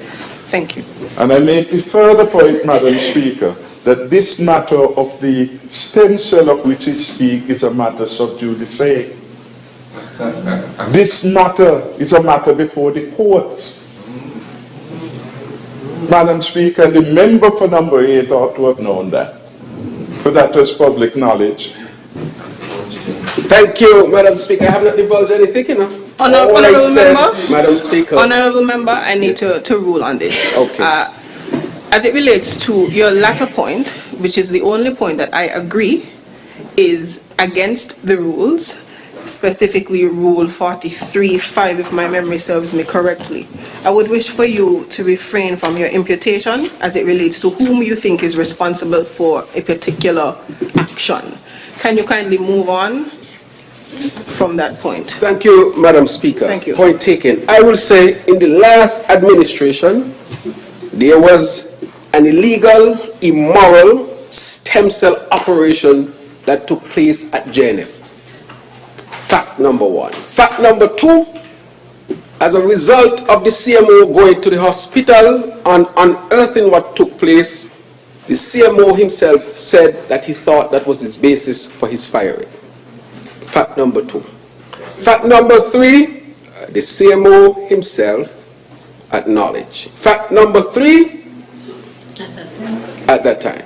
Correct. So he knows that. Madam Speaker, that fact of what took place there, that wanton corruption of experimentation, has left a stain on St. Kitts and Nevis. This bill will help to fight against that.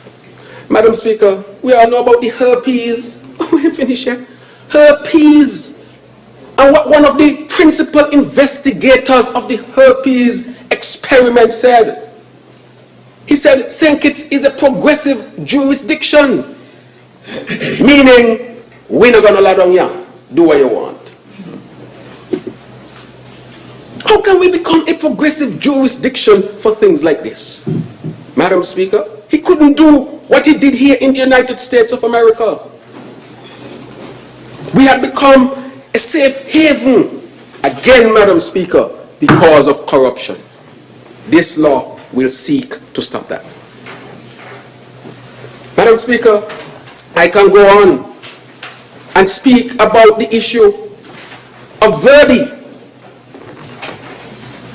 Madam Speaker, I am speaking to a case that is well known, that is published in the courts of Great Britain, where a particular person was caught in a sting operation begging for watch and shoes and after parties. Documented, Madam Speaker. I didn't call any name, Madam Speaker. I understand that, but I'm asking the member to follow the rules strictly. Right. So, Madam Speaker, what I'm pointing out here are why these things happen. Because if you had, for example, a prosecutor who would look at this data that was coming from a reputable jurisdiction and would have done the necessary work, this could have resulted in some more. Madam Speaker, I want to speak to other things. For example, look at the fake marriages that we are dealing with, Madam Speaker. The fake marriages in my ministry. Hundreds of fake marriages. Madam Speaker, imagine, I've spoken about this from time to time. And I've said we are a country that respect immigrants tremendously. Remember, it was under the Labour administration that we had immigrants from Guyana, immigrants from La República Dominicana, immigrants from different places. We respect that people have to move, just like Haitians go to other countries. I was just in Florida. I went to Fancy Loaf Bakery in Florida and had a nice dinner where I had some coconut dumpling and fish and gravy in the great United States of America, cooked by our local people. Telling me that immigration is part of human existence, and just as our people travel for whatever reason, people will travel here and we should treat them with respect and respect their humanity. It's important. However, you cannot accept that the institution of marriage will be used in such a corrupt way, undermining your laws to the point where people might think you're a banana republic. Hundreds of fake marriages, Madam Speaker. I mean, I spoke about it, one of the marriage taking place. You ask one of the persons getting married, so what is your husband's name? I call him Babes. Your husband's name is Babes. And the law clearly states that if you suspect that the marriage is not real, you should not sign. Another one was there, Madam Speaker, and the magistrate asks the groom to kiss his bride, and the bride said, no kiss, no kiss, no kiss.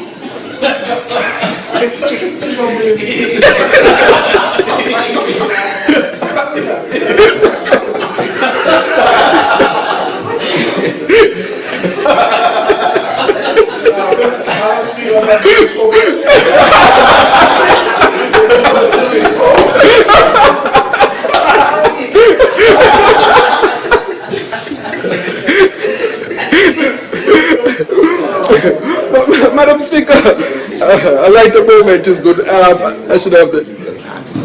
Yes. Right, so, Madam, this involves, we know that millions of dollars were made. And that is what this thing has to, this is why we have to pass laws like these, to make sure that this does not ever happen again here in St. Kitts and Nevis. We have to end that, Madam Speaker. It must be ended. Madam Speaker, about the land, and I spoke to the Minister for Land, and I asked her for the data. And Madam Speaker, you might, I don't know if you'll request the tabling of some of these, but I want to take a look at some of them to give, so that people don't think that we're just talking. We had a land fair, and it's because we collected the data. This is not some figment of my imagination, according to my knowledge. I am speaking from data that were collected. And it says here, Madam Speaker, election period approvals with double or triple bookings, 490. You know what that means?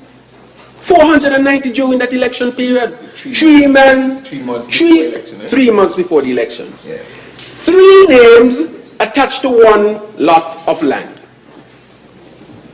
So one surveyor come, survey, a next one comes survey, and the next one comes survey.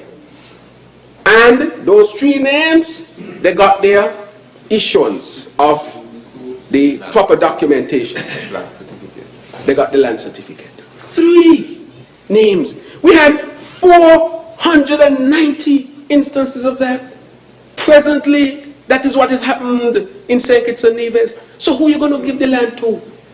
This is a serious legal matter that took place. These are facts. We had the land fair, we brought out the people, we collected the data. And I want the member from number 7 to know that this is not some figment of my imagination according to the facts of Dr. Terrence Rowe. These are the facts that were collected. 490. Revocation without documentation. We heard you talk about process, and that what you were issued would have set the terms on which you would have the land, and if you violated those terms, then you can be subjected to a revocation. But we have here 95 revocation without documentation. We have the facts. We have the facts. We have the facts. The facts we have here. See, Madam Speaker, see. No information provided on changes. So a change took place and the person received no information. Facts again.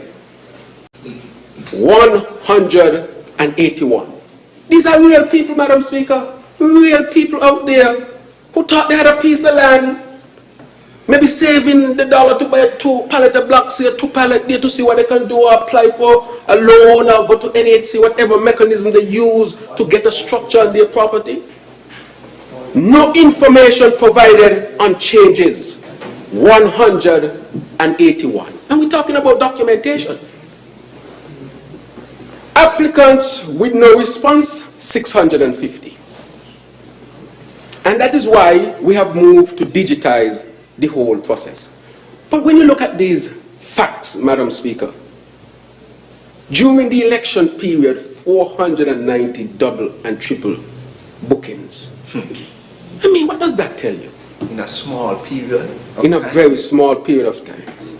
Wow. Double and triple bookings. That means that 2 and 3 names on a piece of land. And right now, those people, you can just turn this thing into such, it can become so acrimonious, it can lead to all sorts of other things.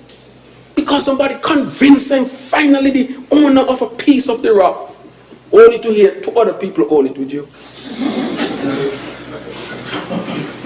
I mean, what type of system allowed that? That is what we're talking about. This had to be a corrupt act. It had to be willful. This could not have been accident, Madam Speaker, by the laws of statistics and numbers. This, of course, they will not defy those. Even if you come from Mars and you look at these numbers, you will never arrive at the conclusion that this was pure coincidence. This will tell you that this was well planned and orchestrated. You have a Rita Browning there. Madam Speaker, this is what we did. Let me tell you what happened to me during the election when I realized. Somebody came to me with a paper for a piece of land. And the person said, Dr. Joe, should I keep it? I said, why you ask me that? If you get a piece of land, take a piece of land. She said, no, Dr. Joe, somebody came to me and sell me for $1,500. I'm telling you, $1,500 had the paper and just put in her name, $1,500, and she said, should I go to process it? Madam Speaker, I'm talking about real corruption with land. I'm not talking about 2 cases of drinks. I'm not talking about food or shoes or watch or after party. I am talking about land here in St. Kitts and Nevis. That is what took place. The numbers are here. We took our time. When people were saying, well, oh, you ain't gonna look for the information. Well, we ain't hearing nothing. We ain't coming to do no witch hunt. Let us do a proper scientific analysis and see where it takes us. And it has shown exactly what has taken place here. Madam Speaker, I can even go on to talk about now. This one really, really hurts. Is the development bank. Oh boy. Madam Speaker, what took place at the development bank is enough to make a big man cry. Madam Speaker, is a whole study went on when people say, Dr. Jusso, what's happening? No, you just can't accuse people of things. I don't practice that type of politics. Because you could be hearing something and it's not a fact. And even if they're a political opponent, it does not give me the right to do some witch hunt and go after people when they should not be gone after. I believe in the basic respect of people. But I also believe that look for the information and let the information lead you. Madam Speaker, let me say that we have stabilized the development bank. The development bank is now solid. Lots of work to be done, but it's solid. I just want the people to know that what I'm going to say now is that we had to do what we had to do to make sure that the bank remains viable. But what has been uncovered, Madam Speaker, is over $20-something million can't be accounted for.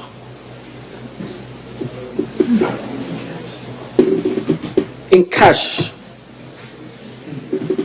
This again is not some figment of my imagination. I don't engage in those things. Madam Speaker, over $20-something million missing.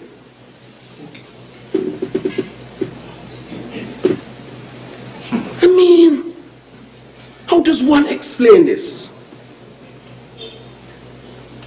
After prudent research, the bank had not been subjected to audit since 2018, Madam Speaker.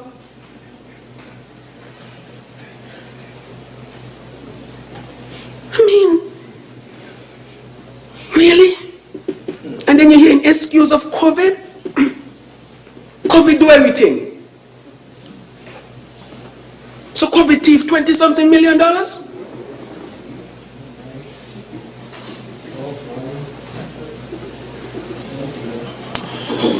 mean, Madam Speaker, when you look at this, I am not even talking about a little law here and a little thing there that you say, boy, you let something pass here, and in the governance thing, that perfect things pass here, you could overlook them things. That's why I don't come here to talk about frivolous things. Nothing I would talk about when it comes to anything corrupt would be anything frivolous. About this person get that job done there and that person didn't get it. Those are political things. So I don't get involved to discuss those frivolous things. Things that I'm talking about here are serious national things, things that can undermine countries. stem cell, herpes, fake marriages, corrupt land practices, distribution practices. But over $20-something million, Madam Speaker. That is why we need this. Because sometimes we got to put laws in place to protect us from ourselves. That is why we need this.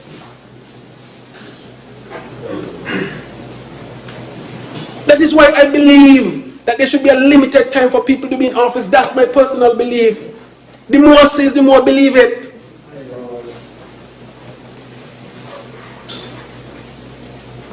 During COVID, people had food to eat. I remember I had my foundation and I want to thank the people. We had to be carrying around package for people to have something to eat. And $20-something million while the people locked down was systematically disappearing from the development bank.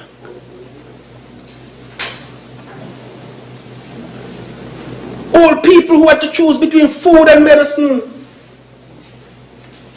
I'm not saying that the government could have provided anything. There could have been difficult times. But how can I subject everything that could have been done that was not done to difficult times when $20-something million missing? How can I? If things hard and rough, if a man tell you things hard and you know body man stealing from you behind the back, you can't accept that. $20-something million, Madam Speaker. That is why these bills become important.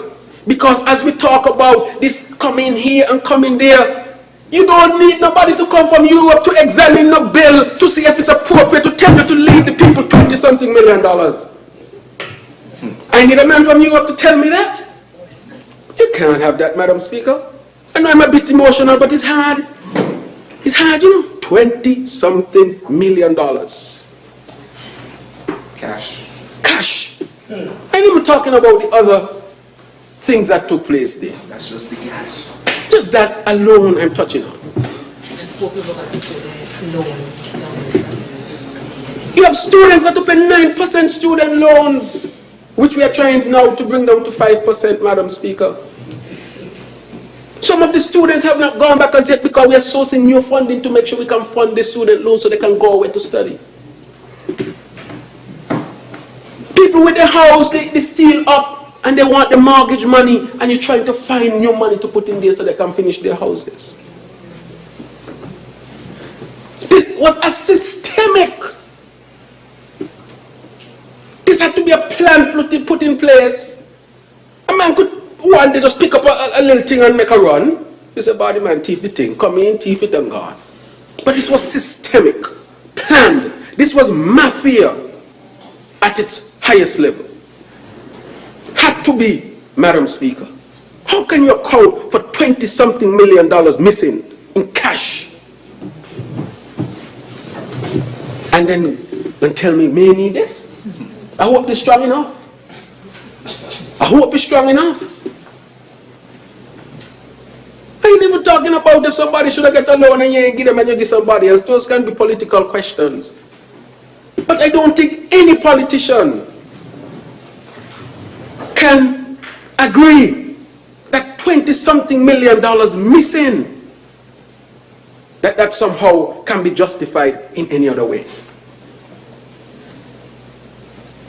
Madam Speaker, I hope that we get it right enough. I take the point that you need sometime to evolve, but this $20-something million, how much evolution you want to tell you, don't take up the people $20-something million. I mean, there are levels of things. I agree that we need better laws and we have to learn and adapt and so forth, but not that. I don't need nobody to come from Europe to tell me, do not touch the $20-something million. And so, Madam Speaker, these are the things that I'm speaking about. I'm not even talking about anything frivolous. I'm talking about the data that we now have that revealed how this was done. I can't ever remember hearing that a systemic type of action was put in place to siphon off $20-something million in cash. Of course, it was forensically proven. As I said, I would never speak on anything unless I have facts. I don't care what it is. Madam Speaker, I mean, when you look at this, for example. Some of those members are aware. No, they're not aware. And I've come to recognize that they're not aware.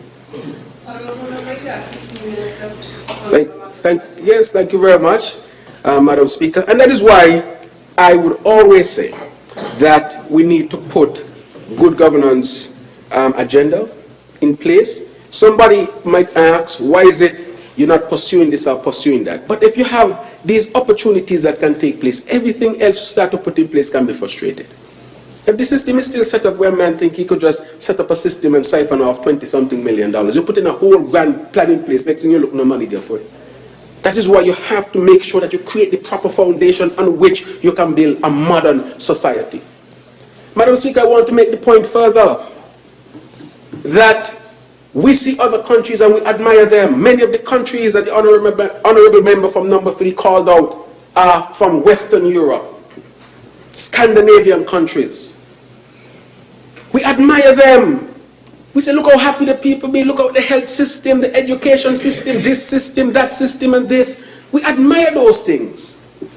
But they don't have anything that we can't have. We are one species, one human being. The same billion of brain cells they have, we have it too. Whatever they created, we can create at any other at the same standard. And in some cases, it can be advanced based on your history and time and place. When I travel to those places and I see the health system and the education system, the infrastructure and so forth, I said, wow. But why can't we have that in St. Kitts and Nevis? But we have learned already that if we have a system that people can become easily corrupted and corruption is practiced, it makes it almost difficult, if not impossible, for you to achieve those beautiful things that the member from number 3 spoke about. And so I want to encourage our people, not to just admire, but to know that we can do it too. We can do it too.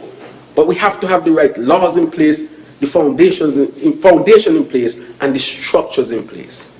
And a lot of them we can come up with our own thing. We don't always have to look for these experts and experts and experts. I don't need an expert to tell me to leave the people $20-something million. I will tell you something that was told to me by a friend from Grenada. He said one time they have the nutmeg, and they have nutmeg and something else down there. And when they were in Grenada, what actually happened is that they brought in an expert to advise them on the nutmeg or one of the spices. And the expert said, this is what you can do. Don't worry about the spice itself, but consider the flower. So cut down all the trees that are associated with the spice and just grow the tree for the flower. Madam Speaker, the spice tree, as I was told, is like the cock and hen tree that we call it, the flamboyant. One day you get shack as we call it, and the next day you get the nice cock and hen as we used to call it. But if you cut down the shack tree, you're going to cock and hen. And the people were like, you brought in an expert to tell us that. But we know that that's how it is. We came up with our homegrown policy of dealing with debt before. That was admired. It means that we don't always have to look for the experts. How about we see a problem for us and we study it and decide that we should do it? Sometimes coming up with your own homegrown solutions really are much better than just importing somebody's solution. But if we have the principles, after we establish the principles, we can then build the structure based on those principles. The Labour Party is built on the principle of for the good that you can do, and everything that you're supposed to put in place is something because of the good that you can do. It's never going to be perfect, but we are guided by that principle. And if St. Kitts and Nevis is guided by country above self, if every citizen were to follow that principle, we would not be in here talking about anti-corruption. Because it means every action you do, you'll put your country above yourself, and that will take care of everything else. But we are human beings. We are flawed. And because we are flawed, it's necessary to put laws in place to ensure that at least they can act as a deterrent, and when you do commit a crime, there's a punishment for it, so that hopefully we can learn that we need to act in a particular way. And that is why you put laws in place so that you can protect man from man, man from himself, so that you can create the best society that's built on the principles of equity and justice, giving every citizen a chance to do well. And therefore, Madam Speaker, as I wrap up, I want to say that this bill is a timely bill. It is not perfect, and I want to thank the member from number 9 for sharing his insights. Those things, of course, are considered, because that is what this parliament should be about, that we bring a bill, we debate it. That is why you have a debate, because somebody else from the other side can bring a good idea that you never thought about. Number 7 had one, And number 7, as I'm told, who also had an idea that can be looked at and incorporated, so be it. Not because member from number 7 is on the opposite side does not mean that if he says something that makes sense that we cannot look at. If we take the attitude that just because it comes from the opposite side, it makes no sense, and we should not accept it, well, where are we going? We're going to be back and forth, you win, take all, you win, take all, and you cannot have the input from the other side, which sometimes can be valuable. I accept that. I respect that. And so, taking that on board, I'm sure the AG is making notes that the good points that were made from the other side can also be looked at and be looked at. I remember, that is why I respect the AG so much. And that is why I support the AG so strongly.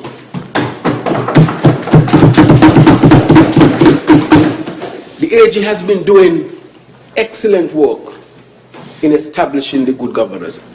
I said to the AG and the others, this is not going to be easy. This takes a lot of political will and courage and headaches. Exactly. To get it done. This is the first time it's coming in this type of form. Because good governance, when you bring it, there are a lot of things that can affect people in different ways that you have to look at. And I think the member from number 9 made the point. And those are valid points that we have to look at. But we have to ever be advancing towards perfection. Look at how we have born, Madam Speaker, formed. A sperm meet an egg cannot even be seen by the naked eye. And it grows up to be a man or a woman that eventually, do the part on the earth. But just because you're going to start from a sperm and an egg, you're going to aspire means that you shouldn't start at all. Because it's a sperm and an egg. But you have to recognize it's a sperm and an egg, and it needs nurturing, it needs to be in the right environment, it needs tweaking, it needs this, it needs that. And so this might be the embryonic form of something that has a good idea with it, and it needs to be, of course, managed in a particular way. We might have to amend here and amend here and fix it as we go along. Because once you're living on earth, you'll always have issues that you will have to deal with. And we accept that, Madam Speaker. But when I look at the AG, I want to really commend the AG, who has been doing a tremendous job, an excellent job. And when you want to bring something new, always remember that you'll be attacked. Look at the attacks of Martin Luther King. Do you know that they take Martin Luther King, if he was having an affair, and send it to his wife? Do you know they did that to his family? And all Martin Luther King wanted was justice for his people and justice for humanity in general. Look at what they did to him. Did not even think about how the wife will be affected or the children will be affected. We have to stop this man who wants to bring equality to black people. This is Black History Month, Madam Speaker, and I must speak about it. Look at Malcolm X. New evidence is now coming out. And now the family after 50 years want to sue the FBI and CIA and so forth. Because they brought a new idea forward. And if you don't like it, you try to say all sorts of things to detract and distract. To really prevent persons from looking at the real issues. And the real issue today is anti-corruption. own black history has taught us that. Look at Marcus Garvey, Jamaican, went to Central America, Costa Rica, and sure he spoke Spanish. Went to America with the big idea that we can have a black star liner and black people can be involved in commerce and shipping from the Americas, whether it be North, Central, Caribbean, over to Africa. Lock him up and throw him in jail on frivolous charges. Frivolous charges. For many years, even a lot of black people thought that Marcus Garvey was the worst man on earth. Until at the end, when the information comes out and you realize that he was really a man of great character, courage, and a sense of justice. Marcus Garvey. Look at our own Robert Bratcher, who wanted to bring something new.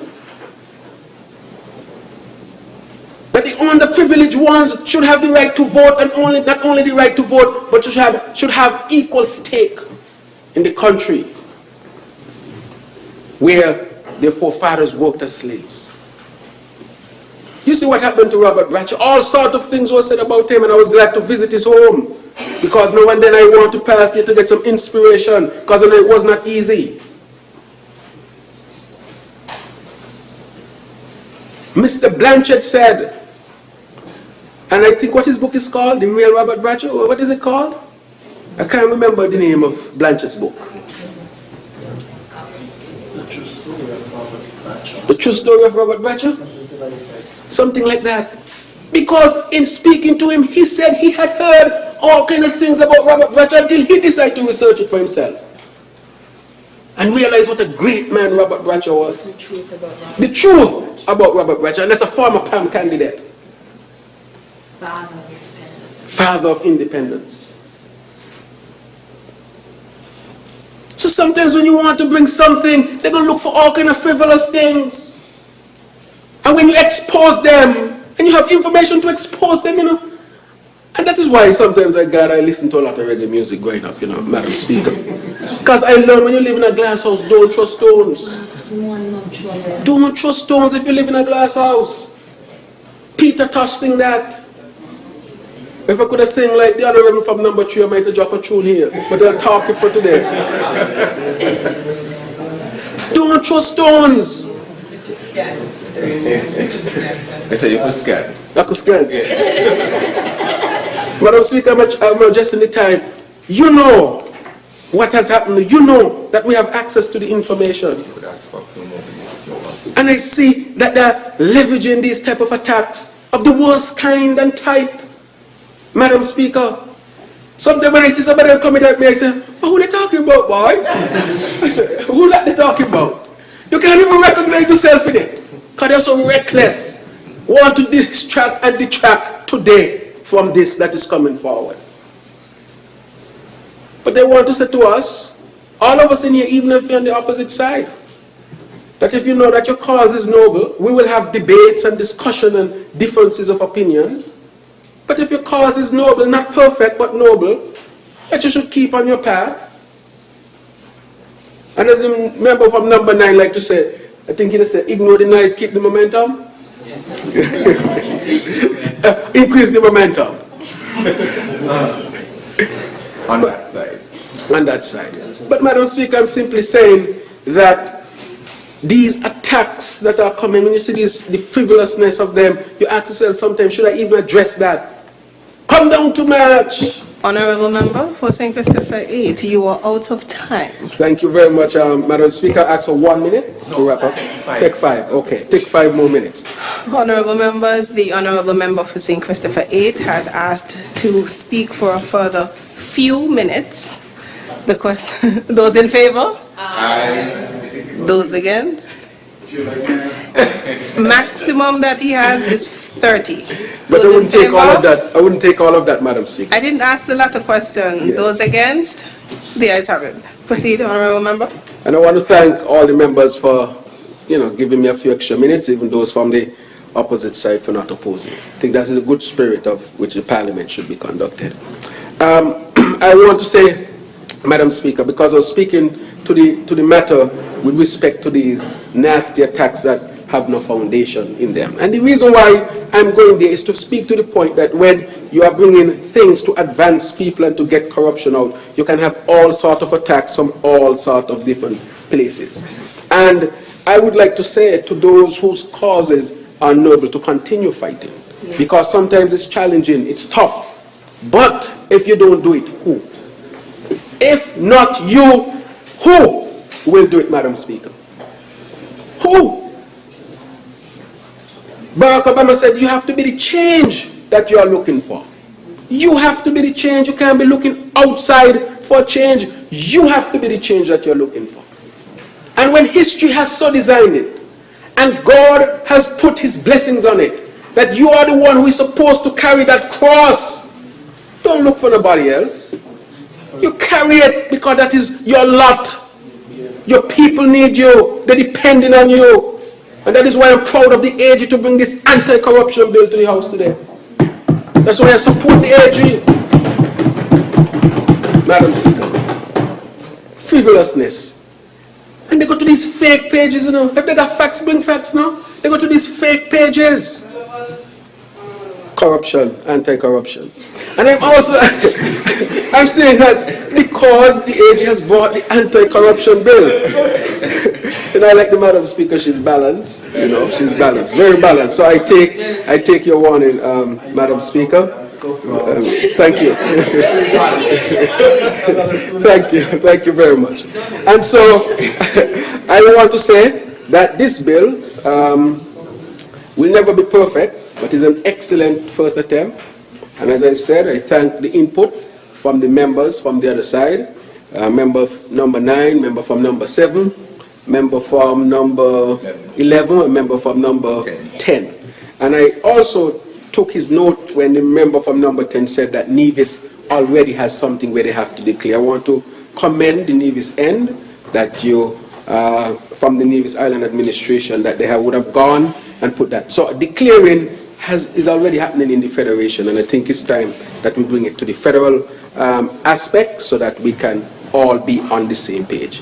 So, Madam Speaker, with that, I want to say once again, thank you, AG, for bringing this. You have done excellently well. You have our full support, and we expect you to bring more laws to transform St. Kitts and Nevis. Sometimes you plant a seed, and great people, they plant seed, knowing sometimes they will not benefit from the shelter of the tree. But you would have planted. What a word. What you would have planted. So let us plant the seeds, so that 20 years down the road, when our children, my own son is here, that when he reflects, and when he gets a couple more children in the future, and they reflect, that they can say, more children in the family, in the family, and they reflect, they can say that we work hard. Just as today we can reflect on the lives of our national heroes, namely Sir Robert Llewellyn Bradshaw, Sir Joseph and Franz, Southwell, Simeon Daniel, and well, the honorable member is here, and the honorable Sir Kennedy Simmons, the representative from PAM, was so duly informed that he would not be here, he's not here, that we recognize also that in the end, when our people reflect in the future, that we would have done enough, that they said that we were worthy of being in this house. May it please you. Thank you to the Honourable Member of St. Christopher 8. I recognize the Honourable Attorney General to do his wrap-up. Madam Speaker, with your leave, I rise to wind up the debate on the bill shortly titled Anti-Corruption Bill.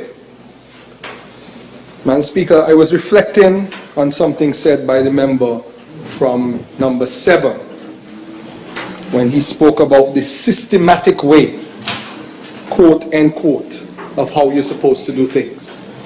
I think it's important while we wrap up this bill for me to tell the country the systematic way in which the government has went about to bring this anti-corruption bill to the House.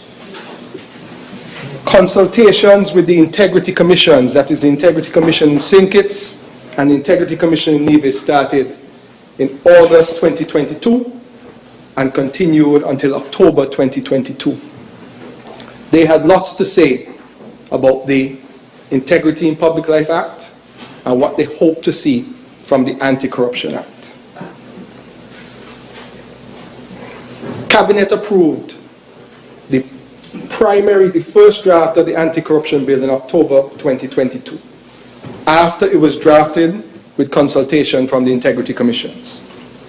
On November 1st, 2022, the bill was sent out for public consultation. It went to the Chamber of Industry and Commerce, the Christian Council, STNIPA, Trade and Labor Union, the general public, and to all members of Parliament. Amendments were proposed. They were received in December and January 2023. December 2022, January 2023. We got comments from the Integrity Commissions, both of them. We got comments from a couple attorneys at law in the country. And we got comments from persons from the general public during that period. The team then met and discussed the comments and revised the legislation to reflect some of the comments that were made. On February 8th, we came before this House and we read the bill for the first time. On February 7th, the day before, we finally received comments from the bar. But I'm happy to report, because the question was asked, that all of the comments from the bar were addressed in the amended legislation before. And now we are here today, February 22nd, 2023, to present a final version of the bill which has been debated. So I say that to say, Madam Speaker, how we approach drafting legislation and coming to the serious House is in a systematic, sensible, mature way.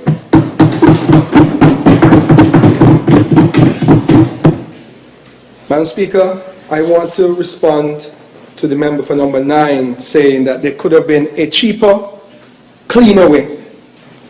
And I want to collate that with what the member for number 7 said, that they spent $1.7 million on the Integrity Commission to not give them any work to do. Madam Speaker. Madam Speaker, point of order. The learned Attorney General, no, I didn't say that. He cannot say that I say we spent 1.7 million for the Integrity Commission to do nothing. Sorry, Madam Speaker. Service. Sorry, Madam Speaker. Service. Sorry, Madam Members Speaker. of the Commission. Madam Speaker, I learned. I I apologize. I remember when I was a teenager, Madam Speaker, I used to volunteer for the music festival. And I was the liaison for Beanie Man. I remember I was backstage when he was performing, and he had a song. I won't repeat the song because it's a bit vulgar for the House. But he explained that commas are very important. So I apologize to the member for number 7. The member for number 7 said they spent $1.7 million on the Integrity Commission, comma. My view, to not give them any work to do. And I don't say that lightly, because I met with them. Good people, nice office, a nice safe in the back, nice logo on the door, no declarations to receive. Mayor Uno, your comment is in order. Proceed. Thank you, Madam Speaker. I appreciate that. Commas are very important. He said pause into the comma. In a rush. In a rush. Pass me the keys to the... Okay. Yes. You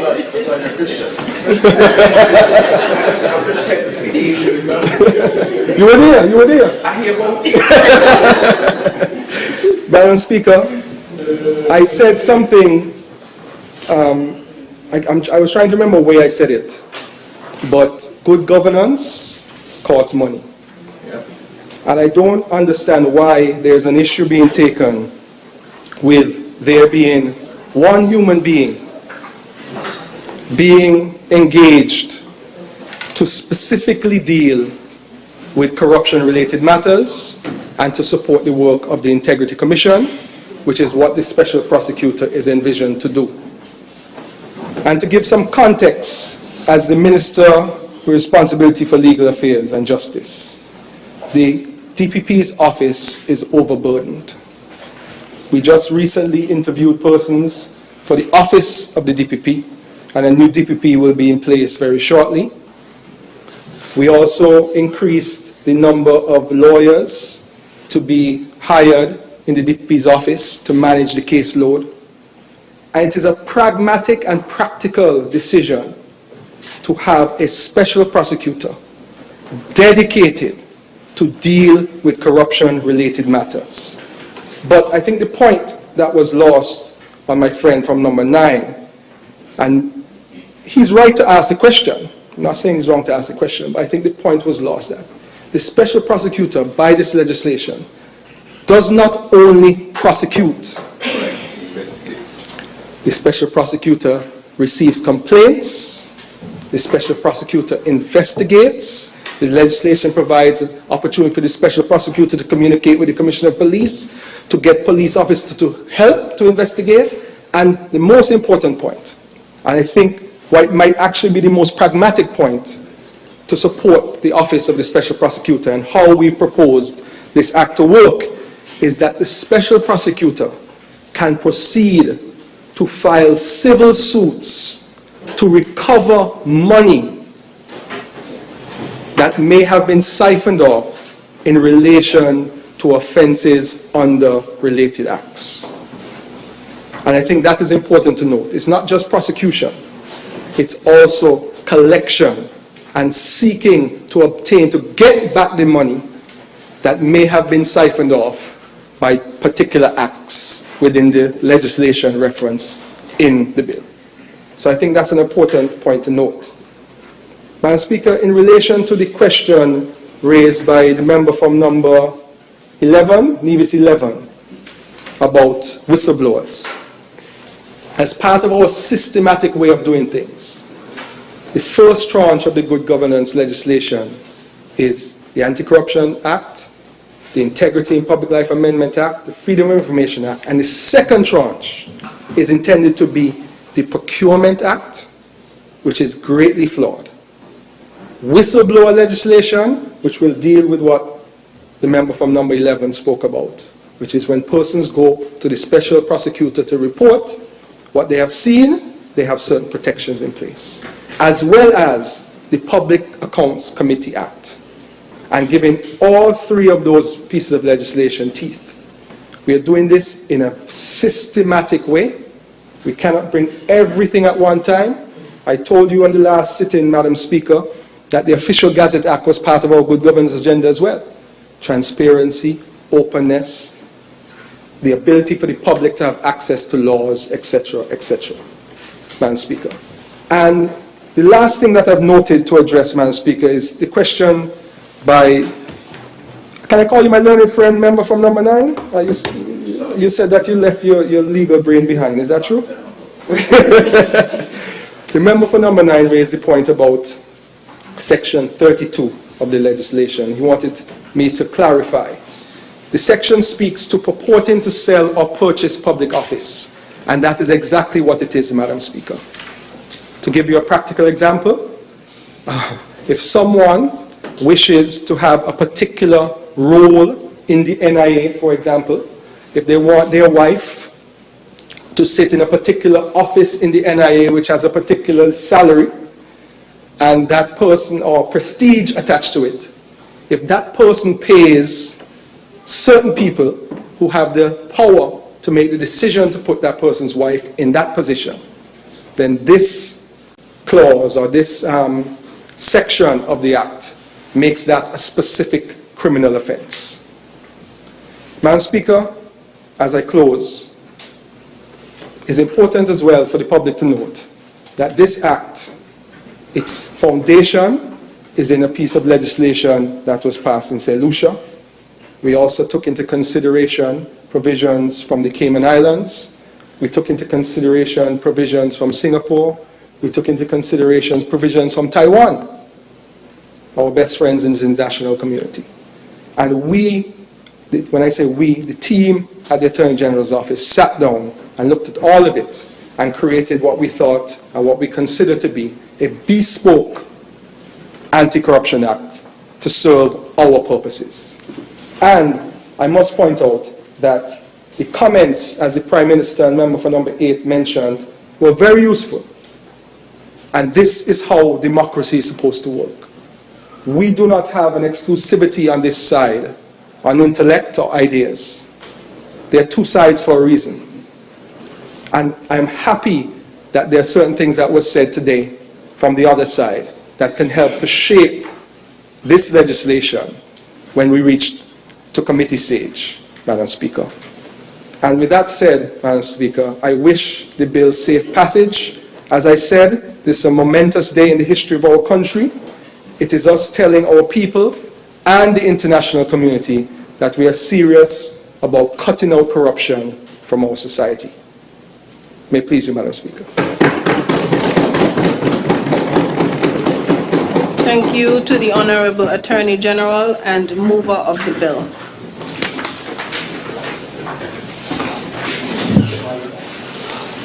The question is that the bill shortly entitled the Anti-Corruption Bill 2023 be read a second time. Those in favor? Aye. Those against? The ayes have it. A bill to define and create criminal offences of corrupt conduct and to create the office of a special prosecutor to receive complaints, investigate and prosecute acts of corrupt conduct of persons in public life in St. Christopher and Nevis, otherwise known as the Anti-Corruption Bill 2023. The bill shortly entitled Anti-Corruption Bill 2023 has been read a second time. House moves into committee stage.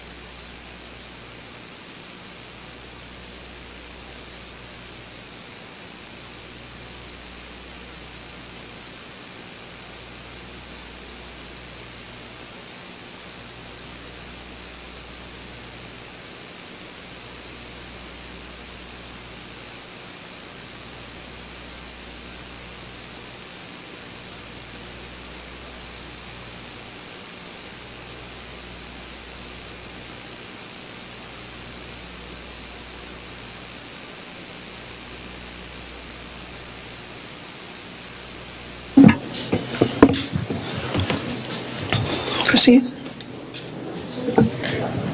The arrangement of sections. The question is that the arrangement of sections stand part of the bill. Those in favor? Aye. Those against? The ayes have it. Clause 1. Question is that Clause 1 stands part of the bill. Those in favor? Aye. Those against? The ayes have it. Clause 2. The question is that... Yes, Madam Speaker, we have...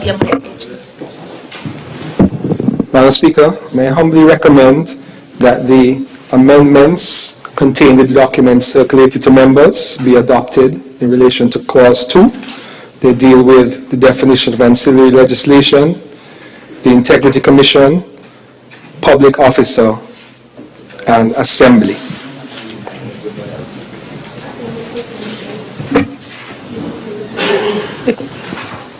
The question is that the amendments as circulated be adopted. Those in favor? Aye. Those against? The ayes have it.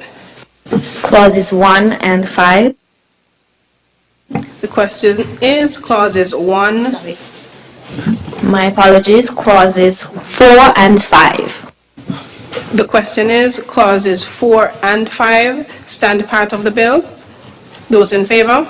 Aye. Those against? The ayes have it.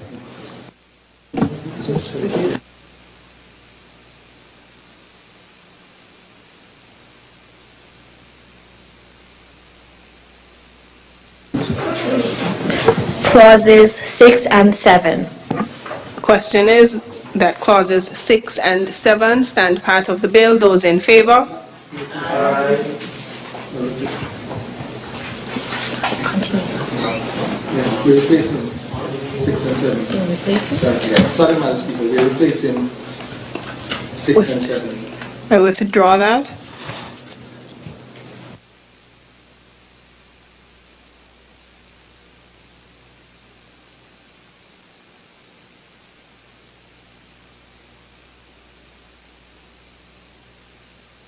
Madam Speaker, we beg for clauses 6 and 7 to be replaced as reflected in the documents circulated to the members, and those sections are titled Functions of the Special Prosecutor as well as Signing of Documents.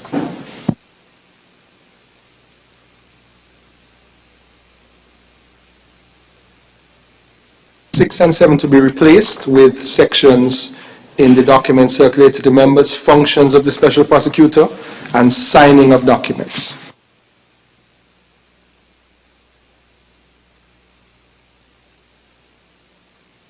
So the question is that that clause 6 and 7 be replaced with the documents circulated. Those in favor? Aye. Those against? The ayes have it. Clause 8. Madam Speaker, I beg your leave for clause 8 to be amended as reflected in the documents circulated to members by replacing subsection 2 and also subsection 3. The question is that clause 8 be amended by the document circulated. Apologies. Those in favor? Aye. Those against? The ayes have it. Clauses 9 through 11. The question is that clauses 9 through 11 stand part of the bill. Those in favor? Aye. Those against? The ayes have it. Clause 12. The question is... Madam Speaker, I beg for clause 12 to be amended to reflect the section F contained in the document circulated to members, and also that, sorry, Madam Speaker, may I humbly recommend that clause 12 be amended to reflect clause F in the document circulated to members, such that this expression, a public officer, is replaced with the expression, a person in public life, throughout the remainder of the bill. The question is that clause 12 be amended to reflect clause F in the document circulated. Those in favor? Aye. Those against? The ayes have it. Clauses 13 through 27. The question is that clauses 13 through 27 stand part of the bill. Those in favor? Aye. Those against? The ayes have it. Clause 28. Madam Speaker, may I beg your leave for the expression in clause 28, special prosecutor obtain, be replaced by special prosecutor shall obtain, as reflected in paragraph G of the document circulated to members. That the expression in clause 28, the special prosecutor obtain, be replaced with the expression the special prosecutor shall obtain, as reflected in paragraph G of the document circulated to members.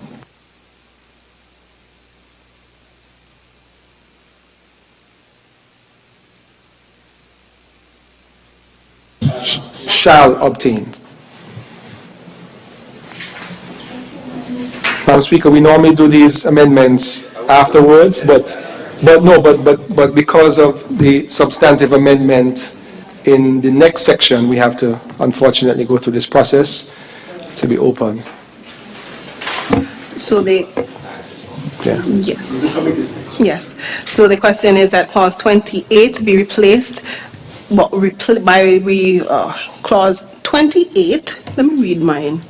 Be replaced by the expression. No, sorry, Madam Speaker. It's the expression in clause 28 be replaced. The special prosecutor obtain should be the special prosecutor shall obtain. Very well. The question is that the clause in the expression in clause 28, the special prosecutor obtain, be replaced with the expression the special prosecutor shall obtain. Those in favor? Aye. Those against? The ayes have it. Clause 29.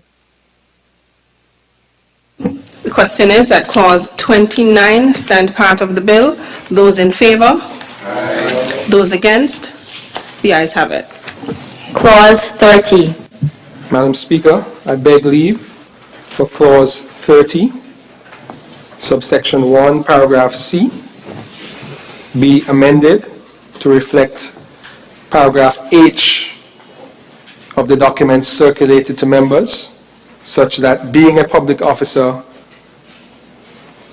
be replaced by being a public officer or a public official. The question is that the phrase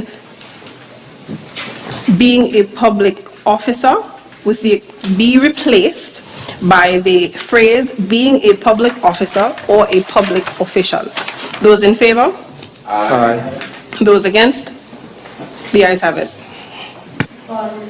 Clauses 31 through 36. The question is that clause. Clause commits, it should be an offense, not an. Okay. Oh yeah, and offense, yeah.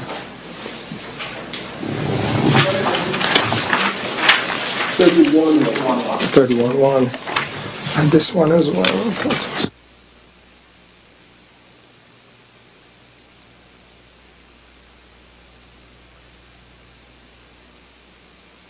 The question is that the word and in clause, well, in section 31, clause 1, be replaced by the word an, that is an. Those in favor? Aye. Those against? The ayes have it.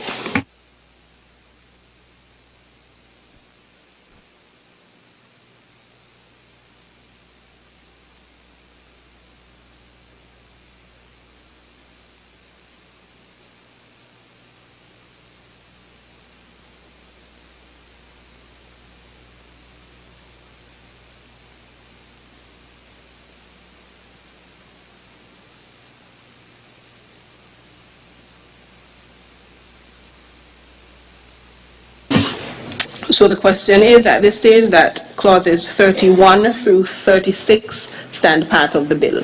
Those in favor? Aye. Those against? The ayes have it.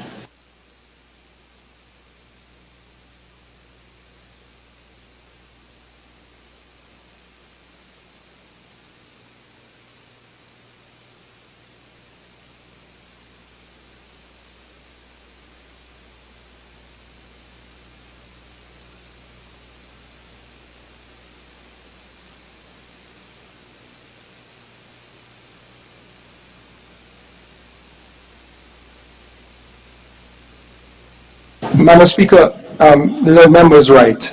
I was going to do it at the end, but it affects the numbering now. Yes. In clause 3, sorry, in clause 2, is supposed to be objects of this act, as reflected in B of the document circulated to members. Yes.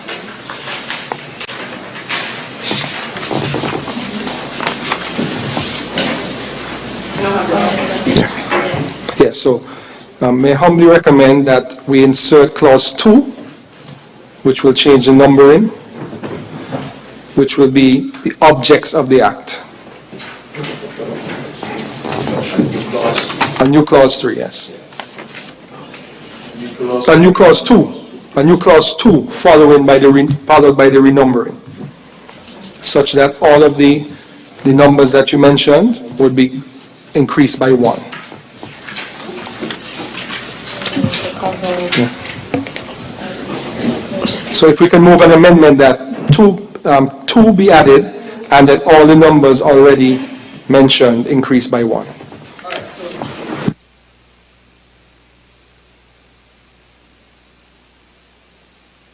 Yes, to add new clause 2. Clause 2 is interpretation. Sorry, clause 3, sorry, yes, you're right. By inserting a new clause 3 after the interpretation section, sorry. Yes. So the question is that the amendment be an insertion of a new clause 3 so that the numbers following may be increased by 1. Those in favor? Aye. Those against? The ayes have it.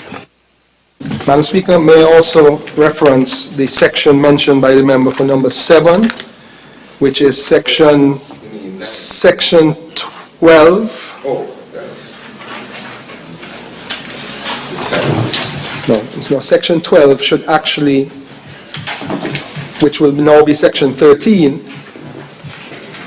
Section 12 is titled Appointment of the Acting Special Prosecutor. Where it says Attorney General, it should actually say Public Service Commission.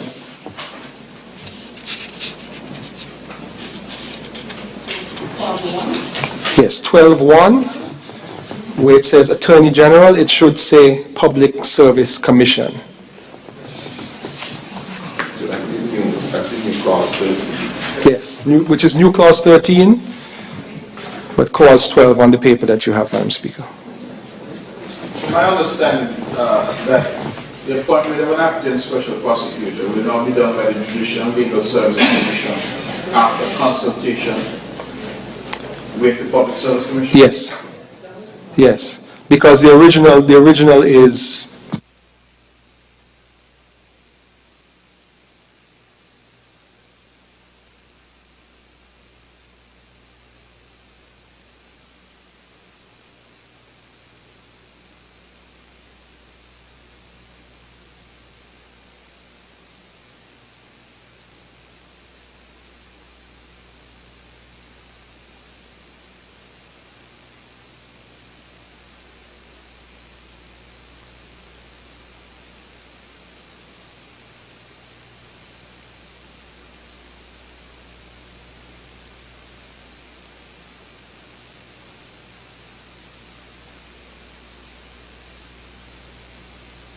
be changed from Attorney General to PSC, Public Service Commission. Yes, under the acting, which is 12.1.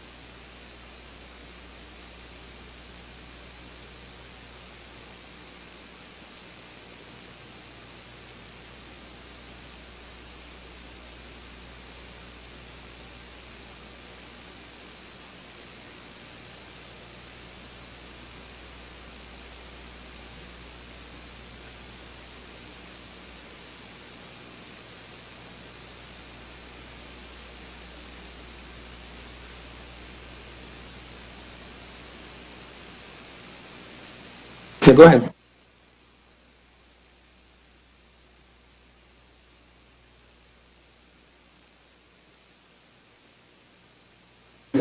So the question is that the new section 13, where it reads Attorney General be replaced by Public Service Commission. Those in favor? Aye. Those against?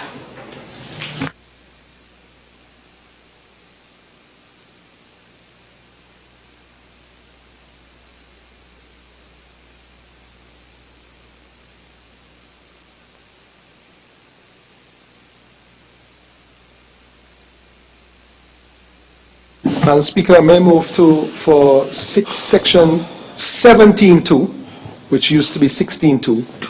That commission is currently missing a second S. This is my first one. This is one after the other.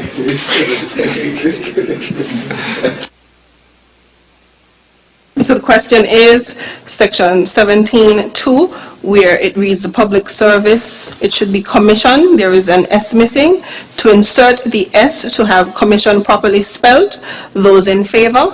Aye. Those against? The ayes have it.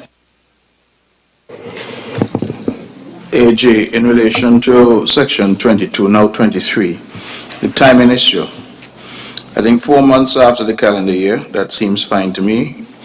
Should they cause a copy of the report under subsection 1? I think it should be laid before the Parliament at the next sitting after receipt, or perhaps we want to say, or within 30 days, whichever is sooner.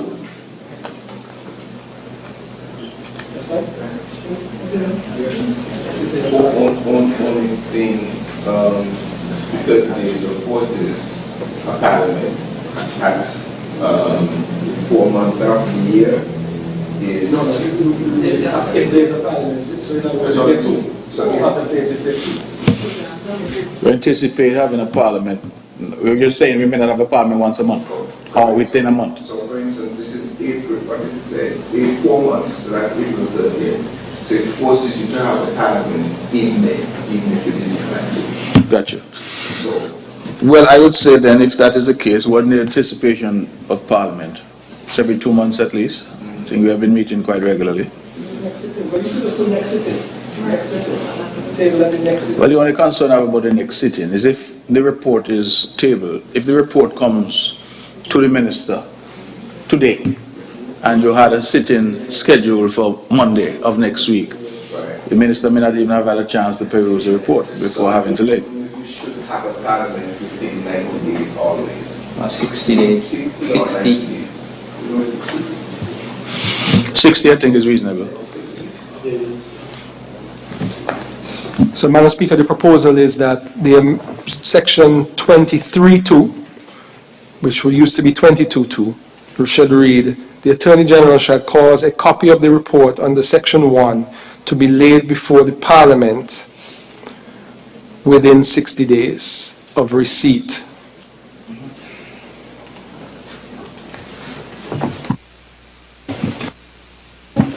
The question is that the now 23.2 be amended to reflect at the end of Parliament within 60 days of receipt. Those in favor? Aye. Those against? The ayes have it. Proceed. Madam Speaker, I may humbly recommend that the first schedule be amended as reflected in paragraph I of the document circulated.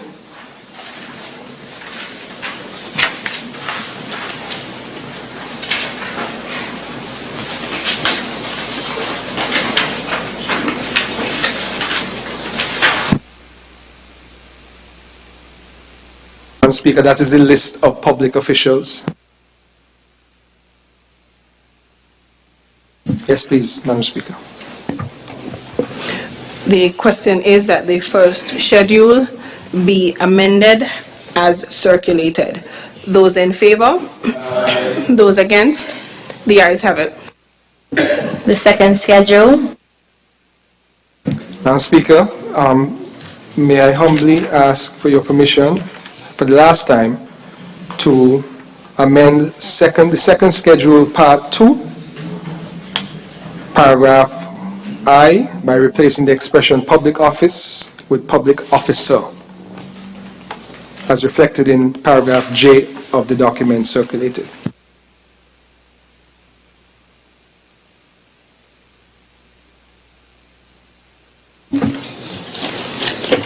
The question is that the second schedule, where it says public office, be replaced with the expression public officer. Those in favor? Aye. Those against? The ayes have it.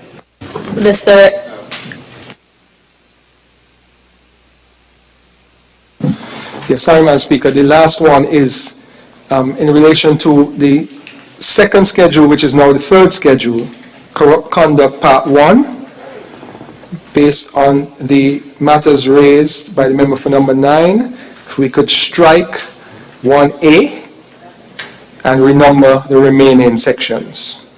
Sorry, repeat that. In the second schedule, which is now the third schedule, titled Corrupt Conduct Part 1,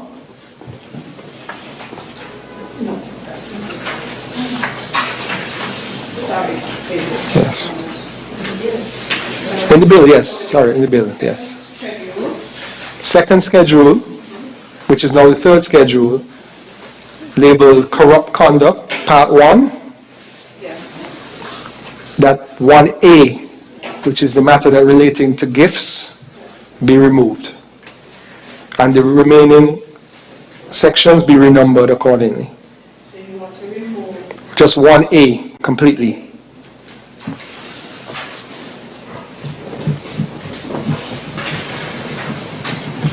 So the question is, the now third schedule have a removal of 1A and have the other numbers renumbered as necessary with the removal of 1A. Those in favor? Aye. Those against? The ayes have it.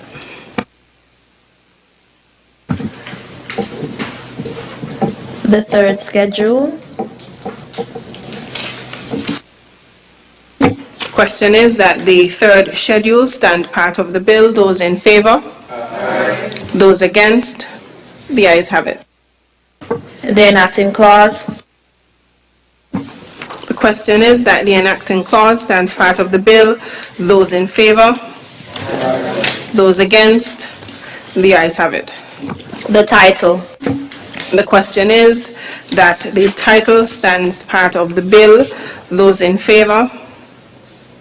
Those in favor? Those against? The ayes have it. House resumes.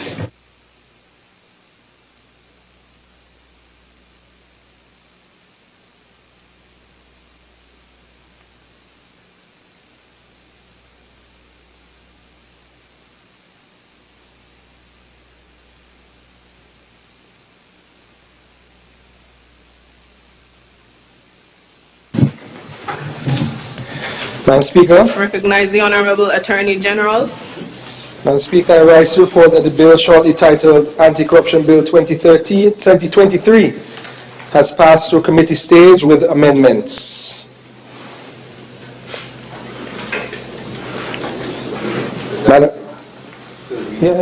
Madam Speaker, I now move that the bill shortly titled Anti-Corruption Bill 2023 be read a third time and passed.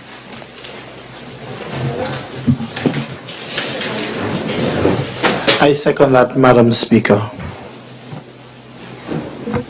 The question is that the bill shortly entitled Anti-Corruption Bill be read a third time and passed into law. Those in favor? Aye. Those against? The ayes have it. A bill to define and create criminal offences of corrupt conduct and to create the office of a special prosecutor to receive complaints, investigate and prosecute acts of corrupt conduct of persons in public life in St. Christopher and Nevis, otherwise known as Anti-Corruption Bill 2023. The bill shortly entitled Anti-Corruption Bill 2023 has been read a third time and passed into law.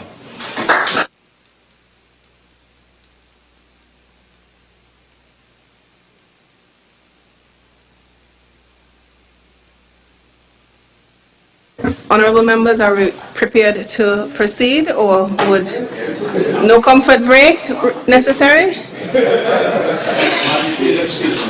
Very well.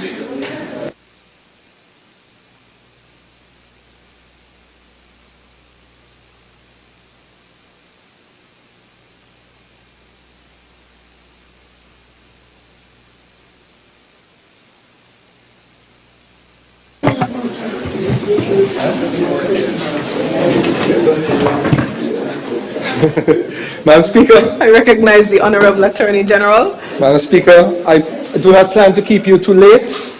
I know that your bedtime is likely approaching. It's 9, yes. Mine is 2, Madam Speaker. Madam Speaker, I rise to lead the debate of and have read for a second time in this Honorable House the bill shortly titled Integrity in Public Life Amendment Bill 2023. Madam Speaker, the Integrity in Public Life Act was passed in 2013. In summary, as currently worded, the Act establishes the Integrity Commission and provides a regime by which public officials are required annually to file declarations with their income, assets, liabilities, and private interests. The Integrity Commission is tasked with reviewing those declarations year by year to determine if any new information suggests that the public official has gained unexplainable wealth.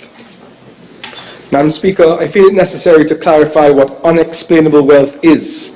For example, a director of audit may in his or her 2023 declaration declare ownership of 1 house, 1 vacant parcel of land, and 1 car. However, in his or her 2024 declaration, the director of audit could declare ownership of 3 houses, 2 vacant parcels of land, and 3 cars. If the director of audit does not state in the declaration how the increase in assets occurred, the Integrity Commission could invite the declarant to explain. The declarant could very well arrive at the Commission's office with a will in hand for his or her recently deceased great aunt, who left her or him 2 houses, 1 vacant parcel of land, and 2 cars. That wealth gain is explainable. Similarly, a leader of the opposition may declare in 2023, and I was hoping the leader of the opposition was here, I would have increased the numbers, but for the example, I'll pretend like he's not here, and declare net worth of $2 million US, for example. That's too low. I know, but he's not here. You covered. For example, I'll add a 0. The leader of the opposition may declare in because we wanted to be realistic. The leader of the opposition may declare in 2023 a net worth of $20 million US, and in 2024 could declare a net worth of $30 million US.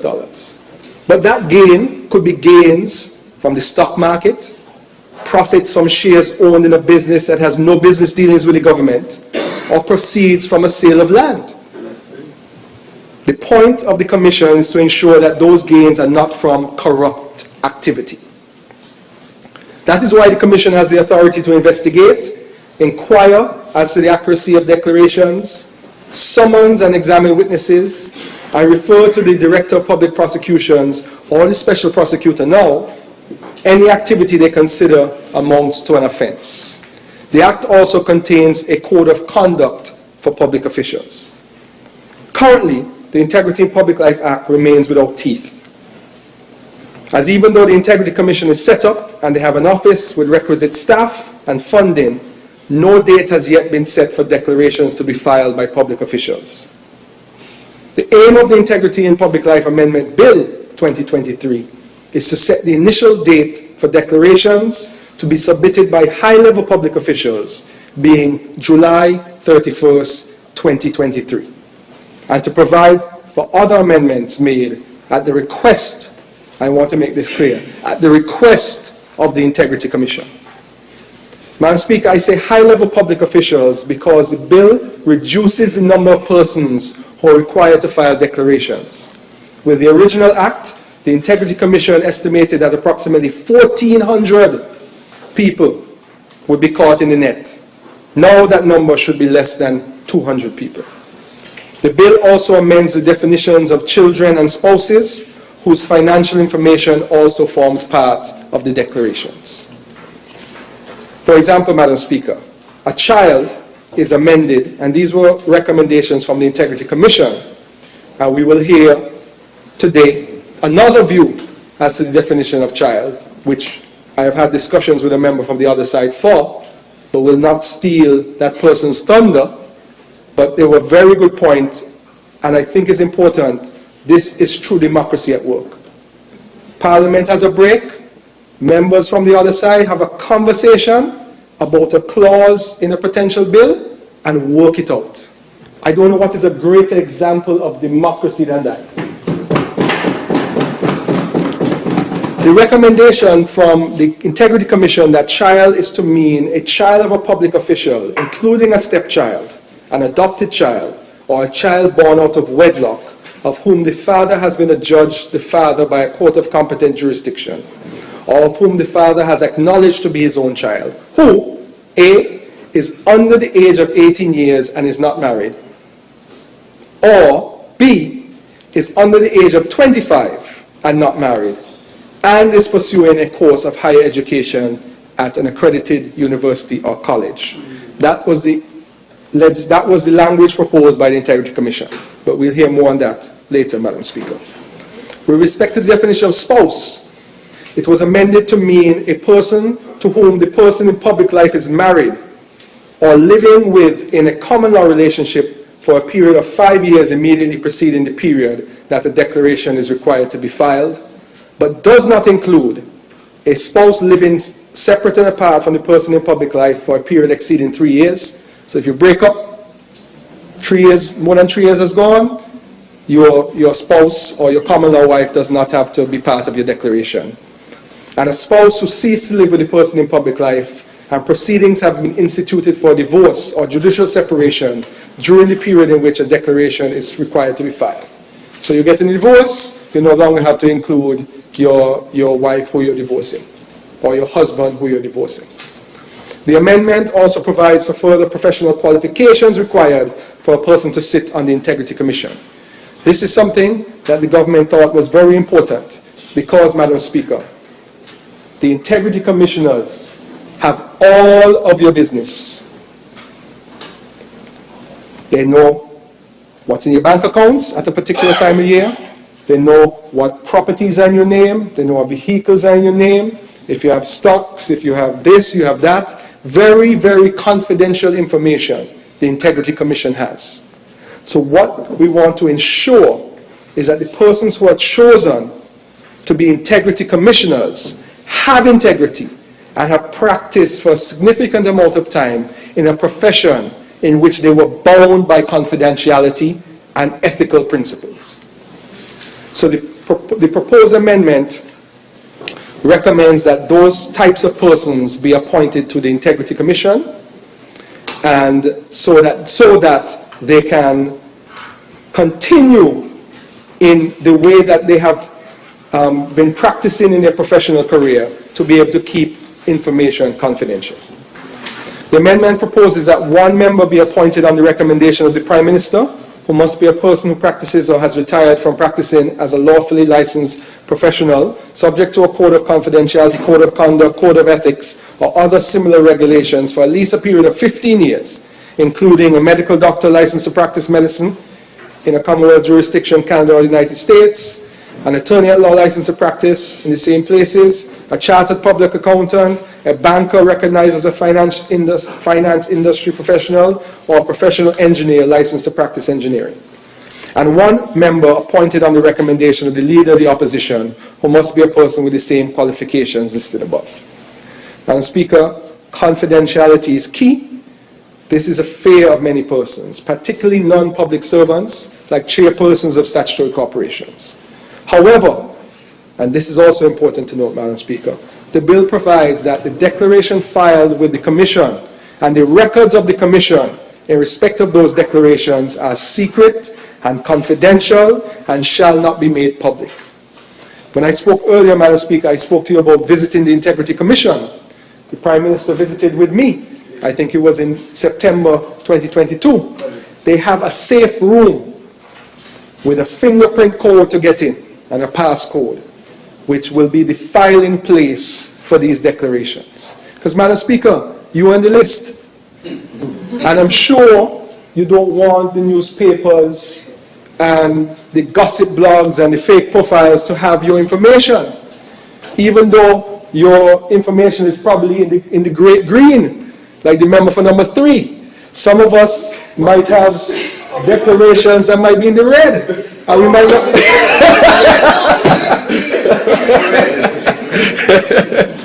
But, Madam Speaker, the point is, this is a great fear, especially in a small society. And the amendments to the legislation contemplate making it serious for this information to not be divulged. So, the integrity commissions have to be serious persons who have practiced for a long time in a particular area, as well as there is a serious offense for divulging information in relation to the declarations, so that persons can feel comfortable, Madam Speaker, in filling out their form and providing their information, and they know it's really just for the purpose of showing to the Integrity Commission that you have done nothing wrong, and everything you have or don't have is based on legitimate and non-corrupt ways of doing your business in life. Madam Speaker, the full activation of the Integrity in Public Life Act 10 years later is therefore an important legislative pillar of protection of our people against corrupt officials. And to wrap up, Madam Speaker, I want to say, when I had very early discussions with the Integrity Commission, they said to me 1,400 people just did not make sense. They would not be able to sift through all of that information. And that is when we had the first discussion, and I told them about the idea of the Anti-Corruption Act. All of these pieces of legislation work together. The Anti-Corruption Act, which is now an act, covers the entire public service and all high-level public officials. The Integrity in Public Life Act now covers high-level officials only. And the reason for that is high-level officials have the greatest opportunity to be corrupt.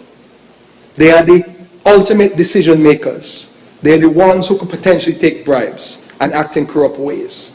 So the Integrity Commission now will be charged with looking at less than 200 declarations year by year and being able to tell the people of this country that the people in the highest offices in the land are doing things the right way. And that is the purpose of all of this. That is the purpose of the good governance legislation. That is the purpose of us taking this step. And Madam Speaker, this is not an easy step for any government to take. Because at the end of the day, we are the government. This applies to us. Sometimes government wait till they're going out to do these things. But we are telling the people in this country there will be no corruption in this government. And we are willing to put our money where our mouth is by passing the legislation that will govern us to show the people we are serious about doing good for them, and this is not about personal gain. Madam Speaker. And with those few words, I pray for the bill's safe passage. Thank you to the Honorable Attorney General and mover of the bill. Are you seconding, Honorable Member? We have had that occur, you know. We are a member of the opposition who would have seconded. I recognize the Honorable Senator Dr. Clark. Madam Speaker, with your leave, I rise to second the bill and reserve my right to comment on the debate at a later time. Thank you, Honorable Senator Clark, for seconding the bill. I recognize the Honorable Senator Latoya Jones. Madam Speaker, I can say that I've been ready to present. I was hoping I would have done so earlier, that we wouldn't have been at this stage at this time. but I know our bedtime is approaching, and I will not be long. Madam Speaker, I rise to give a very brief presentation on this very important bill, the Integrity in Public Life Amendment Bill 2023. Before I delve into the amendments, permit me to begin by commending the mover of the bill for his presentation. I am certain that these amendments were made to add clarity and a better understanding of the Integrity in Public Life Act, which also enhances its application. The amendments are therefore duly recognized and welcome, Madam Speaker. Madam Speaker, we know that the Integrity in Public Life Amendment Bill 2023 seeks to solidify the relationship between public officials and citizens as it is structured to build trust and confidence between all parties involved. This bill will not only enhance the ethical conduct of persons in public life, but it will also strengthen the prevention and detection of corruption. In short, it will promote integrity and accountability in public life. And Madam Speaker, I support it all. Madam Speaker, as it relates to the amendment, I am pleased with the addition of deadlines that were added to the bill. I now recognize that myself, my capacity will be filing my declaration, and I think my due date is July 31st, if I'm not mistaken. But, Madam Minister, I must say that I'm eager. I'm ready to file. I have nothing to hide. My life is an open book, and I believe in transparency, honesty. So I'll be filing before. Yes, and integrity, of course. And I'll be filing. Not that I have much to file, but no. You in the green too, as member for number 3. Your colleague said it, not me. I am also pleased with the inclusion of the electronic submission of the declarations. I think that would be done on the website. This is a plus, as it will prove to be convenient and time efficient for all. So I do welcome that. But Madam Speaker, before I proceed in highlighting the concern that I have on this amendment bill, I want to offer praise to my colleagues. I know 2 of them left already, but the Honorable Member for Nevis, Ten is here with me. And the ordinance was passed in 2013 and operationalized in June of 2018. Our office, our Integrity in Public Life, the Commission, opened in 2019, and filings of declaration by the public officials in Nevis began in 2019. So I want to commend my colleagues and give them praise for the accomplishment that we have made in the integrity in public life. Like I said, it shows that we are transparent. It shows that we are open, we are honest, and we want the people of Nevis to see and to understand that while we're here to serve them, we have to do it in a particular manner. We are not here to take advantage of the public purse. We are here to work and, of course, be paid to work, and that is fine.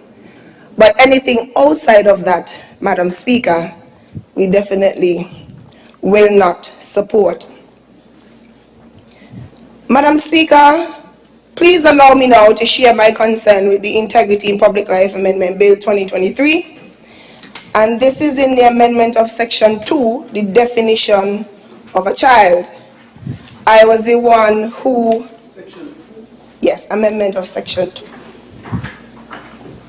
As 3, amendment of Section 2. Right. Yes, definition of a child.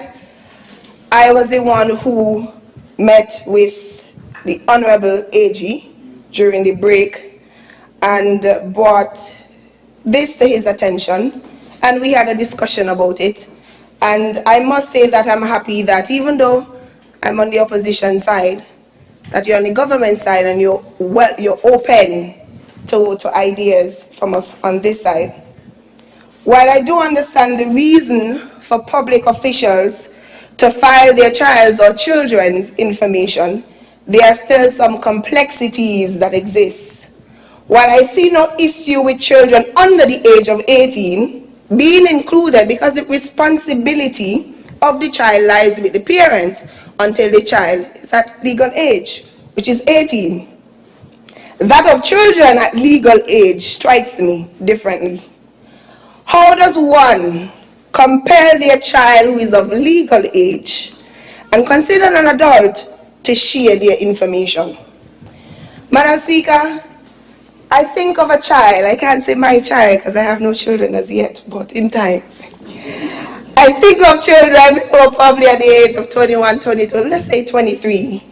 They're in university. They're living by themselves. They're working to pay for their tuition. Perhaps they don't get any assistance from me as their parent, me as a public official. How do I approach my child and say to my child, you have to provide information to me about your banking information, whether it's banking, income, whatever it may be, so I can be clear.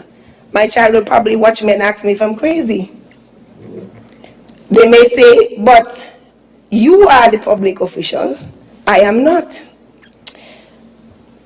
Madam Speaker, what then?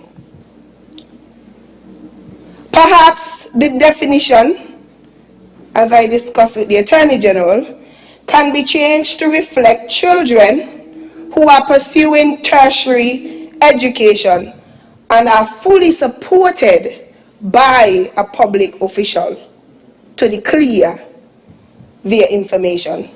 Perhaps that is the better approach. My next concern is why an accredited university or college? Accredited is the word. Madam Speaker, perhaps the word accredited acts as a loop. I'm not a lawyer. I'm an accountant by profession. I know there are many lawyers on this side, so don't eat me up today. But perhaps the word accredited acts as a loop or escape for, with a lawyer, a good lawyer. One can ask, what if the school is not accredited? Then filing for the child or children cannot be done? Madam Speaker, we must recognize that our colleges here, CFBC, AVEC, Nevis Sixth Form College, while they are registered and recognized nationally, they are still not accredited. We also have to bear in mind that when our students or children leave here to pursue education overseas, it's not always at an accredited college or university. You have persons who may get a scholarship for sports. Some of them attend junior colleges. You may have a religious person who attends a religious college or university and they're not accredited. So perhaps the word accredited should be removed. Honorable AG, I'll be guided with you on that. I think initially you were saying perhaps it should be recognized, or it could just be college or university, and remove the word accredited. See, Madam Speaker, I told you, and I kept my word, that I would be short. Because really and truly, this bill is not a controversial bill for me to come here and say, oh, I oppose this, no. I will look bad as a public official to say that I oppose this bill. I wholeheartedly support this bill here today, Madam Speaker. While we can say it should have been sooner, we can't dwell on the past. The fact is, it is here. My thing is, now we should look towards the future. and ensure that it is not only, or it doesn't stick to just being on paper, but we as public officials step up and declare to the public. I do like the measures that are being put in place to protect our information, but even if mine were to go public, like I said, it's not much to be declared. But anyway, I'm in the red zone. Everybody else is in the green. But, Madam Speaker, on a serious note, those were the concerns that I have on this Bill, Integrity in Public Life Amendment Bill. I would leave the changes to the Honorable Attorney General as he may see fit. And Madam Speaker, on that note, I wish this bill safe passage. Thank you.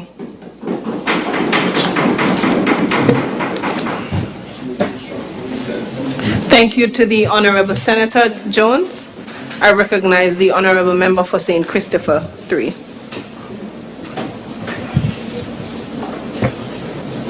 I was wondering if I should take this because it's not going to be long.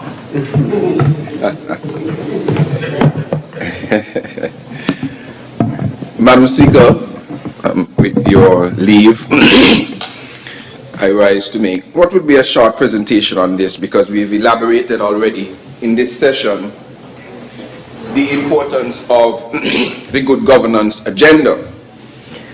And we have highlighted the failure of the former administration in having this legislation before them and not seeking to properly activate it and give it the teeth that was necessary to enforce declaration. So I want to commend the Honorable Attorney General again.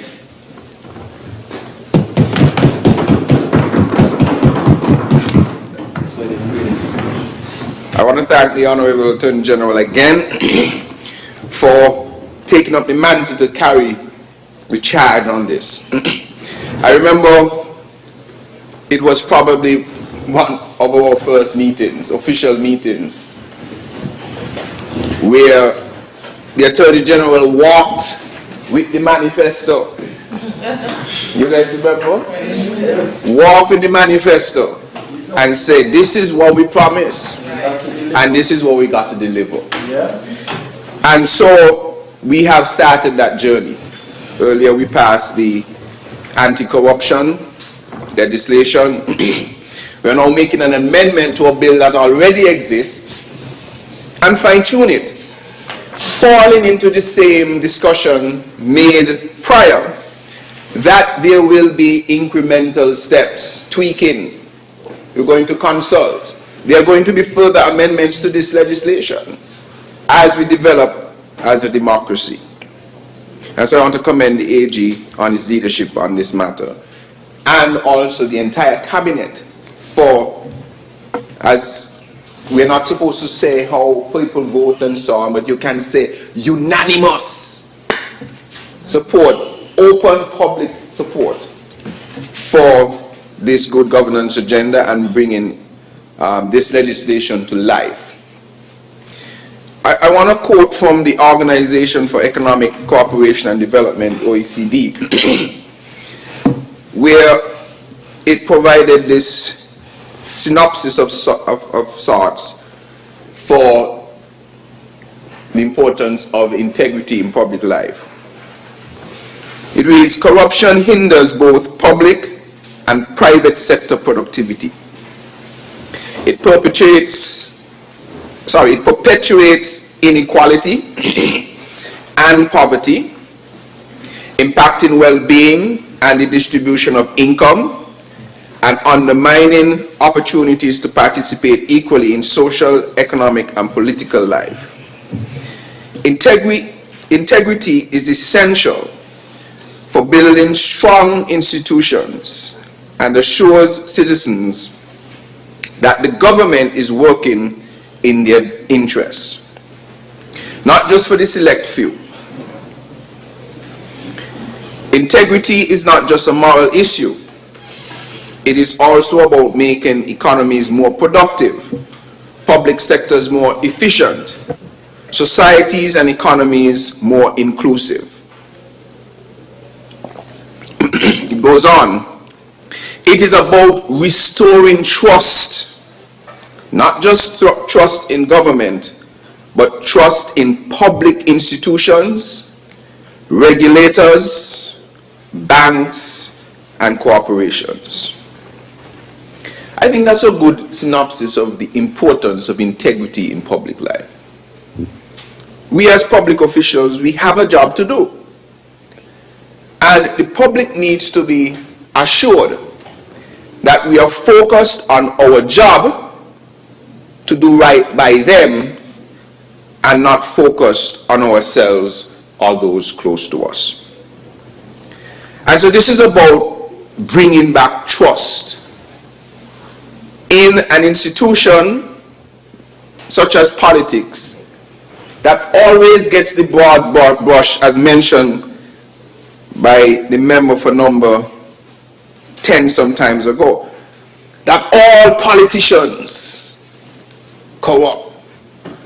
All of them. That's like saying, you know, all pastors sinning on the pulpit and taking people's or the congregations for a ride. Or to say, well, and the young lady here say, or by saying all man bad. All man can be bad. There's just no law in the world that everything can be bad. Because I ain't bad when it comes to that. I try to be good, right? Yes. Yes, I try. And so we don't want to be painted with the brush that all politicians bad. It got some bad ones, yes, some very bad ones. Have some very good ones. And it have some very good ones. But what something like integrity in public life does is that it can give people confidence that your public officials are acquiring their assets, their money, their wealth in a proper, just, and legal way. And start to disabuse the minds of many that all politicians, bad. Just can't be. And so I like the member for the senator opposite, who said she's excited, she's ready, anxious to declare. Because she says she doesn't have anything to hide.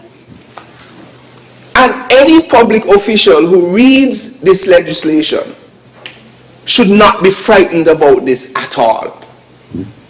Because if you have made $20,000 from a legitimate sale of something that you do, and you know that you have done it according to the law, there's nothing to be afraid of. If maybe you're the age and you've made $20 million, let me not say that. See next in everyone and say the.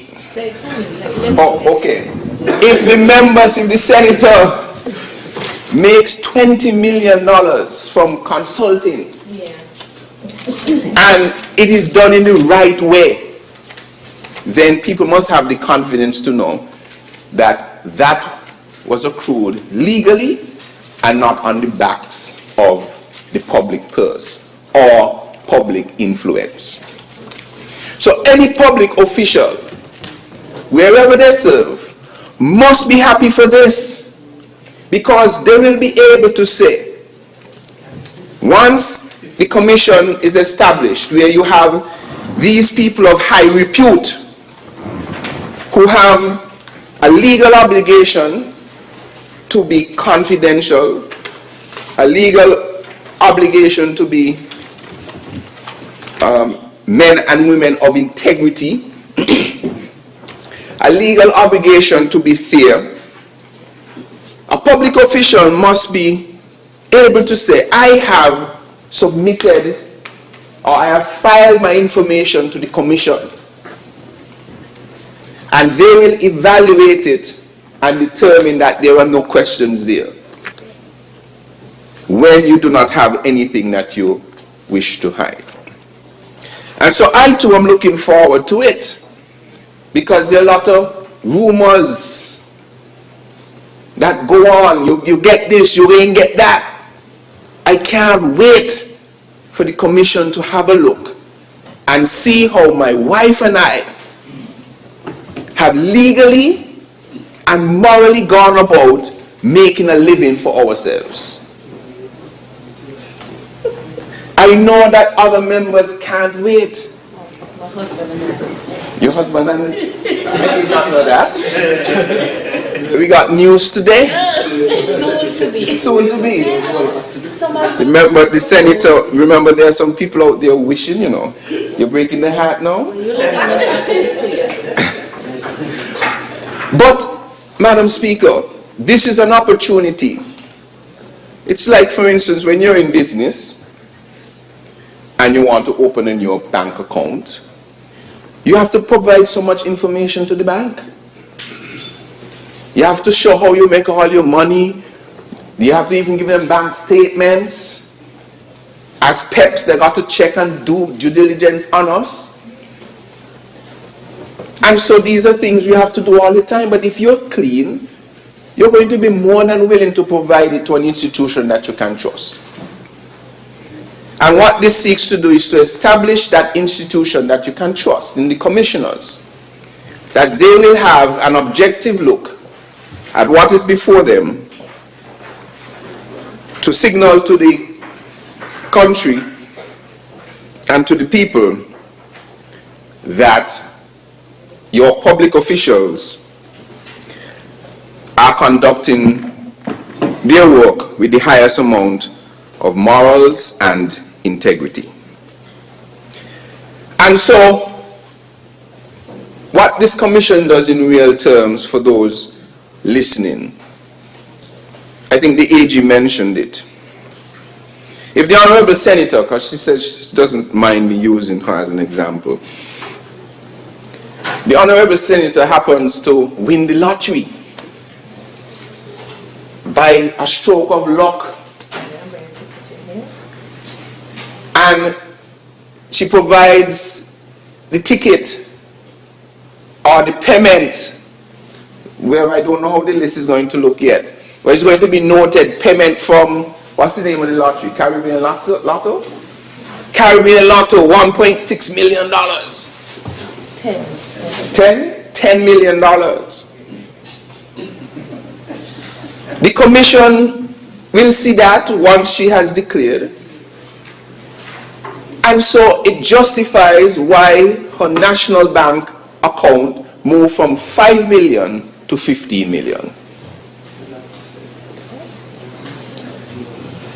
So the commission is there to give credibility to the lives of the public officials. What the commission is not there to do, however, is to then band about the information that it receives. That is not what this is about. This is not a witch hunt exercise to go and try to dig and release information that this person has this amount, this person has that. No, it is to ensure that there is sufficient confidence that how public officials get their wealth or their income is above board. So as I said, we can't wait to be able to file, so that when you see, because some people get into politics and maybe they haven't built their houses yet. What are they to do? Wait until 20 years to build a house? Or are they supposed to pursue their dream to own their own house? What the Integrity Commission would do is then give credibility that although when you started, because you started young, at 30, you had not yet built your house, then you start to make an income, you could go to the bank, get a mortgage, and you build your dream house, a 3-bedroom house or something, that people can say with certainty, we have some sort of check and balance to ensure we understand where that income came from.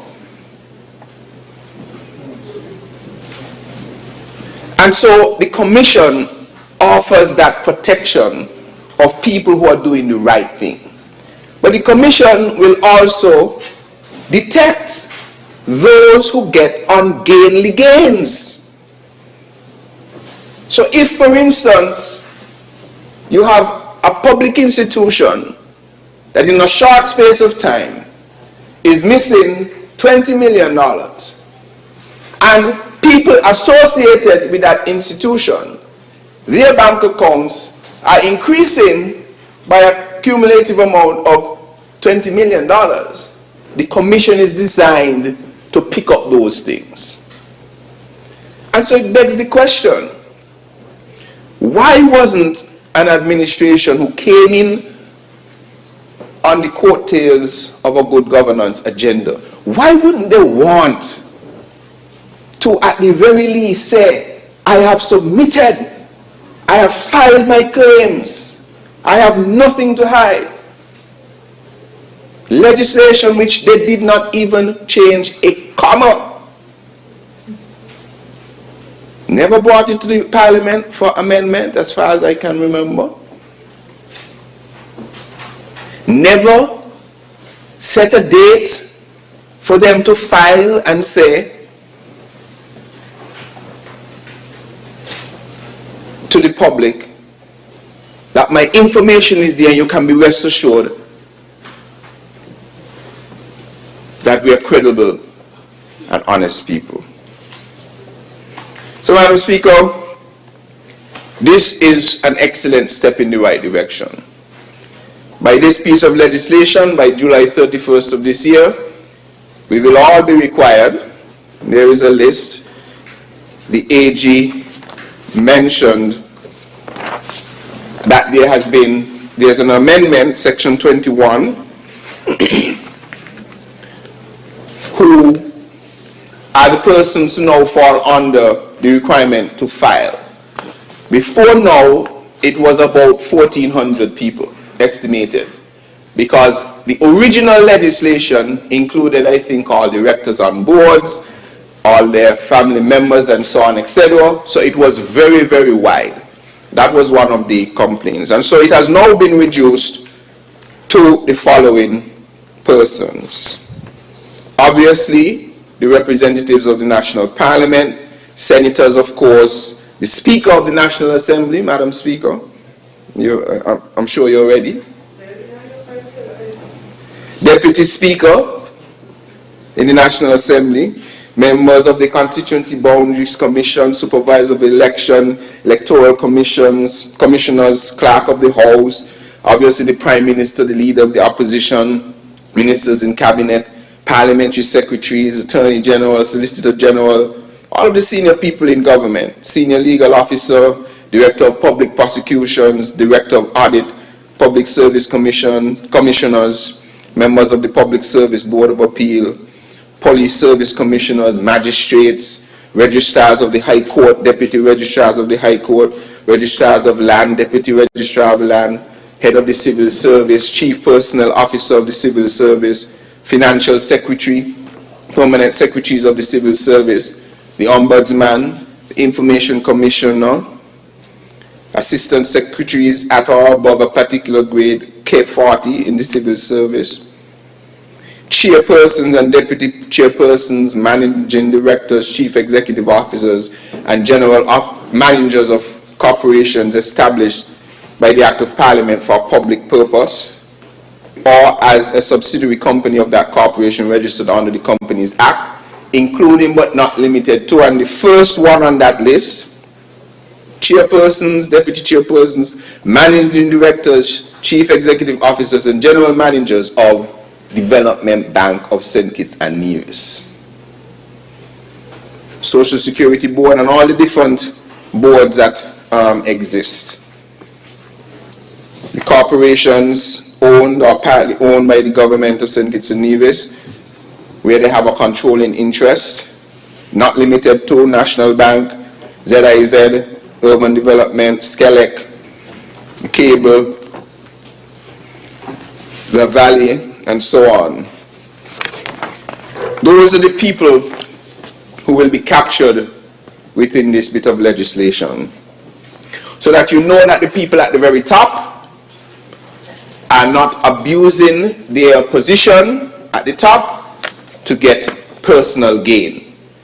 And so when somebody advances themselves, we want to be sure that it was done in the correct way. Final thing I would say, one of the things that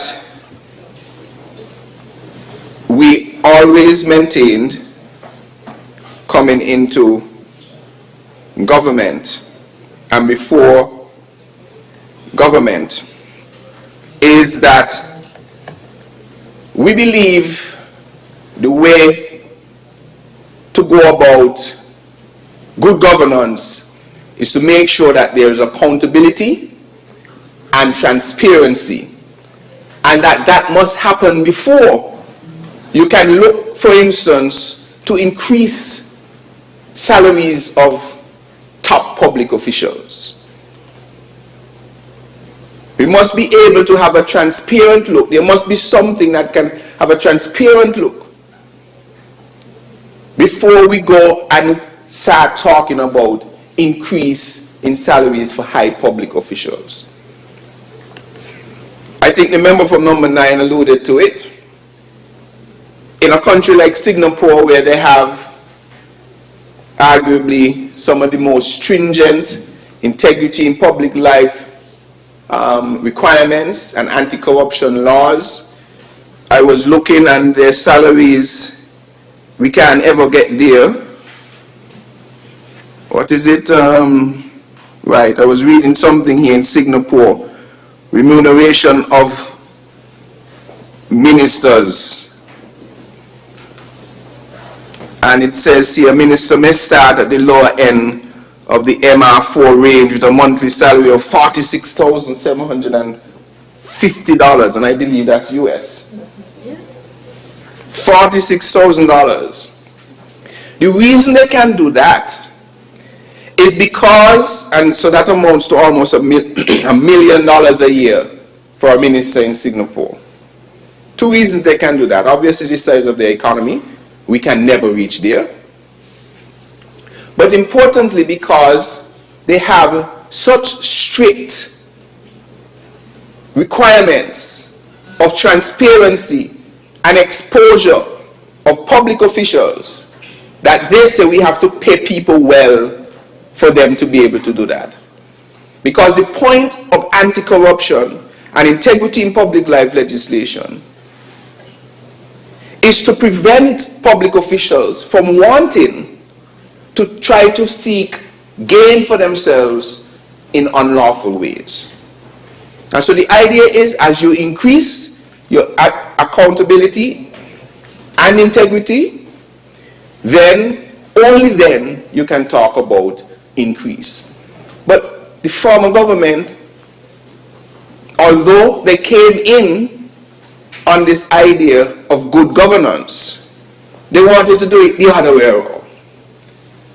And so they wanted to increase the salaries first before they can get to the integrity.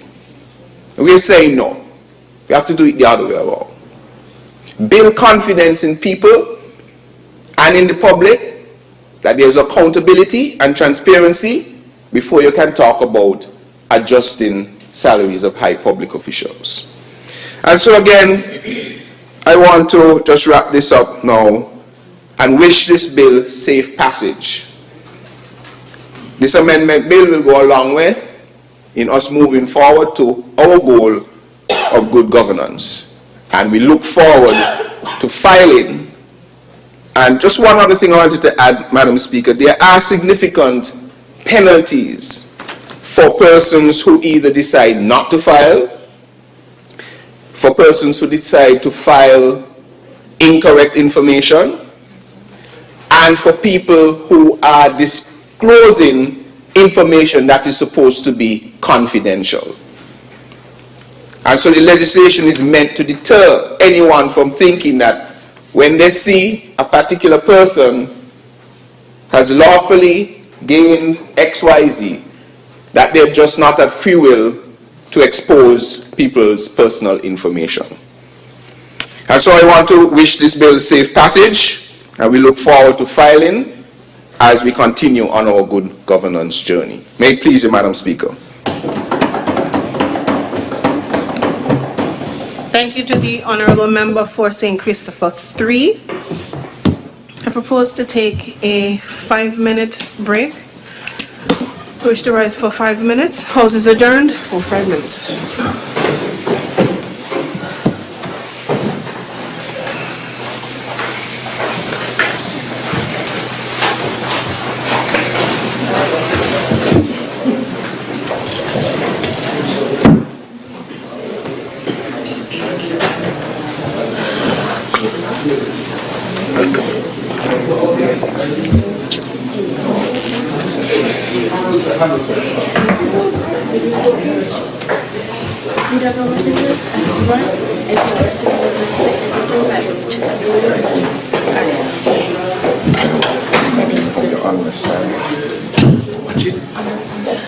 What you say you understand?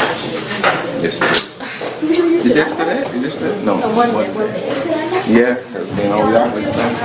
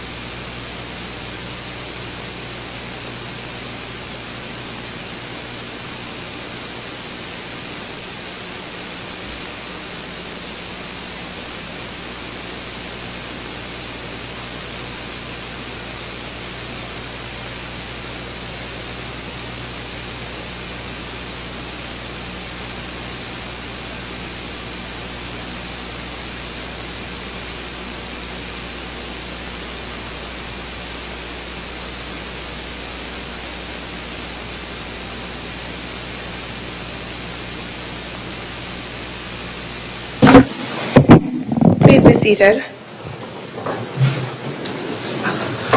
House resumes.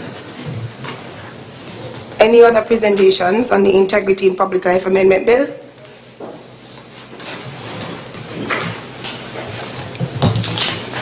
I recognize the Honourable Member for Nevis 10. Thank you, Madam Deputy Speaker. I just wanted to make a very brief intervention with regards to the amendments. I notice in subsection 5, I think it is, where we're speaking about filing, that the amendment is suggesting that you can file by hand or electronically. I just wanted to sound a note of caution with regards to filing electronically. I know that we are at an age where we're trying to go paperless and we're trying to save the environment. And of course, I'm an advocate of saving the environment. But based on what is happening now with the World Wide Web and all the hacking that is taking place, of course, I'm sure we would have all heard about what happened to our platform in Nevis. And we practically lost everything. We lost our emails. We haven't been able to get back into our emails yet. We would have lost our census data. Thankfully, that is back. People were not able to pay their water bills. And we lost practically everything through the hacking of the system and the ransomware. And I believe that there is actually a state in the US that is under state of emergency where the same situation has taken place. And bearing in mind that we are never safe on the web. We are hardly ever safe on the web now, because there are persons who probably don't sleep at nights and they try to find ways and means of getting into your system, hacking your pages, pretending to be you. And I do not want us to venture down the avenue where we are exposing ourselves to when public officials file that the information gets out there. The learned Attorney General spoke about confidentiality, and that is something that all of us should be concerned about. Now, we have been filing in Nevis for the past 4 years, and the Integrity Commission has been very strict in informing us that we should not file electronically. We should file by hand, which I personally prefer. Now, when you venture down the avenue of filing electronically, that information is hacked. You don't know who's could get your hands on that information. Now, the AG also mentioned that they have reduced the net number of persons who would be filing. And if that number is under 200 now, I don't see any reason why less than 200 people can actually go to the Integrity in Public Life office and hand deliver your filing. Because as I said, you never know what can happen if the information become compromised and then people all over the world get your information. I'm sure the AG would not want your information to be all over Europe, nor any other member in this house or any other public official would want the information all over the internet. And when people can hack into your system and get all of this confidential information, they demand money, because in Nevis they were demanding, I think it's probably 7 to 8 million US dollars. And it was so serious that persons were actually calling persons on the island of Nevis. They called someone from the legal department, and they actually took control of her phone. Because when somebody else was trying to call her, the other person was answering the person who was trying to call. That is how serious it got. And so we have to guard against doing things electronically, especially certain things, because as I said, we never know where it can end up. So I'm just sounding this word of caution, and maybe, probably later on you may think about that, but for now, I would suggest that the filings be done by hand. That's just my humble suggestion. And so I just wanted to make that brief intervention and just to sound that word of caution. May it please you, Madam Deputy Speaker. Thank you, Honorable Member of Nevis 10. Any other presentation?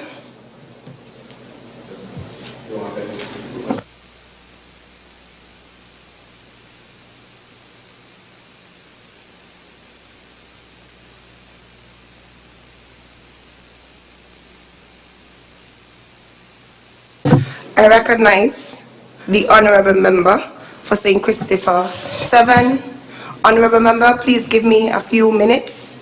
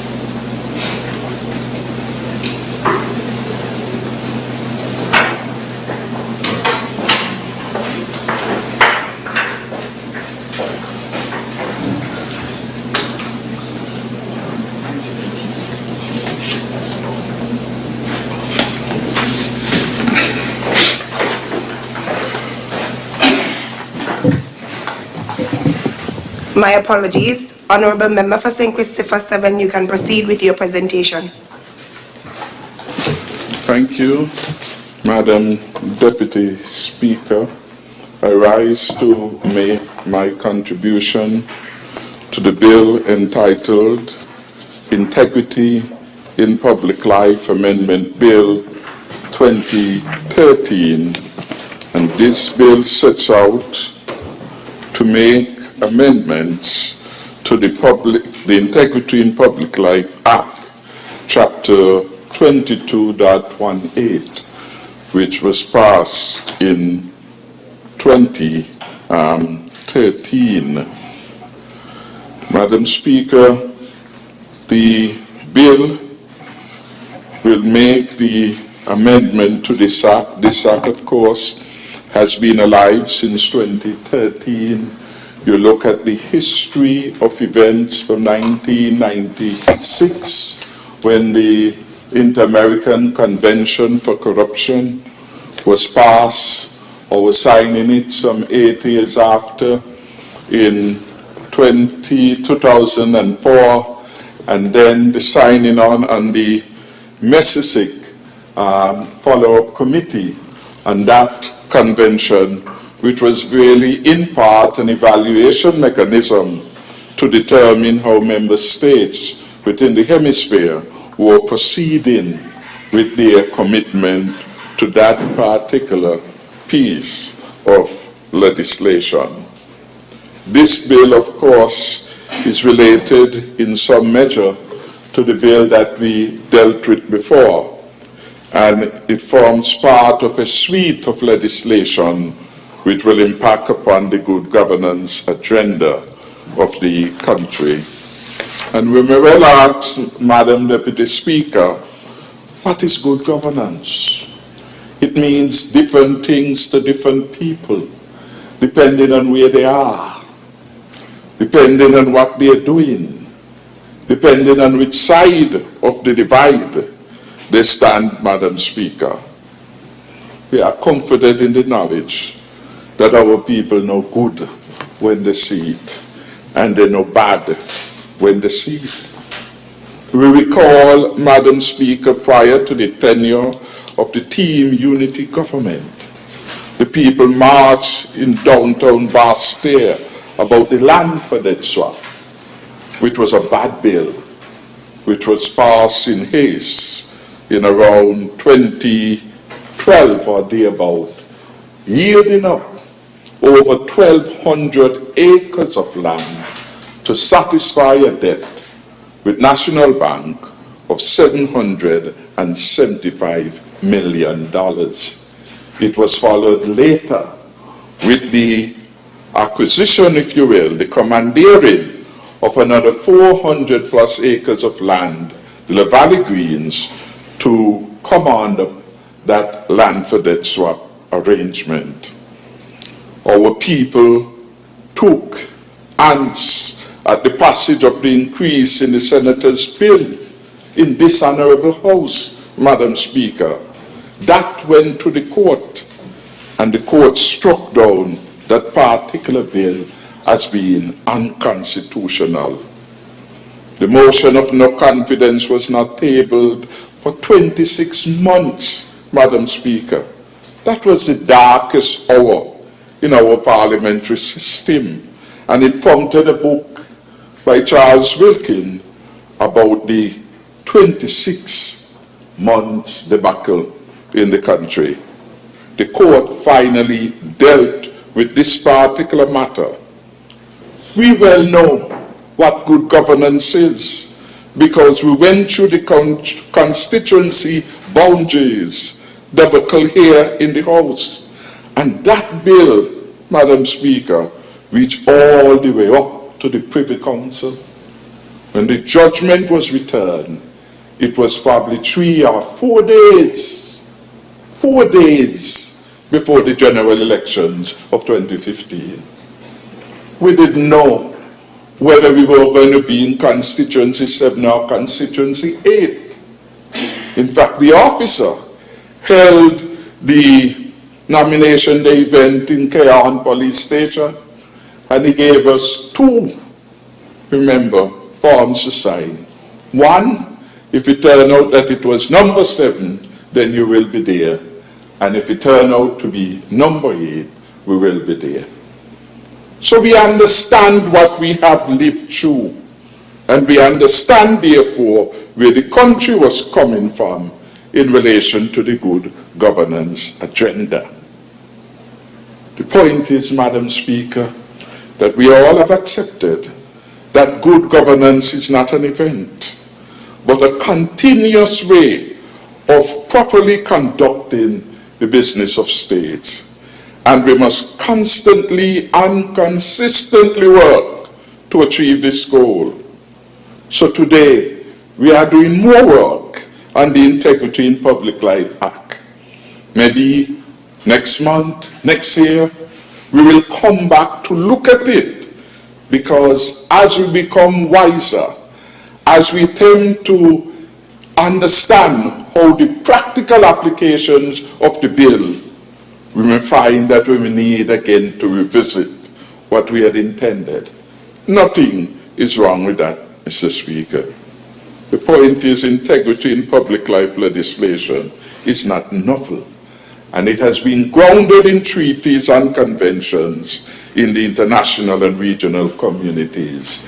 I made reference, for example, to the 1996 OAS Inter-American Convention Against Corruption, where some 32 members of that body would have signed on, and then the follow-up mechanisms and so on and so on. All of those, you go through them, they spelled out really what is intended, how the new look for the hemisphere would look, should be at a particular moment in time.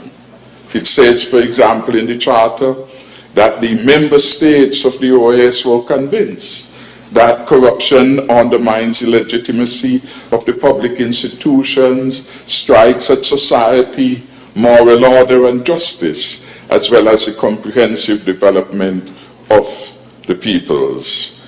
And it goes on, considering, persuaded, recognizing, convinced, etc., etc. And then recognizing that these would need follow-up action, we then went to Messisic as a follow-up mechanism, Madam Speaker, which we eventually signed way back in 2010. And once we missed out and won the round of evaluation, Madam Speaker, the second round. But since 2015, we became very active, as I reported on the earlier legislation, in the mechanism to ensure not only we benefit, but the region as a whole benefits from the interchange of professional experts participating and messaging. Madam Speaker, I said it is not all because they are models. They are models, for example, in Trinidad and Tobago, going way back for 1987. They are models in Jamaica. They are models, I almost said Barbados, but I have to withdraw that. Barbados, long regarded as a model of the Westminster democracy, is attempting now to deal with integrity in public life. And they had passed recently a bill in the House of Representatives. And when they reached to the Senate, because they have a bicameral legislature, that bill failed for want of the requisite numbers, couldn't get the two-thirds support because there were contentions between the senators, and I think at least 2 of the government senators were absent. Therefore, they could not pass the bill. And a new bill is being contemplated to get that particular matter worked. So we look at the practicalities of these things, and we learn from the experiences of other countries. We have the situation in Jamaica, and member for Nevis 11 was speaking to the principle broadly of data protection, how things are stored, who has access to them. All these things are important, and of course the integrity of those who are going to be privy to the particular information, especially important in small societies. The example of Jamaica, by and large recently, was that the Integrity Commission made public certain investigations which were taking place against the Prime Minister Holness at a particular point in time, and had not yet publicly reported that there was an internal report that had said there was no case to be pursued. That, of course, have created calls in Jamaica for the resignation of the Integrity Commission, and the grounds that persons there would have shown bad faith in the way in which the information is handled. So those things are real. Those things are real, Madam Deputy Speaker, and so we will have to confront these when we seek to build out the particular legislation. Madam Speaker, what then is the integrity in public life all about? We hear a number of things being bandied about. It is treated rightfully under the rubric of good governance. We hear with things, concepts of rule of law, and they often mean, again, different things to different people.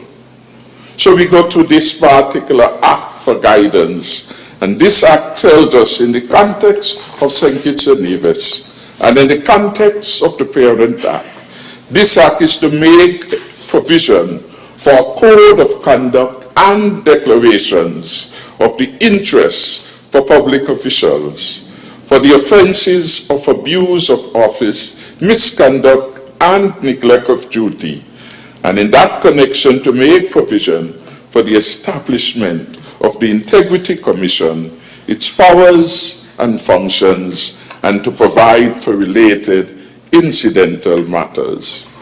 I think the member for St. Christopher III attempted to look at who is regarded as a public official, because in that particular act it says that a public official means an official specified in the first schedule. And so I want to turn to that particular schedule.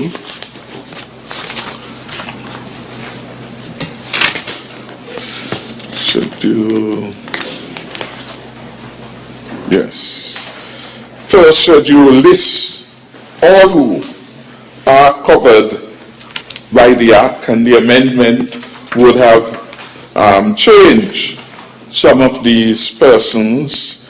It speaks, for example, members of the National Assembly, ministers of government, the Speaker of the National Assembly, and now we have added the NIA because it's a federal jurisdiction, a federal matter, heads of missions of St. Kitts and Nevis accredited to any country, the Commissioner of Police, Superintendent of Police, etc. I'm not sure I see that one, AG, articulated clearly. Well, that would have been in the anti-corruption bill, so it is something we need to make sure that we mirror both pieces of legislation. Not NIA. Huh? Not NIA in this act. Right. No, not in this act, in the one we were dealing with before.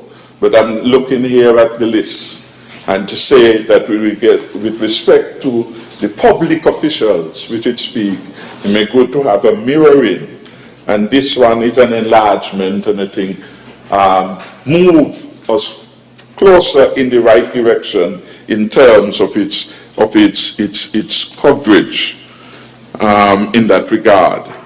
And it goes on to speak about senior officials in the legal department and so on, really to capture as best as it could persons who are in position of influence. I should say that one would want to look, and I'm trying as I speak to find the amendment. Eric, you gave me that. Yes.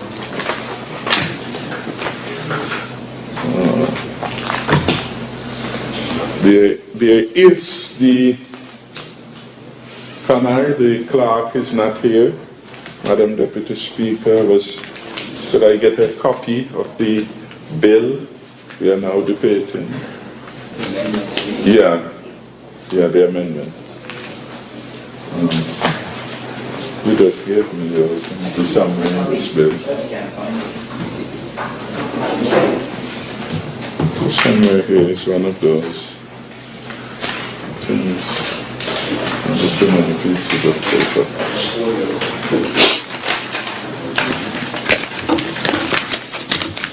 Probably get missed.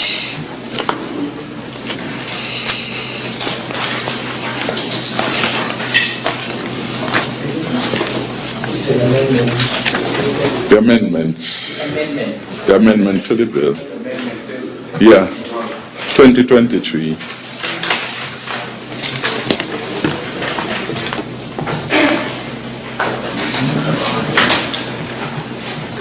This is strange.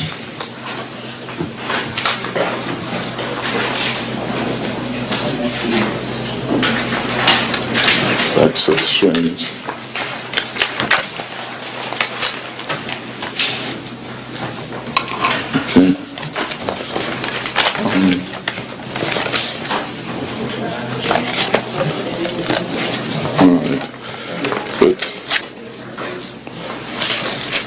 But Madam Deputy Speaker, the point I wanted to make again, since we were on the list of persons named as public officials, there is the expression in the bill which speaks to assistant secretaries and assistant secretaries, I think it says above K40. That to me may not be the ideal language we would want to use, because there are persons above K40 who should be covered given their standing in the hierarchy, but they are not described as assistant secretaries.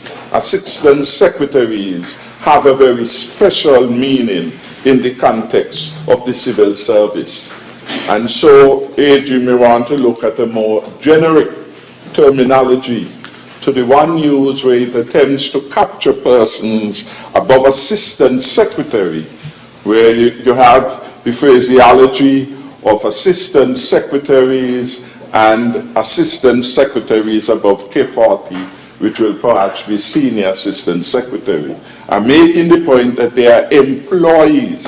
Assistant secretary have a very specific meaning in the civil service. And so that doesn't apply to the director where director, for example, is at K43 because he's not assistant secretary. He's not a senior assistant secretary. So you have to find a more generic language, perhaps, which says employees above at assistant secretary level and beyond, because you have different nomenclature in relation to them.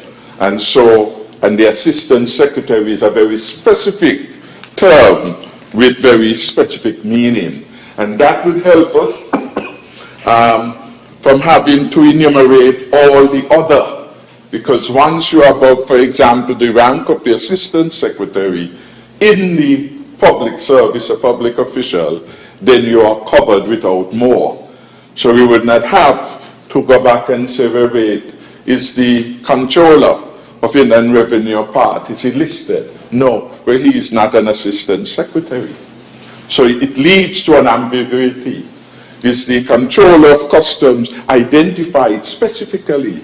Well, he said assistant secretary, so that doesn't refer to that specific category, and that is something that we would want to look at perhaps in the committee stage as we refine the bill to make it fair to all persons engaged in public life. In fact, for example, we have a number of persons being paid at or higher than permanent secretaries. I didn't see, for example, in the legislation, and I could have missed it, and I'll find it, reference to advisors. Some advisors are paid at the same level or more than the permanent secretary. And given their particular role then, they have policy, they have influence, they have particular access. The one I'm talking about, amendment of the first schedule, item 32, says that the assistant secretaries at or above the level of grade 40. I'm saying assistant secretary is a specific civil service term, and so you do not cover by that description those who are even higher, directors, control of customs, etc., which are not otherwise mentioned in an individualized way. So I think that aspect of it could be covered. And I will make in particular reference to the absence of advisors, political advisors operating in the service in particular, who are paid well relative to the regular civil servants, permanent civil service. They are not captured specifically here by any of the phraseologies I've seen expressed there. So that is something that we perhaps would want to look at and consider as we move in the committee stage, again, for equity, for balance. We hear those things being talked about and we give meaning to them where applicable. So, Madam Deputy Speaker, the code of conduct then is about public officials, and I've attempted to enumerate some of them from the list to show that it covers a broad cross-section of public officials. I want to have a look basically at the code, because the bill really is about, among other things, provision of this code of conduct. What does this code of conduct say? We go to the second schedule of the 2013 Act, and it says a public official has the duty to take all necessary action to comply with the provision of this code, and enumerates a number of things. Carry out your duties in accordance with the law and lawful instructions and ethical standards which relate to his or her functions. The public official should act, and this is important, in a politically neutral manner and should not attempt to frustrate the lawful policies, decisions, citations of a public authority. This is self-explanatory, Madam Speaker, but it's an important one. especially when you are infusing political operatives by whatever name call and an established civil service manner. The public official has a duty to serve loyally the lawfully constituted national, local, and regional authority. And it goes on to name a number of things which are interesting and important and should be read by all. They should not allow his or her, well, the public official should not allow his or her private interests to conflict with his or her public position, and so on and so on. Nice things that have been put here, Madam Speaker, which we have to again educate the public service, the public officials regarding these particular matters. Then, apart from the general principles, the other parts of the code deal and include matters of conflict of interest. What does a minister do when he or she finds himself or herself in a conflict of interest situation? Do you say nothing? Do you do the honorable thing? These are matters that goes to the issue of integrity in public life. Incompatible outside interests. What do you do when you are confronted with these? Political or public activity, and of course, how do you react to improper offers? So we have quite a broad range of prescriptions that would help guide us, and of course, our own conscience. Our own conscience must be our guide. I recall in one of the discussion, one member of parliament made the point, which is a good one. He said, listen, you can't really legislate integrity. You can, of course, through public education and so on, bring people there to accept, because it talks about people's moral fiber. Just like as much as the pastor may preach on Sunday, you can't make nobody a Christian unless they accept certain beliefs. I believe that the code has its place because it offers the prescription as to what is good, what is acceptable, and a framework within which people can conduct themselves. And people, of course, through processes of education and better information and awareness, can move from one position to another to accept what is good for themselves, for their country, and of course, for their own department and ministry in the context of the government. The code of conduct then embodies more than politicians, parliamentarians, ministers of government, etc., to have a broad view of not only state entity, central government, but also, of course, to look at statutory authorities. The second thing that is important about the Parent Act is that it makes provision for the declarations of interest for public officials, and this is set out in the 4th schedule of the Act.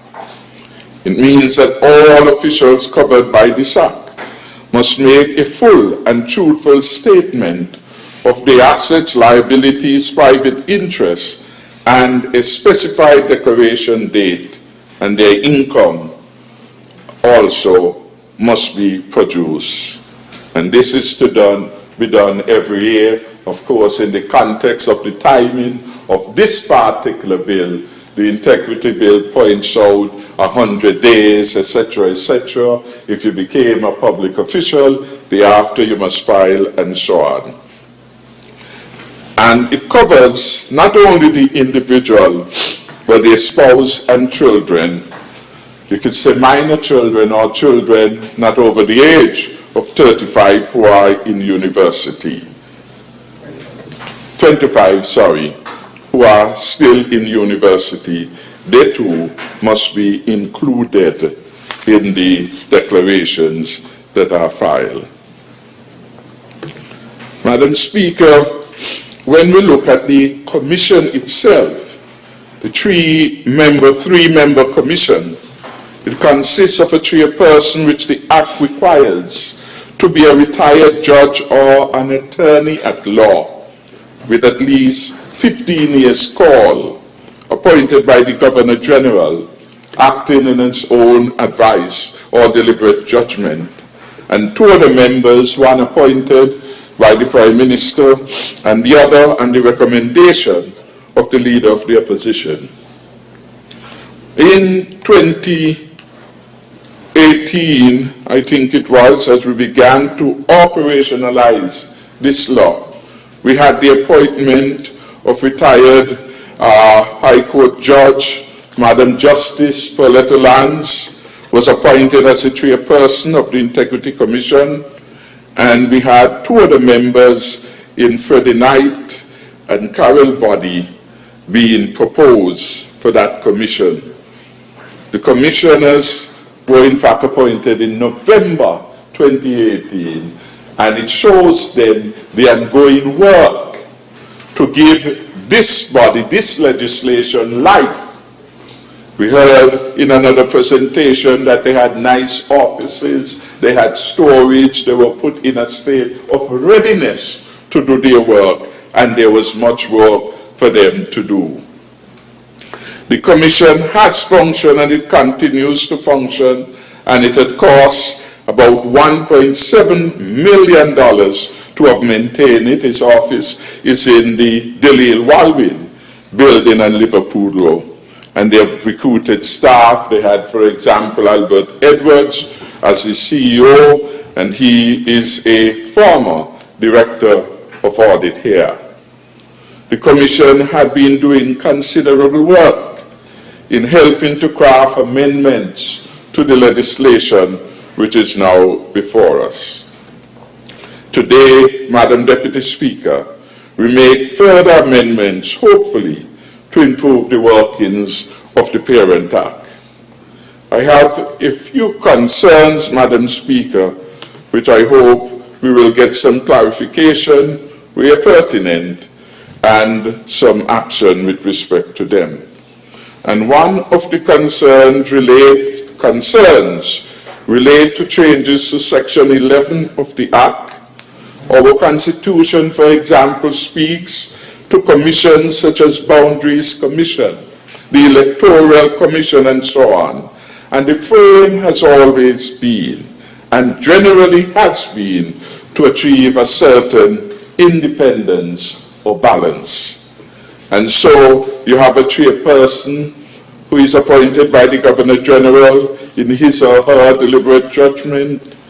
You have two other persons appointed, one being named by the Prime Minister and the other by the Leader of the Opposition, as happened in 2018. It should be noted that subsection 3 states that a person appointed to the Commission shall be a person of high integrity. Of course, that is necessary. Capable of exercising competence, diligence, sound judgment, and impartiality. Important characteristics. The proposed amendment, Section 11, however, and this is where the concern arises, introduces the novel idea of quote-unquote professional people as commissioners. They spell out medical doctor, attorney at law, chartered accountant, professional engineer. And it follows naturally from that. We are these the only people in the country who basically have those critical characteristics of competence, of diligence, of sound judgment, and impartiality. Does that kind of specification of the personality, what are we attempting to achieve there? And does it discriminate against all other citizens who are capable of exercising competence, diligence, sound judgment, and impartiality? That is one area which I think would need an explanation, because as I said, if you look, for example, at other commissions, they're functioning that kind of criteria part, for example, where you said that you have to have a judge and so on to head the commission because of some of the issues. We didn't have that kind of restriction and who can become member of the commission. There were lists of qualifications and there must be, but certainly the fact that there could only be these persons, quote unquote, the medical doctor, the attorney at law, the chartered accountant, and so on and so on. But we have so many other professions with capable people. We wonder if here we are being a bit too restrictive. So that is something for consideration. And as I said, if you look at the other commissions, you would see that we don't have that kind of descriptors or restrictions. The other concern that we have with the so-called novel idea of professional people has to do with the fact that the legislation goes on to say that these professionals, they must be licensed in the Commonwealth. And even more troubling, the United States of America. This speaks, in my view, to the issue of sovereignty. We are a sovereign state. In St. Kitts and Nevis, for example, we have our own, well, not only regulations and laws with respect to qualifications and licensing of lawyers and doctors and engineers and accountants, etc. To me, to specify or to say that these people must be licensed in the Commonwealth is okay, because our Constitution, in fact, made special provisions for Commonwealth citizens in a number of areas. But in terms of the United States of America, this, of course, is something new. And I believe it is something that we need to look at, especially because in those countries, they have their own sovereign and distinct licensing procedures. Nowhere in the Constitution can we find anything closely resembling this kind of requirement, and I believe that it will be good for the Attorney General to give an explanation or to look at that, how this requirement, the imposition in a sovereign country with its own. We had, for example, here our medical body that provides license for persons to practice. So why do we need to have these licenses and so on be delivered in the Commonwealth and in the United States of America? Although I appreciate that the monarch is head of the Commonwealth, and we have in our Constitution specific provisions related to Commonwealth citizens, for example, the right to vote. But we, in terms of licensing and so on, have not seen that before. Madam Speaker, we also have to look at Section 4, subsection 1 in the original Act, and this had required that public officials observe, abide, and conduct themselves in accordance with the Code of Conduct. Then you had a public official was to sign a copy of the Code of Conduct, and the signed copy was to be kept by the Commission. This bill, Madam Speaker, repeals subsection 2 and subsection 3. In other words, it removes from the Commission the ability to hold a copy, the signed copy of the Code of Conduct of the declarant. So does that mean we're talking about, let me give you,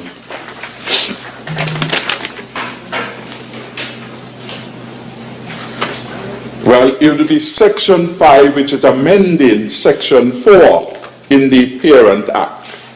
Okay? And there, for example, it said repealing of Section 4.2 and 4.3. And you go to that old act, and you see what was provided there, which was really the signing of the declaration and those being held by the Integrity Commission. Those now are being moved elsewhere, and it begs the explanation as why we are doing that, having regard to issues of data security raised by the member for Nevis 11. And in fact, one of the reasons why Freedom of Information Bill had been delayed was that the advice was that Freedom of Information Bill must be accompanied by data protection, for the very reasons the member for number 11 alluded to.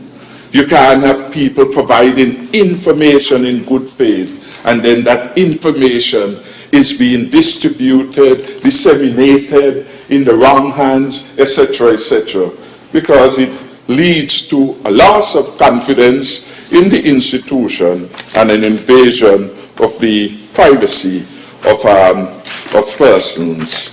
So again, that particular requirement that repeals Section 2 of the Parent says, 4.2, a public official shall, within the prescribed period of taking office, sign a copy of the Code of Conduct. The amendment here says scrap that. We are deleting that. 4.3 said the signed copy shall be kept by the Commission.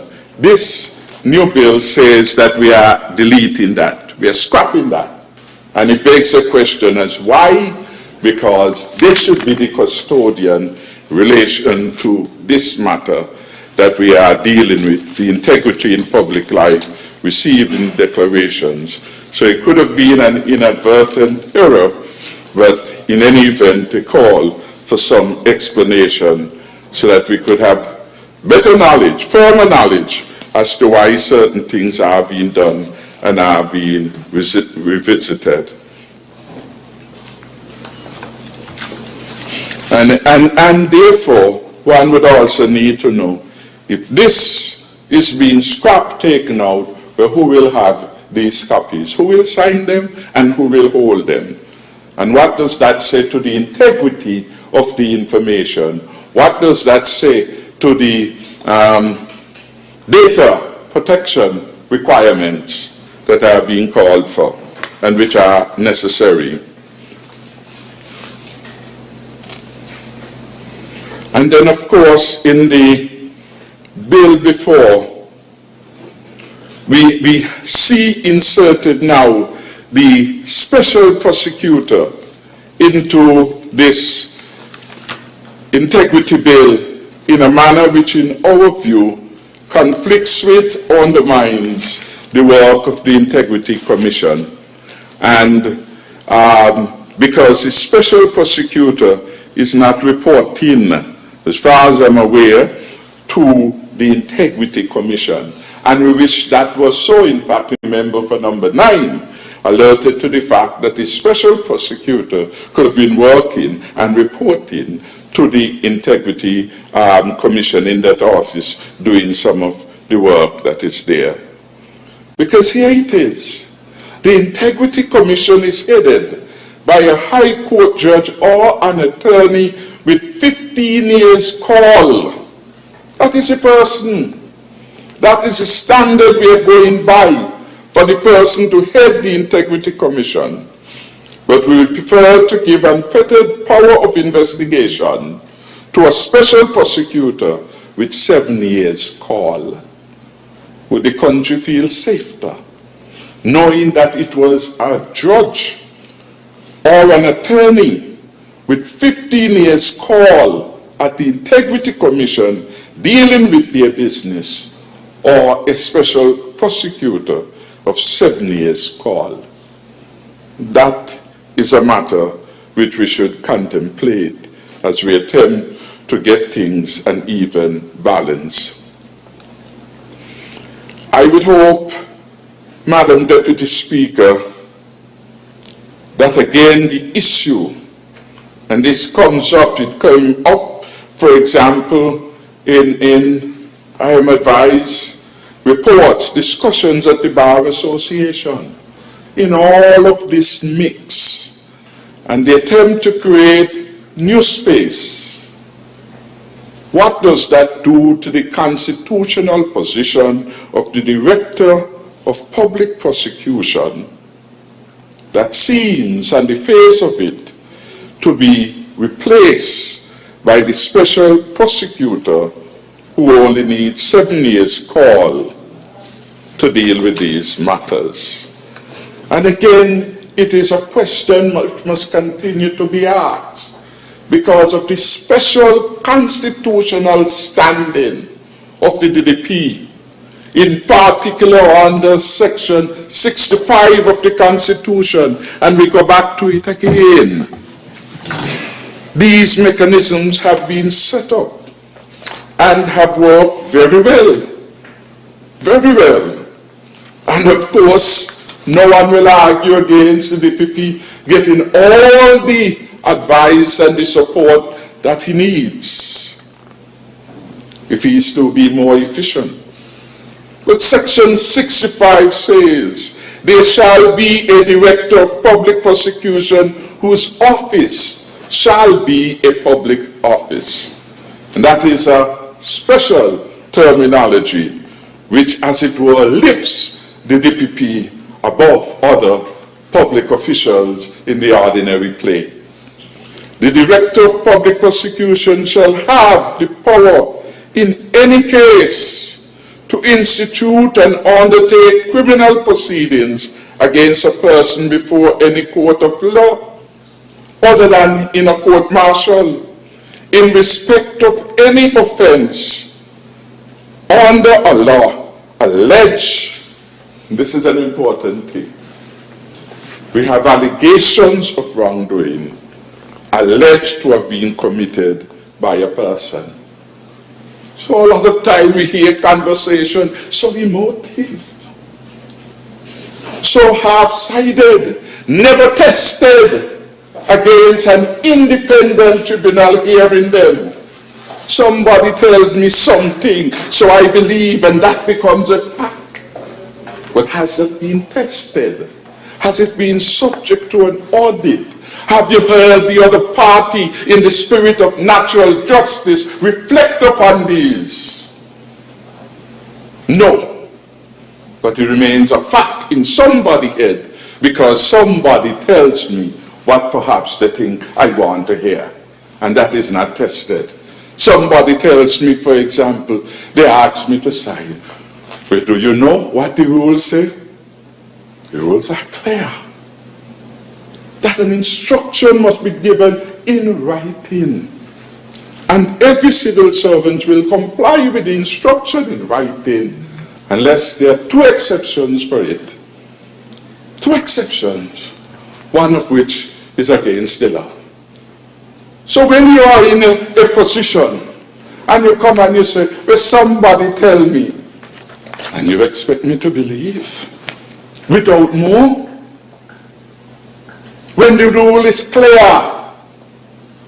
So when I hear some fanciful stories being told, I say, well, people really don't understand or pretending not to understand people, not to understand how the system works, not to understand that if they bully people and they encourage people into saying certain things, they will say it.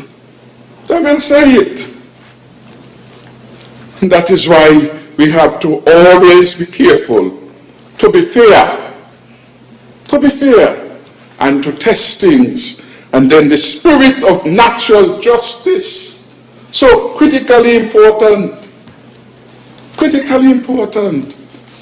because there may be two sides, there may be three sides, and many times you have more sides than that to the story.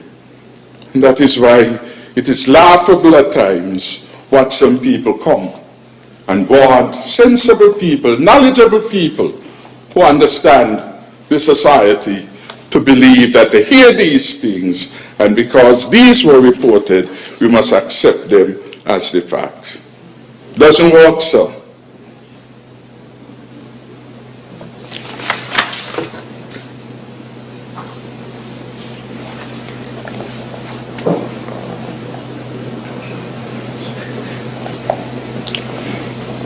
again, Madam Speaker, the same concern raised in relation to the anti-corruption bill with respect to the power, the authority, the infusion of the special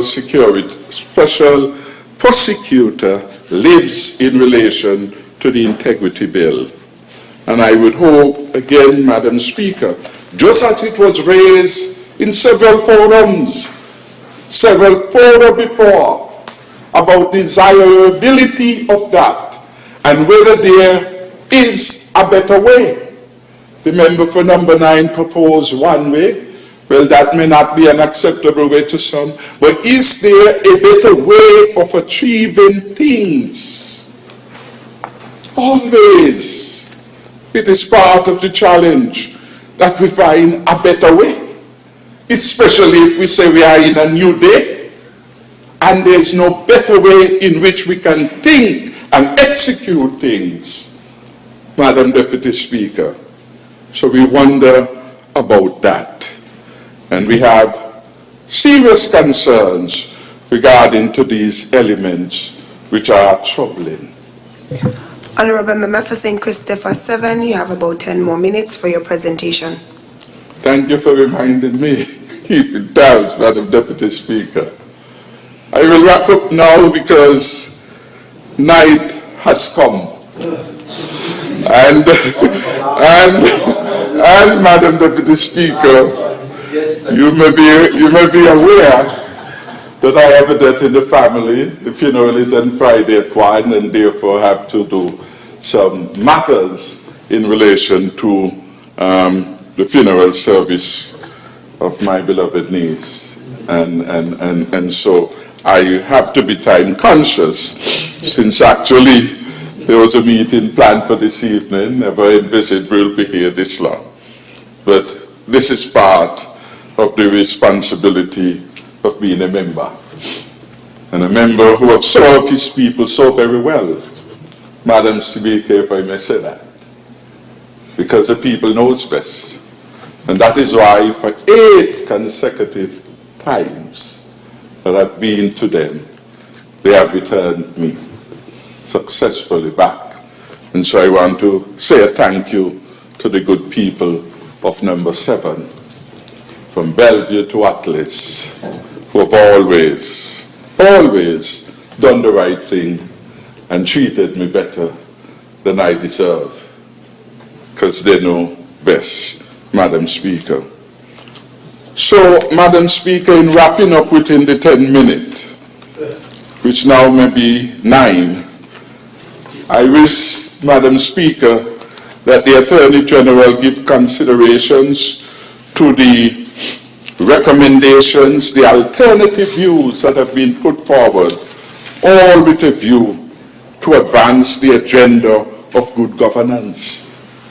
I spoke to our activism as a team unity government and all matters in relation to this. That is why in 2019, the Attorney General was in Canada and an expert panel dealing with this. Other members from the Office of the Attorney General have visited other countries, I think as late as 2020, because we have developed the keen interest in this particular matter. And of course, Madam Speaker, we were moving in a particular direction to do what is needed for our country. We have had a track record of service to the country in the last 7 years, and nothing that has been said and can be said will detract from that. Yes, there will always be those, some who say no, some who say yes. But we also look to independent persons to make a judgment call. When we look, for example, to the World Justice Project, which when they come to the country, they interviewed persons in the country, they look at your legislation, they interview in one of their missions, for example, the firm of Kelsick, Wilkin and Ferdinand. They did that. because they were looking at different categories. And for every year on the team unity, this country returned above average score. For every year on the team unity, in the context of the rule of law, we were above many others. Number 1 in the OECS, number 2, number 7 in the entire hemisphere. We were in the top class, Madam Speaker, top class of 8 indicators. We were an above average performer on 7 of them, far above the others. Madam Deputy Speaker, could I be protected as I wind up? Deputy, Madam Speaker, Member, it is unfair. Member for St. Christopher 7 to give his presentation without interruption, unless you're standing on a point of order. Thank you, Madam Deputy Speaker. And this is what good governance is about, the discipline to do the right thing. Not this lot of crosstalk to distract and all of those things. Madam Speaker, Honorable Member, our judiciary. Honorable Member, on the government side, please allow the Honorable Member for St. Christopher 7 to wrap up his presentation. Thank you. Thank you, Madam Deputy Speaker. I was making the final point about objective evidence which we must bring to the argument. Had somebody tell me so. Independent people came into the country, did the assessment, rule of law, above average, the civil justice system at work, the criminal justice system at work. Not perfect, but at work. That is why persons, when they are grieved, they go to the justice system. And the justice system has treated everyone equal in this country. That is where people go when you figure you want to stifle them. Madam Speaker, go to the court. Deal with that matter. When you feel your rights are being infringed, go to the court. Supposed to be an independent mechanism. And if you fail, then you could appeal elsewhere, all the way up to the Privy Council. Because that's what we did in 2015 in relation to the Boundaries Bill. At lower level, not satisfied. Appeal, not satisfied. Go to the Privy Council. At that time, it was God Save the Queen. Queen is now dead, Madam Speaker. Long live the King. But principles, critically important. And we live here and we understand what is happening. So again, with those few words, Madam Speaker, well within the allotted time, I want to thank you for presiding so ably at this particular moment in time and ask for your indulgence as I must leave for the reasons advanced. Thank you. Thank you, Honorable Member for St. Christopher 7. Before you depart, please allow me at this time to express my condolences to you and your family in the passing of your niece. Thank you. Any other presentation on the bill? I would like to recognize the mover to do his wrap-up, the Honorable Attorney General. Madam Speaker, I rise to wrap up the debate on the bill titled Integrity in Public Life Amendment Bill 2023. Madam Speaker, I just want to address a few points that were raised in the last presentation. Firstly, the Bar Association has no issue with the appointment of the Special Prosecutor, which is in full compliance with the Constitution of St. Christopher and Nevis. In fact, the Special Prosecutor will physically be working out of the office of the Integrity Commission, and by the Anti-Corruption Act, which was passed earlier today, has to report to the Director of Public Prosecutions and the Integrity Commission. So I can report that there is no constitutional issue with the Office of the Special Prosecutor, as has been raised. Please also note, Madam Speaker, that the integrity commissioners are the ones who raise the matter about persons having to sign the code of conduct. In the original act, the code of conduct, breach of the code of conduct resulted in potential prosecution. However, because of the Anti-Corruption Act, which now has all of the corruption-related offenses, there is no need for any public official to sign the code of conduct. That is why Section 4 was amended. With that said, Madam Speaker, there are no other issues for me to address, and I have, I believe, fully addressed what the amendments intend in relation to this bill, and I wish it safe passage through the House, Madam Speaker.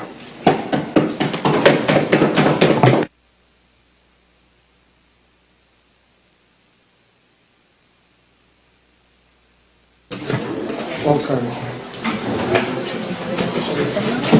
Sorry? Yeah. Madam Speaker, sorry, let me just pull up my Parliament notes. Madam Speaker,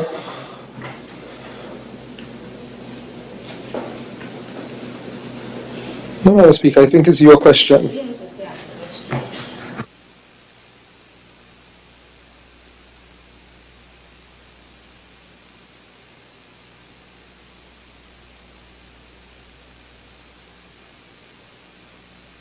The question is that the bill entitled Integrity in Public Life Amendment Bill 2023 be read a second time. Those in favor? Aye. Those against? The ayes have it.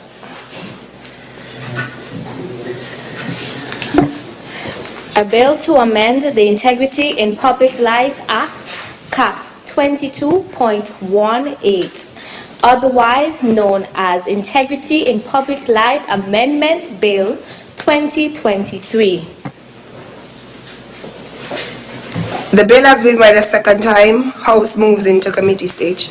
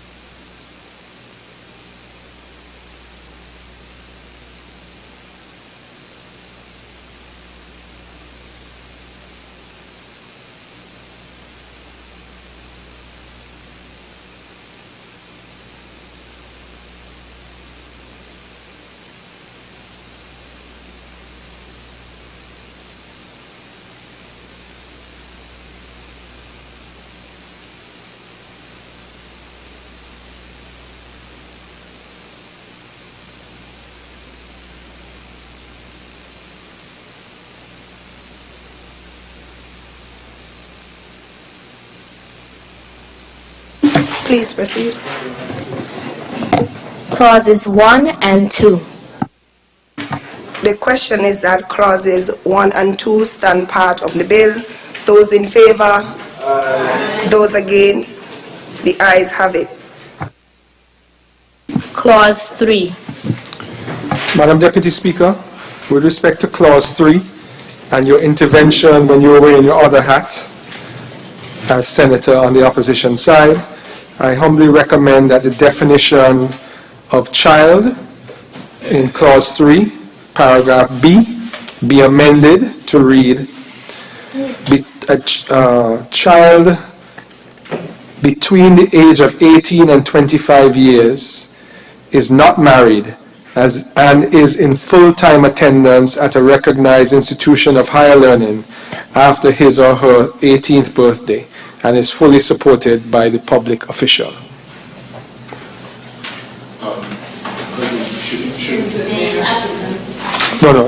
Sorry, I changed, yeah. Do we have to put higher learning because it could be in high school? Over 18, that's true. So an institution of learning.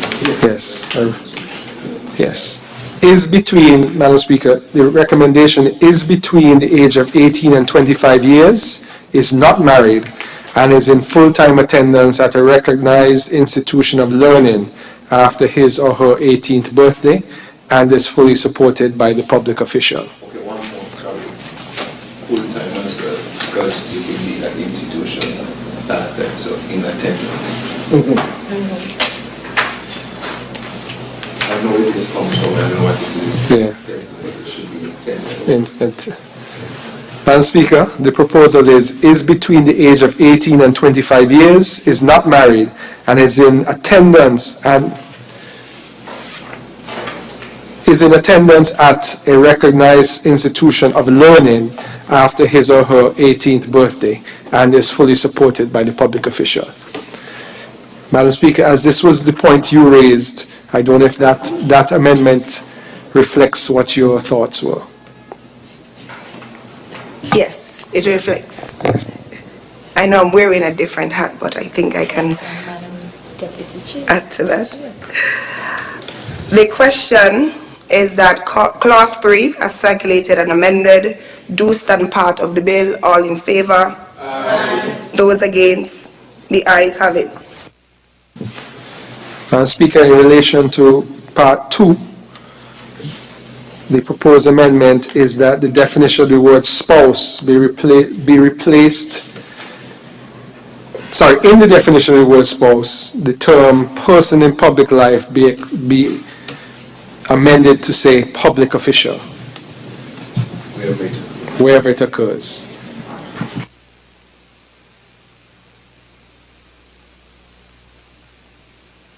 The question is that Clause 3B. The question is that Clause 3(2) be accepted as circulated.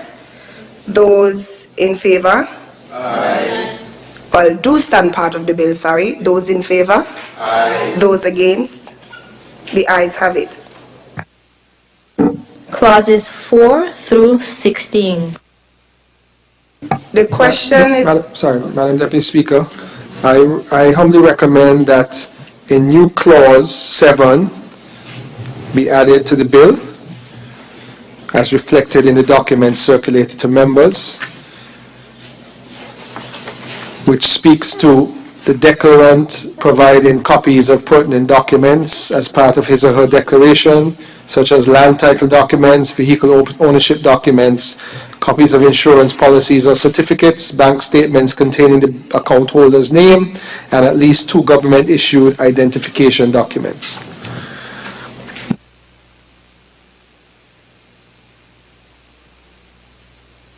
Yes, a new clause 7 in the bill.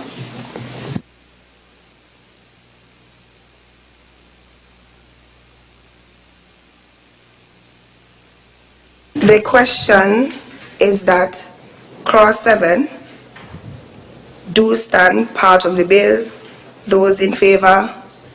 Aye. Those against? The ayes have it.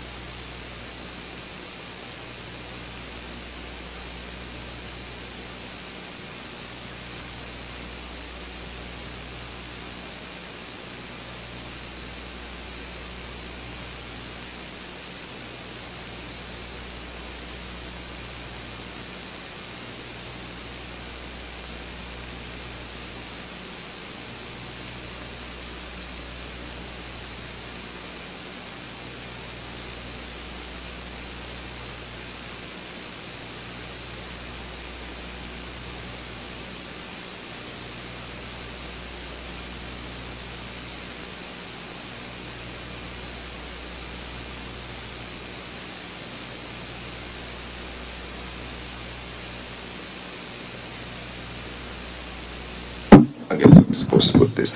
Madam Deputy Chair, I would like to propose an amendment for Section 6 of the amendment bill that seeks to amend Section 5, subsection C, 4, A and B to read as follows. A.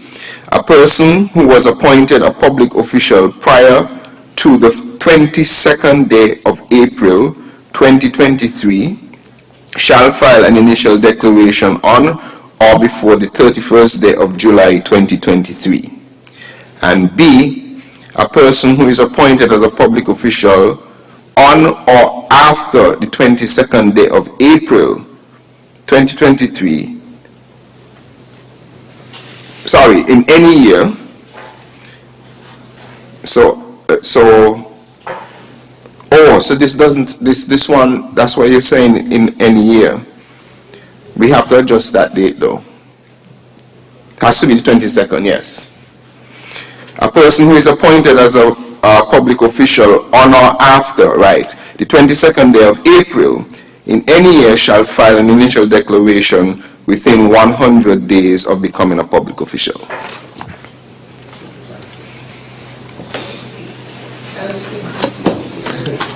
Oh, sorry. So I am replacing the date in B from 31st day of January to on or after the 22nd day of April in B. And in A person who was appointed a public official prior to the 22nd day of April 2023. So the dates have been changed to 22nd day of April 2023, and in B we are adding on or after, just so that we could be thorough.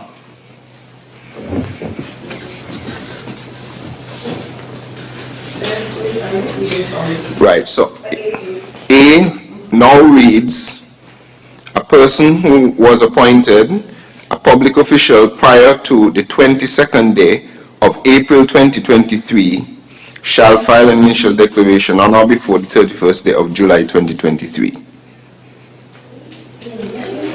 We're looking at the amendment bill. Yes. Bottom of page 2. Yes. Paragraph C, 4A and B. 4A and B. Yes. So, yes, so that is where we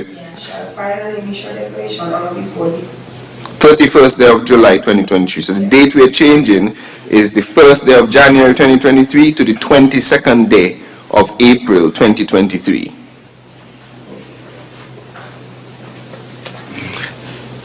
And a person who is appointed as a public official, this is in B now, a person who is appointed as a public official on or after the 22nd day of April 2023.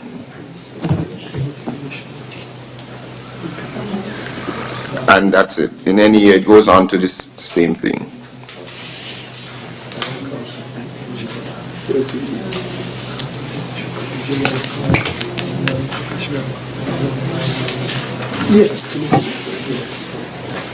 The question is to amend Section 4A and B to reflect A person who was appointed a public official prior to the 22nd of April 2023 shall file an initial declaration on or before the 31st of July 2023. B will now reflect a person who is appointed as a public official on or after the 22nd of April 2023 in any year shall file an initial declaration within 100 days of becoming a public official. This stands part of the bill. Those in favor? Aye. Those against? The ayes have it. Okay, so we're going to return back to the proposed amendment. I suggest that we move.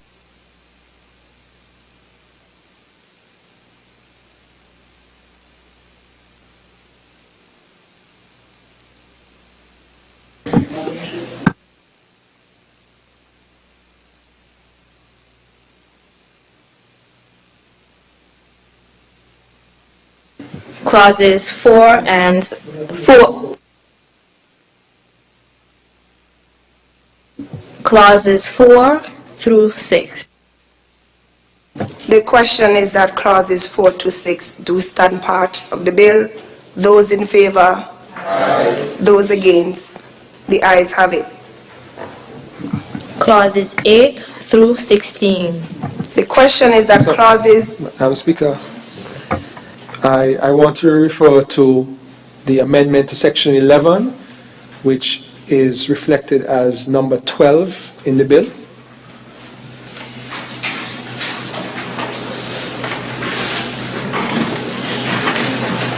So number 12, amendment to section 11.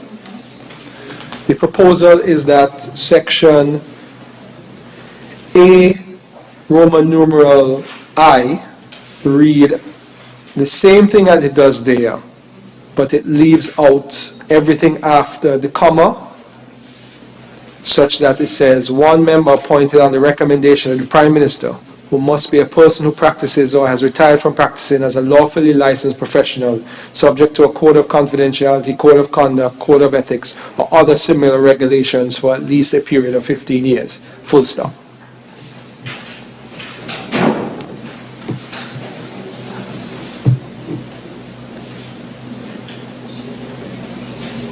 So remove everything from the comma, including and all of the listings.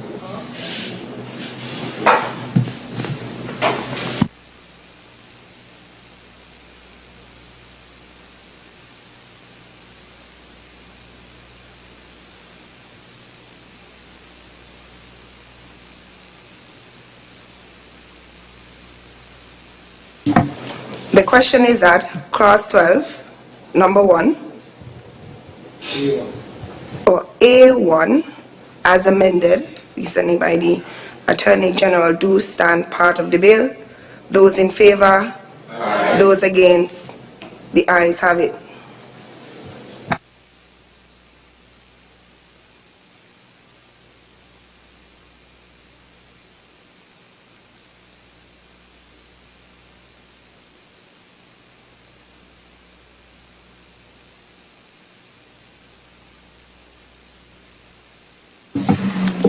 Clauses 7 to 10.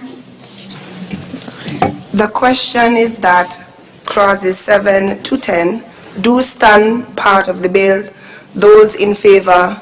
Aye. Those against? The ayes have it.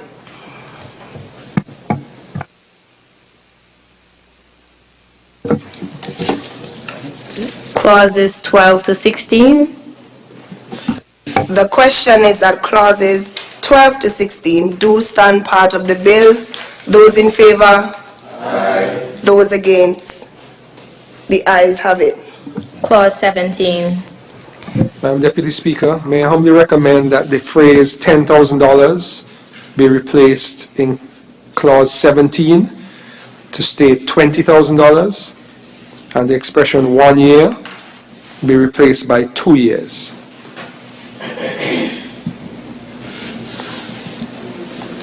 Amendment to section 25, but it says adding clause 17.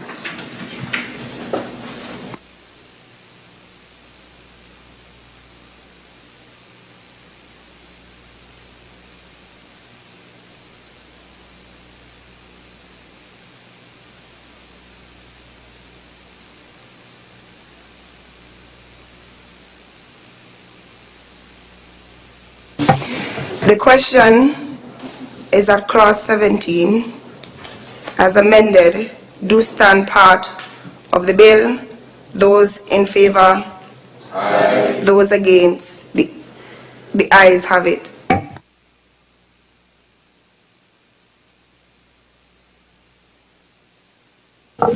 Clauses 18 and 19.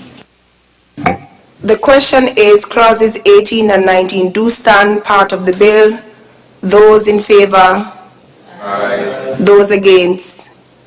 The ayes have it. Clause 20. Madam Deputy Speaker, I propose that, as reflected in the document that you have and the members have, that clause 20 be added. which amends Section 29 and changes $15,000 to $100,000 and 2 years to 5 years.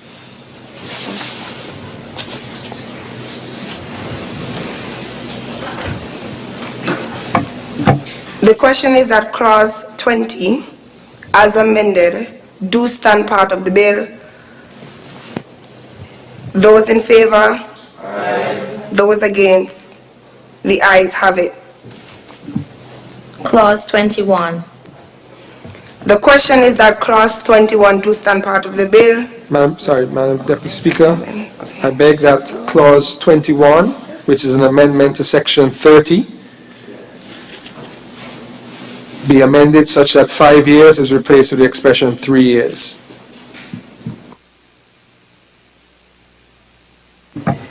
The question is that clause 21, as amended, do stand part of the bill. Those in favor? Aye. Those against? The ayes have it. Clause 22. The question is that clause 22 do stand part of the bill. Those in favor? Aye. Those against? The ayes have it. Clause 23. The question is that clause 23 do stand part of the bill. Those in favor? Aye. Those against? The ayes have it. Clause 24. Madam Deputy Speaker, may I humbly recommend that clause 24 reflect what is contained in the document circulated to members, such that $10,000 is replaced with $100,000 and 1 year is replaced with 5 years.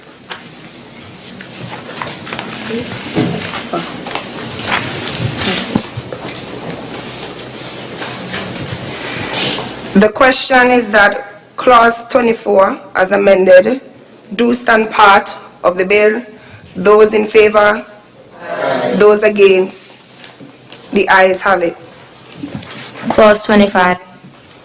The question is that clause 25 stand part of the bill. Those in favor?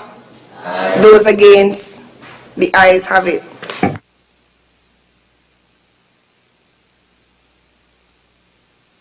Clause 26. Madam Deputy Speaker, for the final time, I humbly beg that clause 26, which was previously clause 22, be added to as an amendment to the list of public officials to add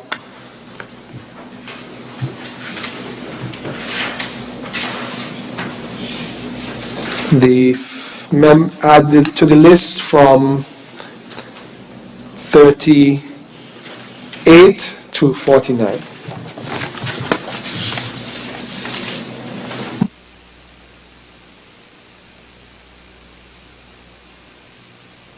As reflected in the document circulated to members, Madam Speaker.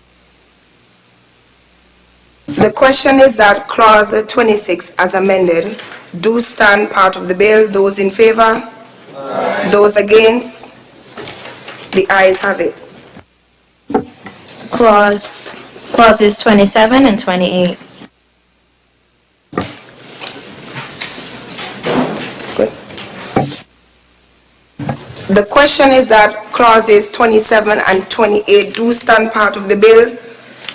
Those in favor? Aye. Those against? The ayes have it. The enacting clause. The question is that the enacting clause do stand part of the bill. Those in favor? Aye. Those against? The ayes have it. The title. The question is that the title do stand part of the bill. Those in favor? Aye. Those against? The ayes have it. House resumes.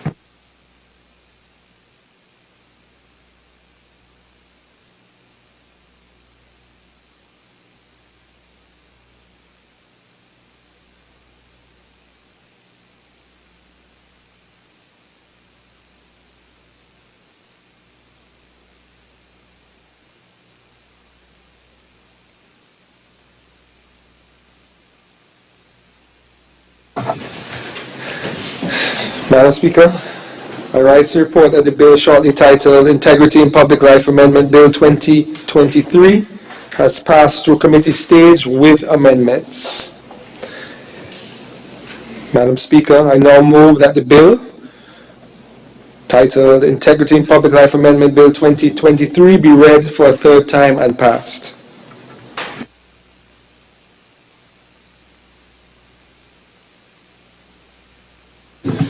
I second the motion, Deputy Speaker.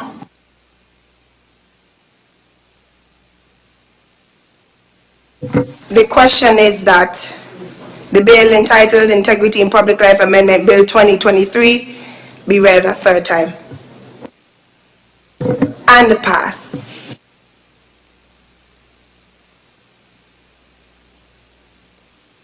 Those in favor? Aye. Those against?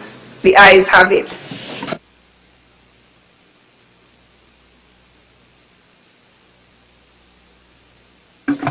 A bill to amend the Integrity in Public Life Act, Cap 22.18, otherwise known as Integrity in Public Life Amendment Bill 2023.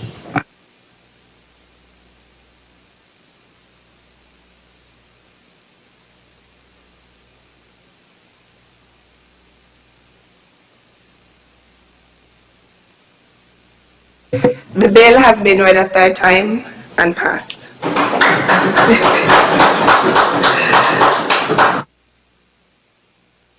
Before we continue, I would like to adjourn the House for 2 minutes.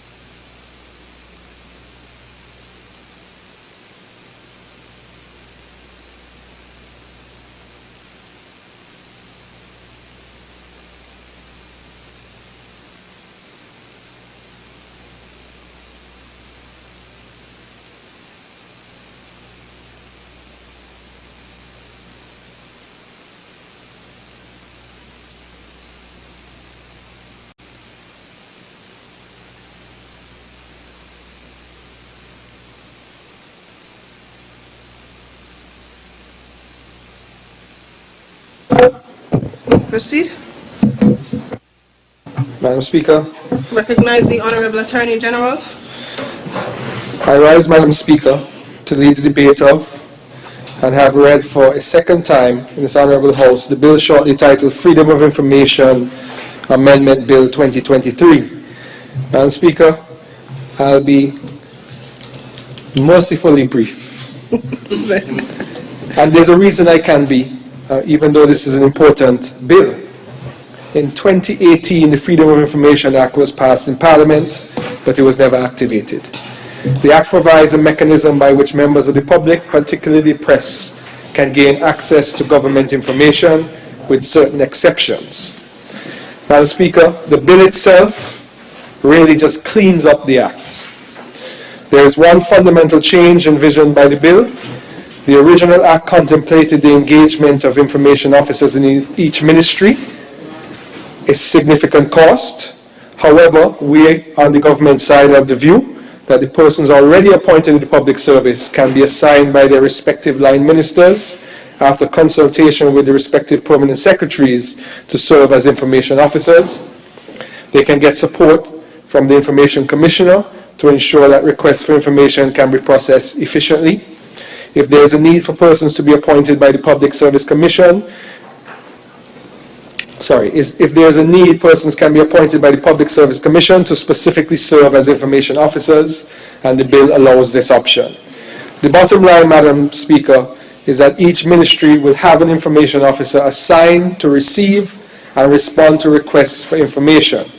An information commissioner will be engaged to supervise the process, receive complaints from persons who feel aggrieved, investigate complaints, create policies, and lay reports about requests to the National Assembly. Madam Speaker, in essence, the Freedom of Information Act, though significant, is very simple. It allows people to get access to information in the government. However, there are some exceptions which I want the people to know. Information subject to legal privilege will not be disclosed. Commercial and confidential information, information involving the health and safety of individuals, information that may interfere in law enforcement, information that can cause serious prejudice to the defense or national security of St. Kitts and Nevis, information related to sustainable development, and information about policy making and operation of public bodies. Other than those exceptions, Madam Speaker, this significant bill will give our people the right of access to information such that we have a transparent, open government. And it is quite significant, Madam Speaker, because even though it is of 5 years vintage, it has never had the teeth necessary to give the press the freedom to proceed like most of our Caribbean colleagues do. Most of them do have Freedom of Information Act. We're a bit late to the race, but it is the goal of this government to implement these important bills so that we can really bring good governance to our society. Madam Speaker, the Freedom of Information Bill contemplates that persons can submit letters to the respective information officers in each ministry, and they have a certain time within which to provide that information. And if a person feels aggrieved, or if there are delays in the process, the person can then go to the Information Commissioner and seek redress. And those are the important elements of this piece of legislation. And I can tell you, Madam Speaker, that the amendments which I spoke of that clean up the Act, which are very minimal, were made after consultation with the Press Association that met with my office and indicated what they would like to see. And what they asked for, they got, because at the end of the day, Madam Speaker, the press is the fourth estate, and they should be allowed access to government information to keep the other three arms of government in check. And with that said, Madam Speaker, those few words, I wish the bill safe passage. Thank you to the Honourable Attorney General and mover of the bill. I recognize the Honourable Member for St. Christopher 4. Madam Speaker, I rise with your leave to second the motion by the learned Attorney General in the bill shortly titled Freedom Information Bill 2023, and to lend my full support to this bill. Madam Speaker, I don't need to say much about our commitment to the good governance agenda. Just by virtue of the time that we're here and the hours spent, I think the world recognizes how committed we are. And so I won't speak very long on this because it fits right into the agenda. Safe to say that I am happy to be a part of this A-team, this action team. I am happy to be a part of this day in history where I can say to my children, grandchildren, and great-grandchildren that I stood in the halls of Parliament and defended integrity, defended freedom of information, and defended a number of areas of good governance and that agenda for this country. And so, with that short presentation, very brief, I wish this bill successful passage in this honorable House. Thank you to the honorable member for St. Christopher for, I think you were the seconder as well? Yes, the seconder of the bill.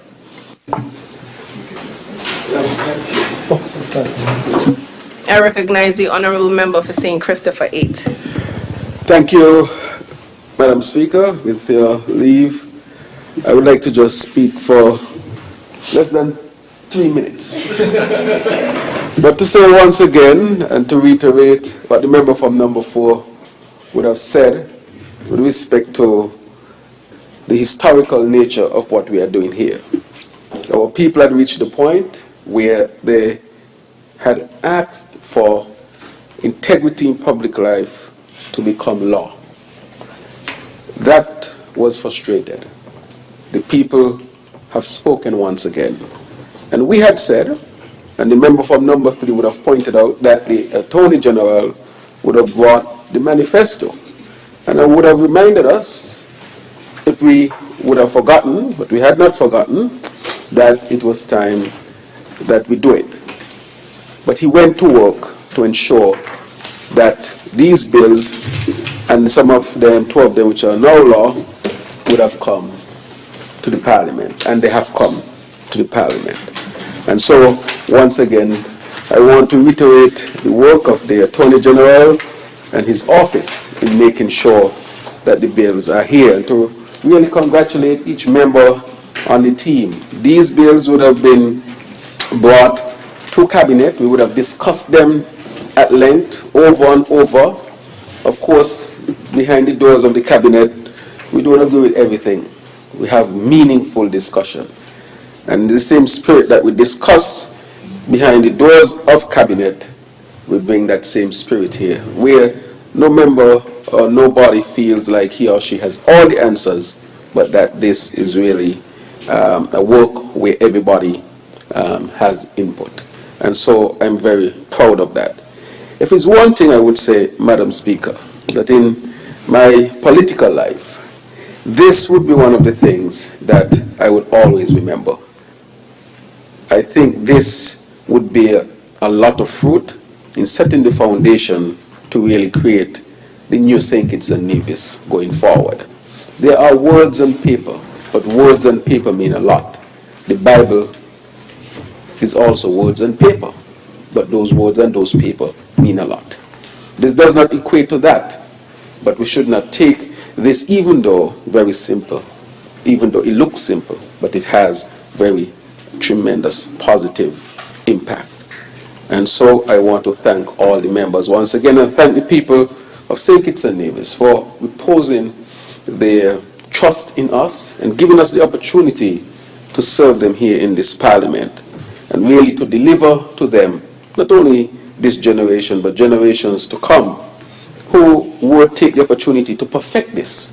Because of course, again, we are human beings, and what we have today might need change tomorrow, or will need change tomorrow, as we ever progress towards that perfection, which we will never attain, but is a lofty goal to keep us on the right path towards development and transition and improvement.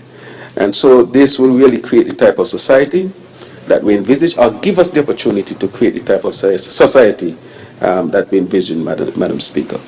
I would like to say something with respect to this, that our public servants here, and I think the member from number 3 would have alluded to it, and I think it was mentioned by one of the members on the other side, when they spoke about the Singaporean model, where they have very strict anti-corruption laws, great integrity in public life laws, and at the same time they remunerate their public servants to compensate. And when we look at it the last time, I was contacted as the chair of the St. Kitts Nevis Labour Party about increasing pay for parliamentarians and members of cabinet. I asked first, I agree that there should be, I said then when I was called that I agree that there should be an increase in pay. Because, for example, if you look at a company, like for example, Development Bank, which contemplate maybe some hundreds of millions of dollars, pale in comparison to a whole country where you're dealing with billions of dollars. And the CEO there worked for $30,000, maybe twice as much as the Prime Minister, believe it or not, in his base pay, twice as much as the Prime Minister. But I said then, it makes sense because the Prime Minister or any Minister of Government among the top people in the country, even though they have the most responsibility, is at the bottom of the scale in terms of the CEOs who are running companies. And middle managers. And middle managers. We are still below them. But I said there's an argument for an increase in pay, and it does make sense. But I would like to see integrity in public life in place before I can contemplate that, because I have to make sure that there's a responsibility on the other side. And so it was held back as a matter of fact, and I think it was the right thing to do. You cannot be asking for more pay, which you deserve because of the work, but at the same time, you're not pushing forward the integrity in public life, anti-corruption, freedom of information, which would hold you responsible. And so what we see here today, even though we cite there, we say we cannot contemplate that. We need to first go and make sure we get the integrity in public life solidly in place, which we have done even before we contemplate that. And so the reason why I say that is that they would not think at any point that we were just against for being against, but this was too critical to pass at this time before you contemplate any type of increase in remuneration, even though the argument had been paid that based on the amount of responsibility and the amount of money that you are responsible for, that you were really not being remunerated as you should. I think that those considerations might rise again, and rightfully so, but rise again in the right order. Integrity in public life, freedom of information, anti-corruption, hold us responsible, or accountable rather, hold us accountable, and then you can contemplate the second part of the equation, which is a critical part of the equation as well. And so all of that is really leading us to where other nations would have gone and would have been successful in, laying it out like that. And not to invent the wheel again, but adopting some of it and really making it suit our own country, our own society. But there are lessons to be learned, and I think that we should learn them as well.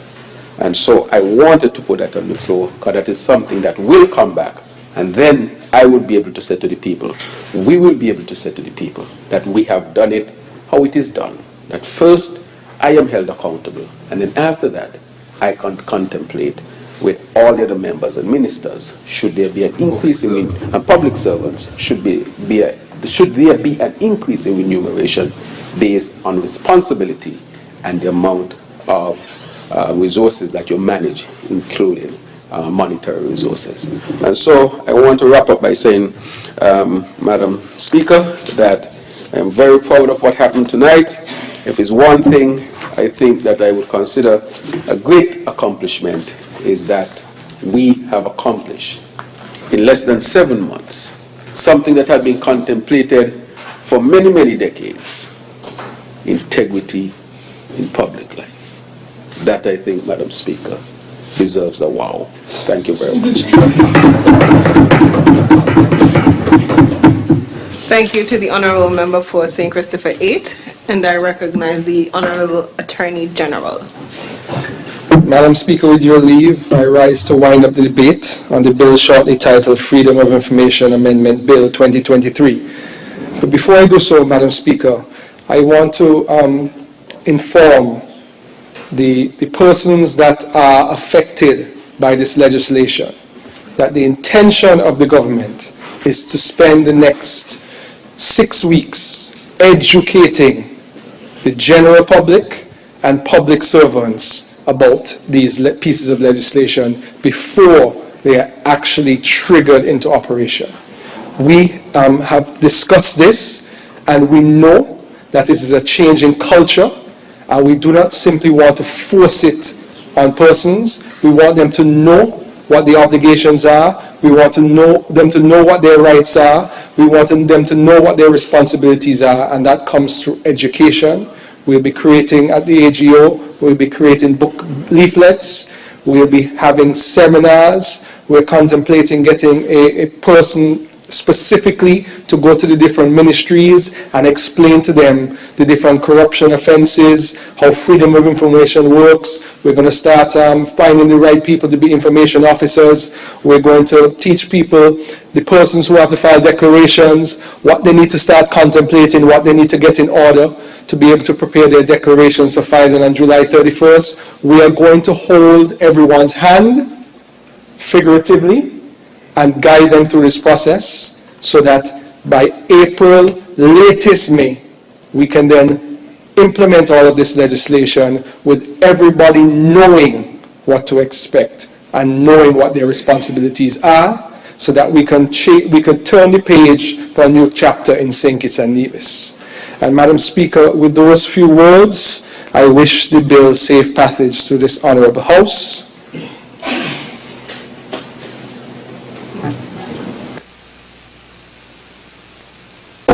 Thank you, Honourable Attorney General and mover of the bill, for your wrap-up. The question, therefore, is that the bill, shortly entitled Freedom of Information Amendment Bill 2023, be read a second time.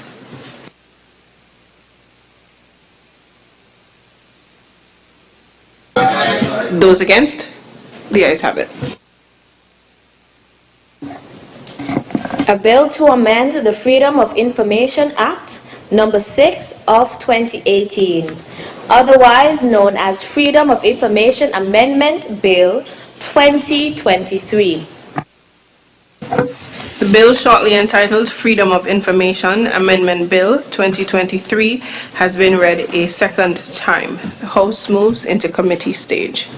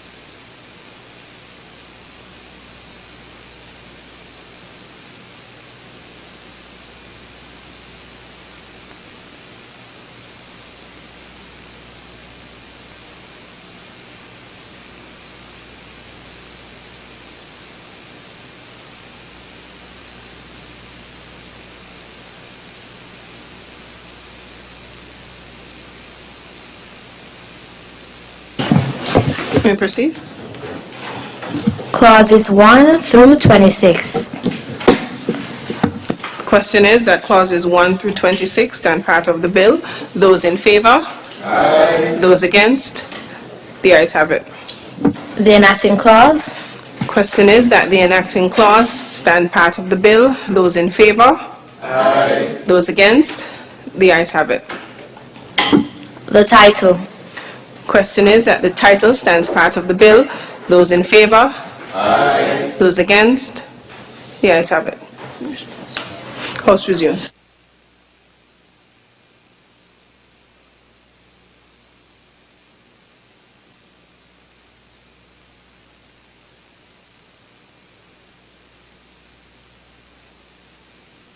Proceed. Recognize the Honourable Attorney General. Madam Speaker, I rise to report that the bill shortly titled Freedom of Information Amendment Bill 2023 has passed through committee stage without amendments, and therefore I now move for the bill to be read a third time and passed. Is there a seconder? Madam Speaker, I rise to second that motion. Very well. The question is that the bill shortly entitled Freedom of Information Amendment Bill 2023 be read a third time and passed into law. Those in favor? Aye. Those against? The ayes have it.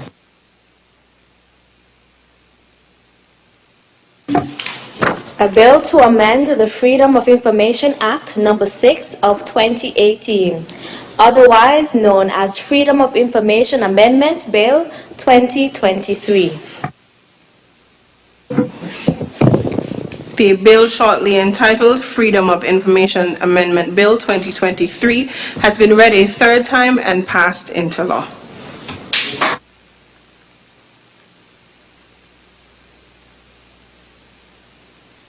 Next item on the agenda, please. Motions, resolutions, adjournment.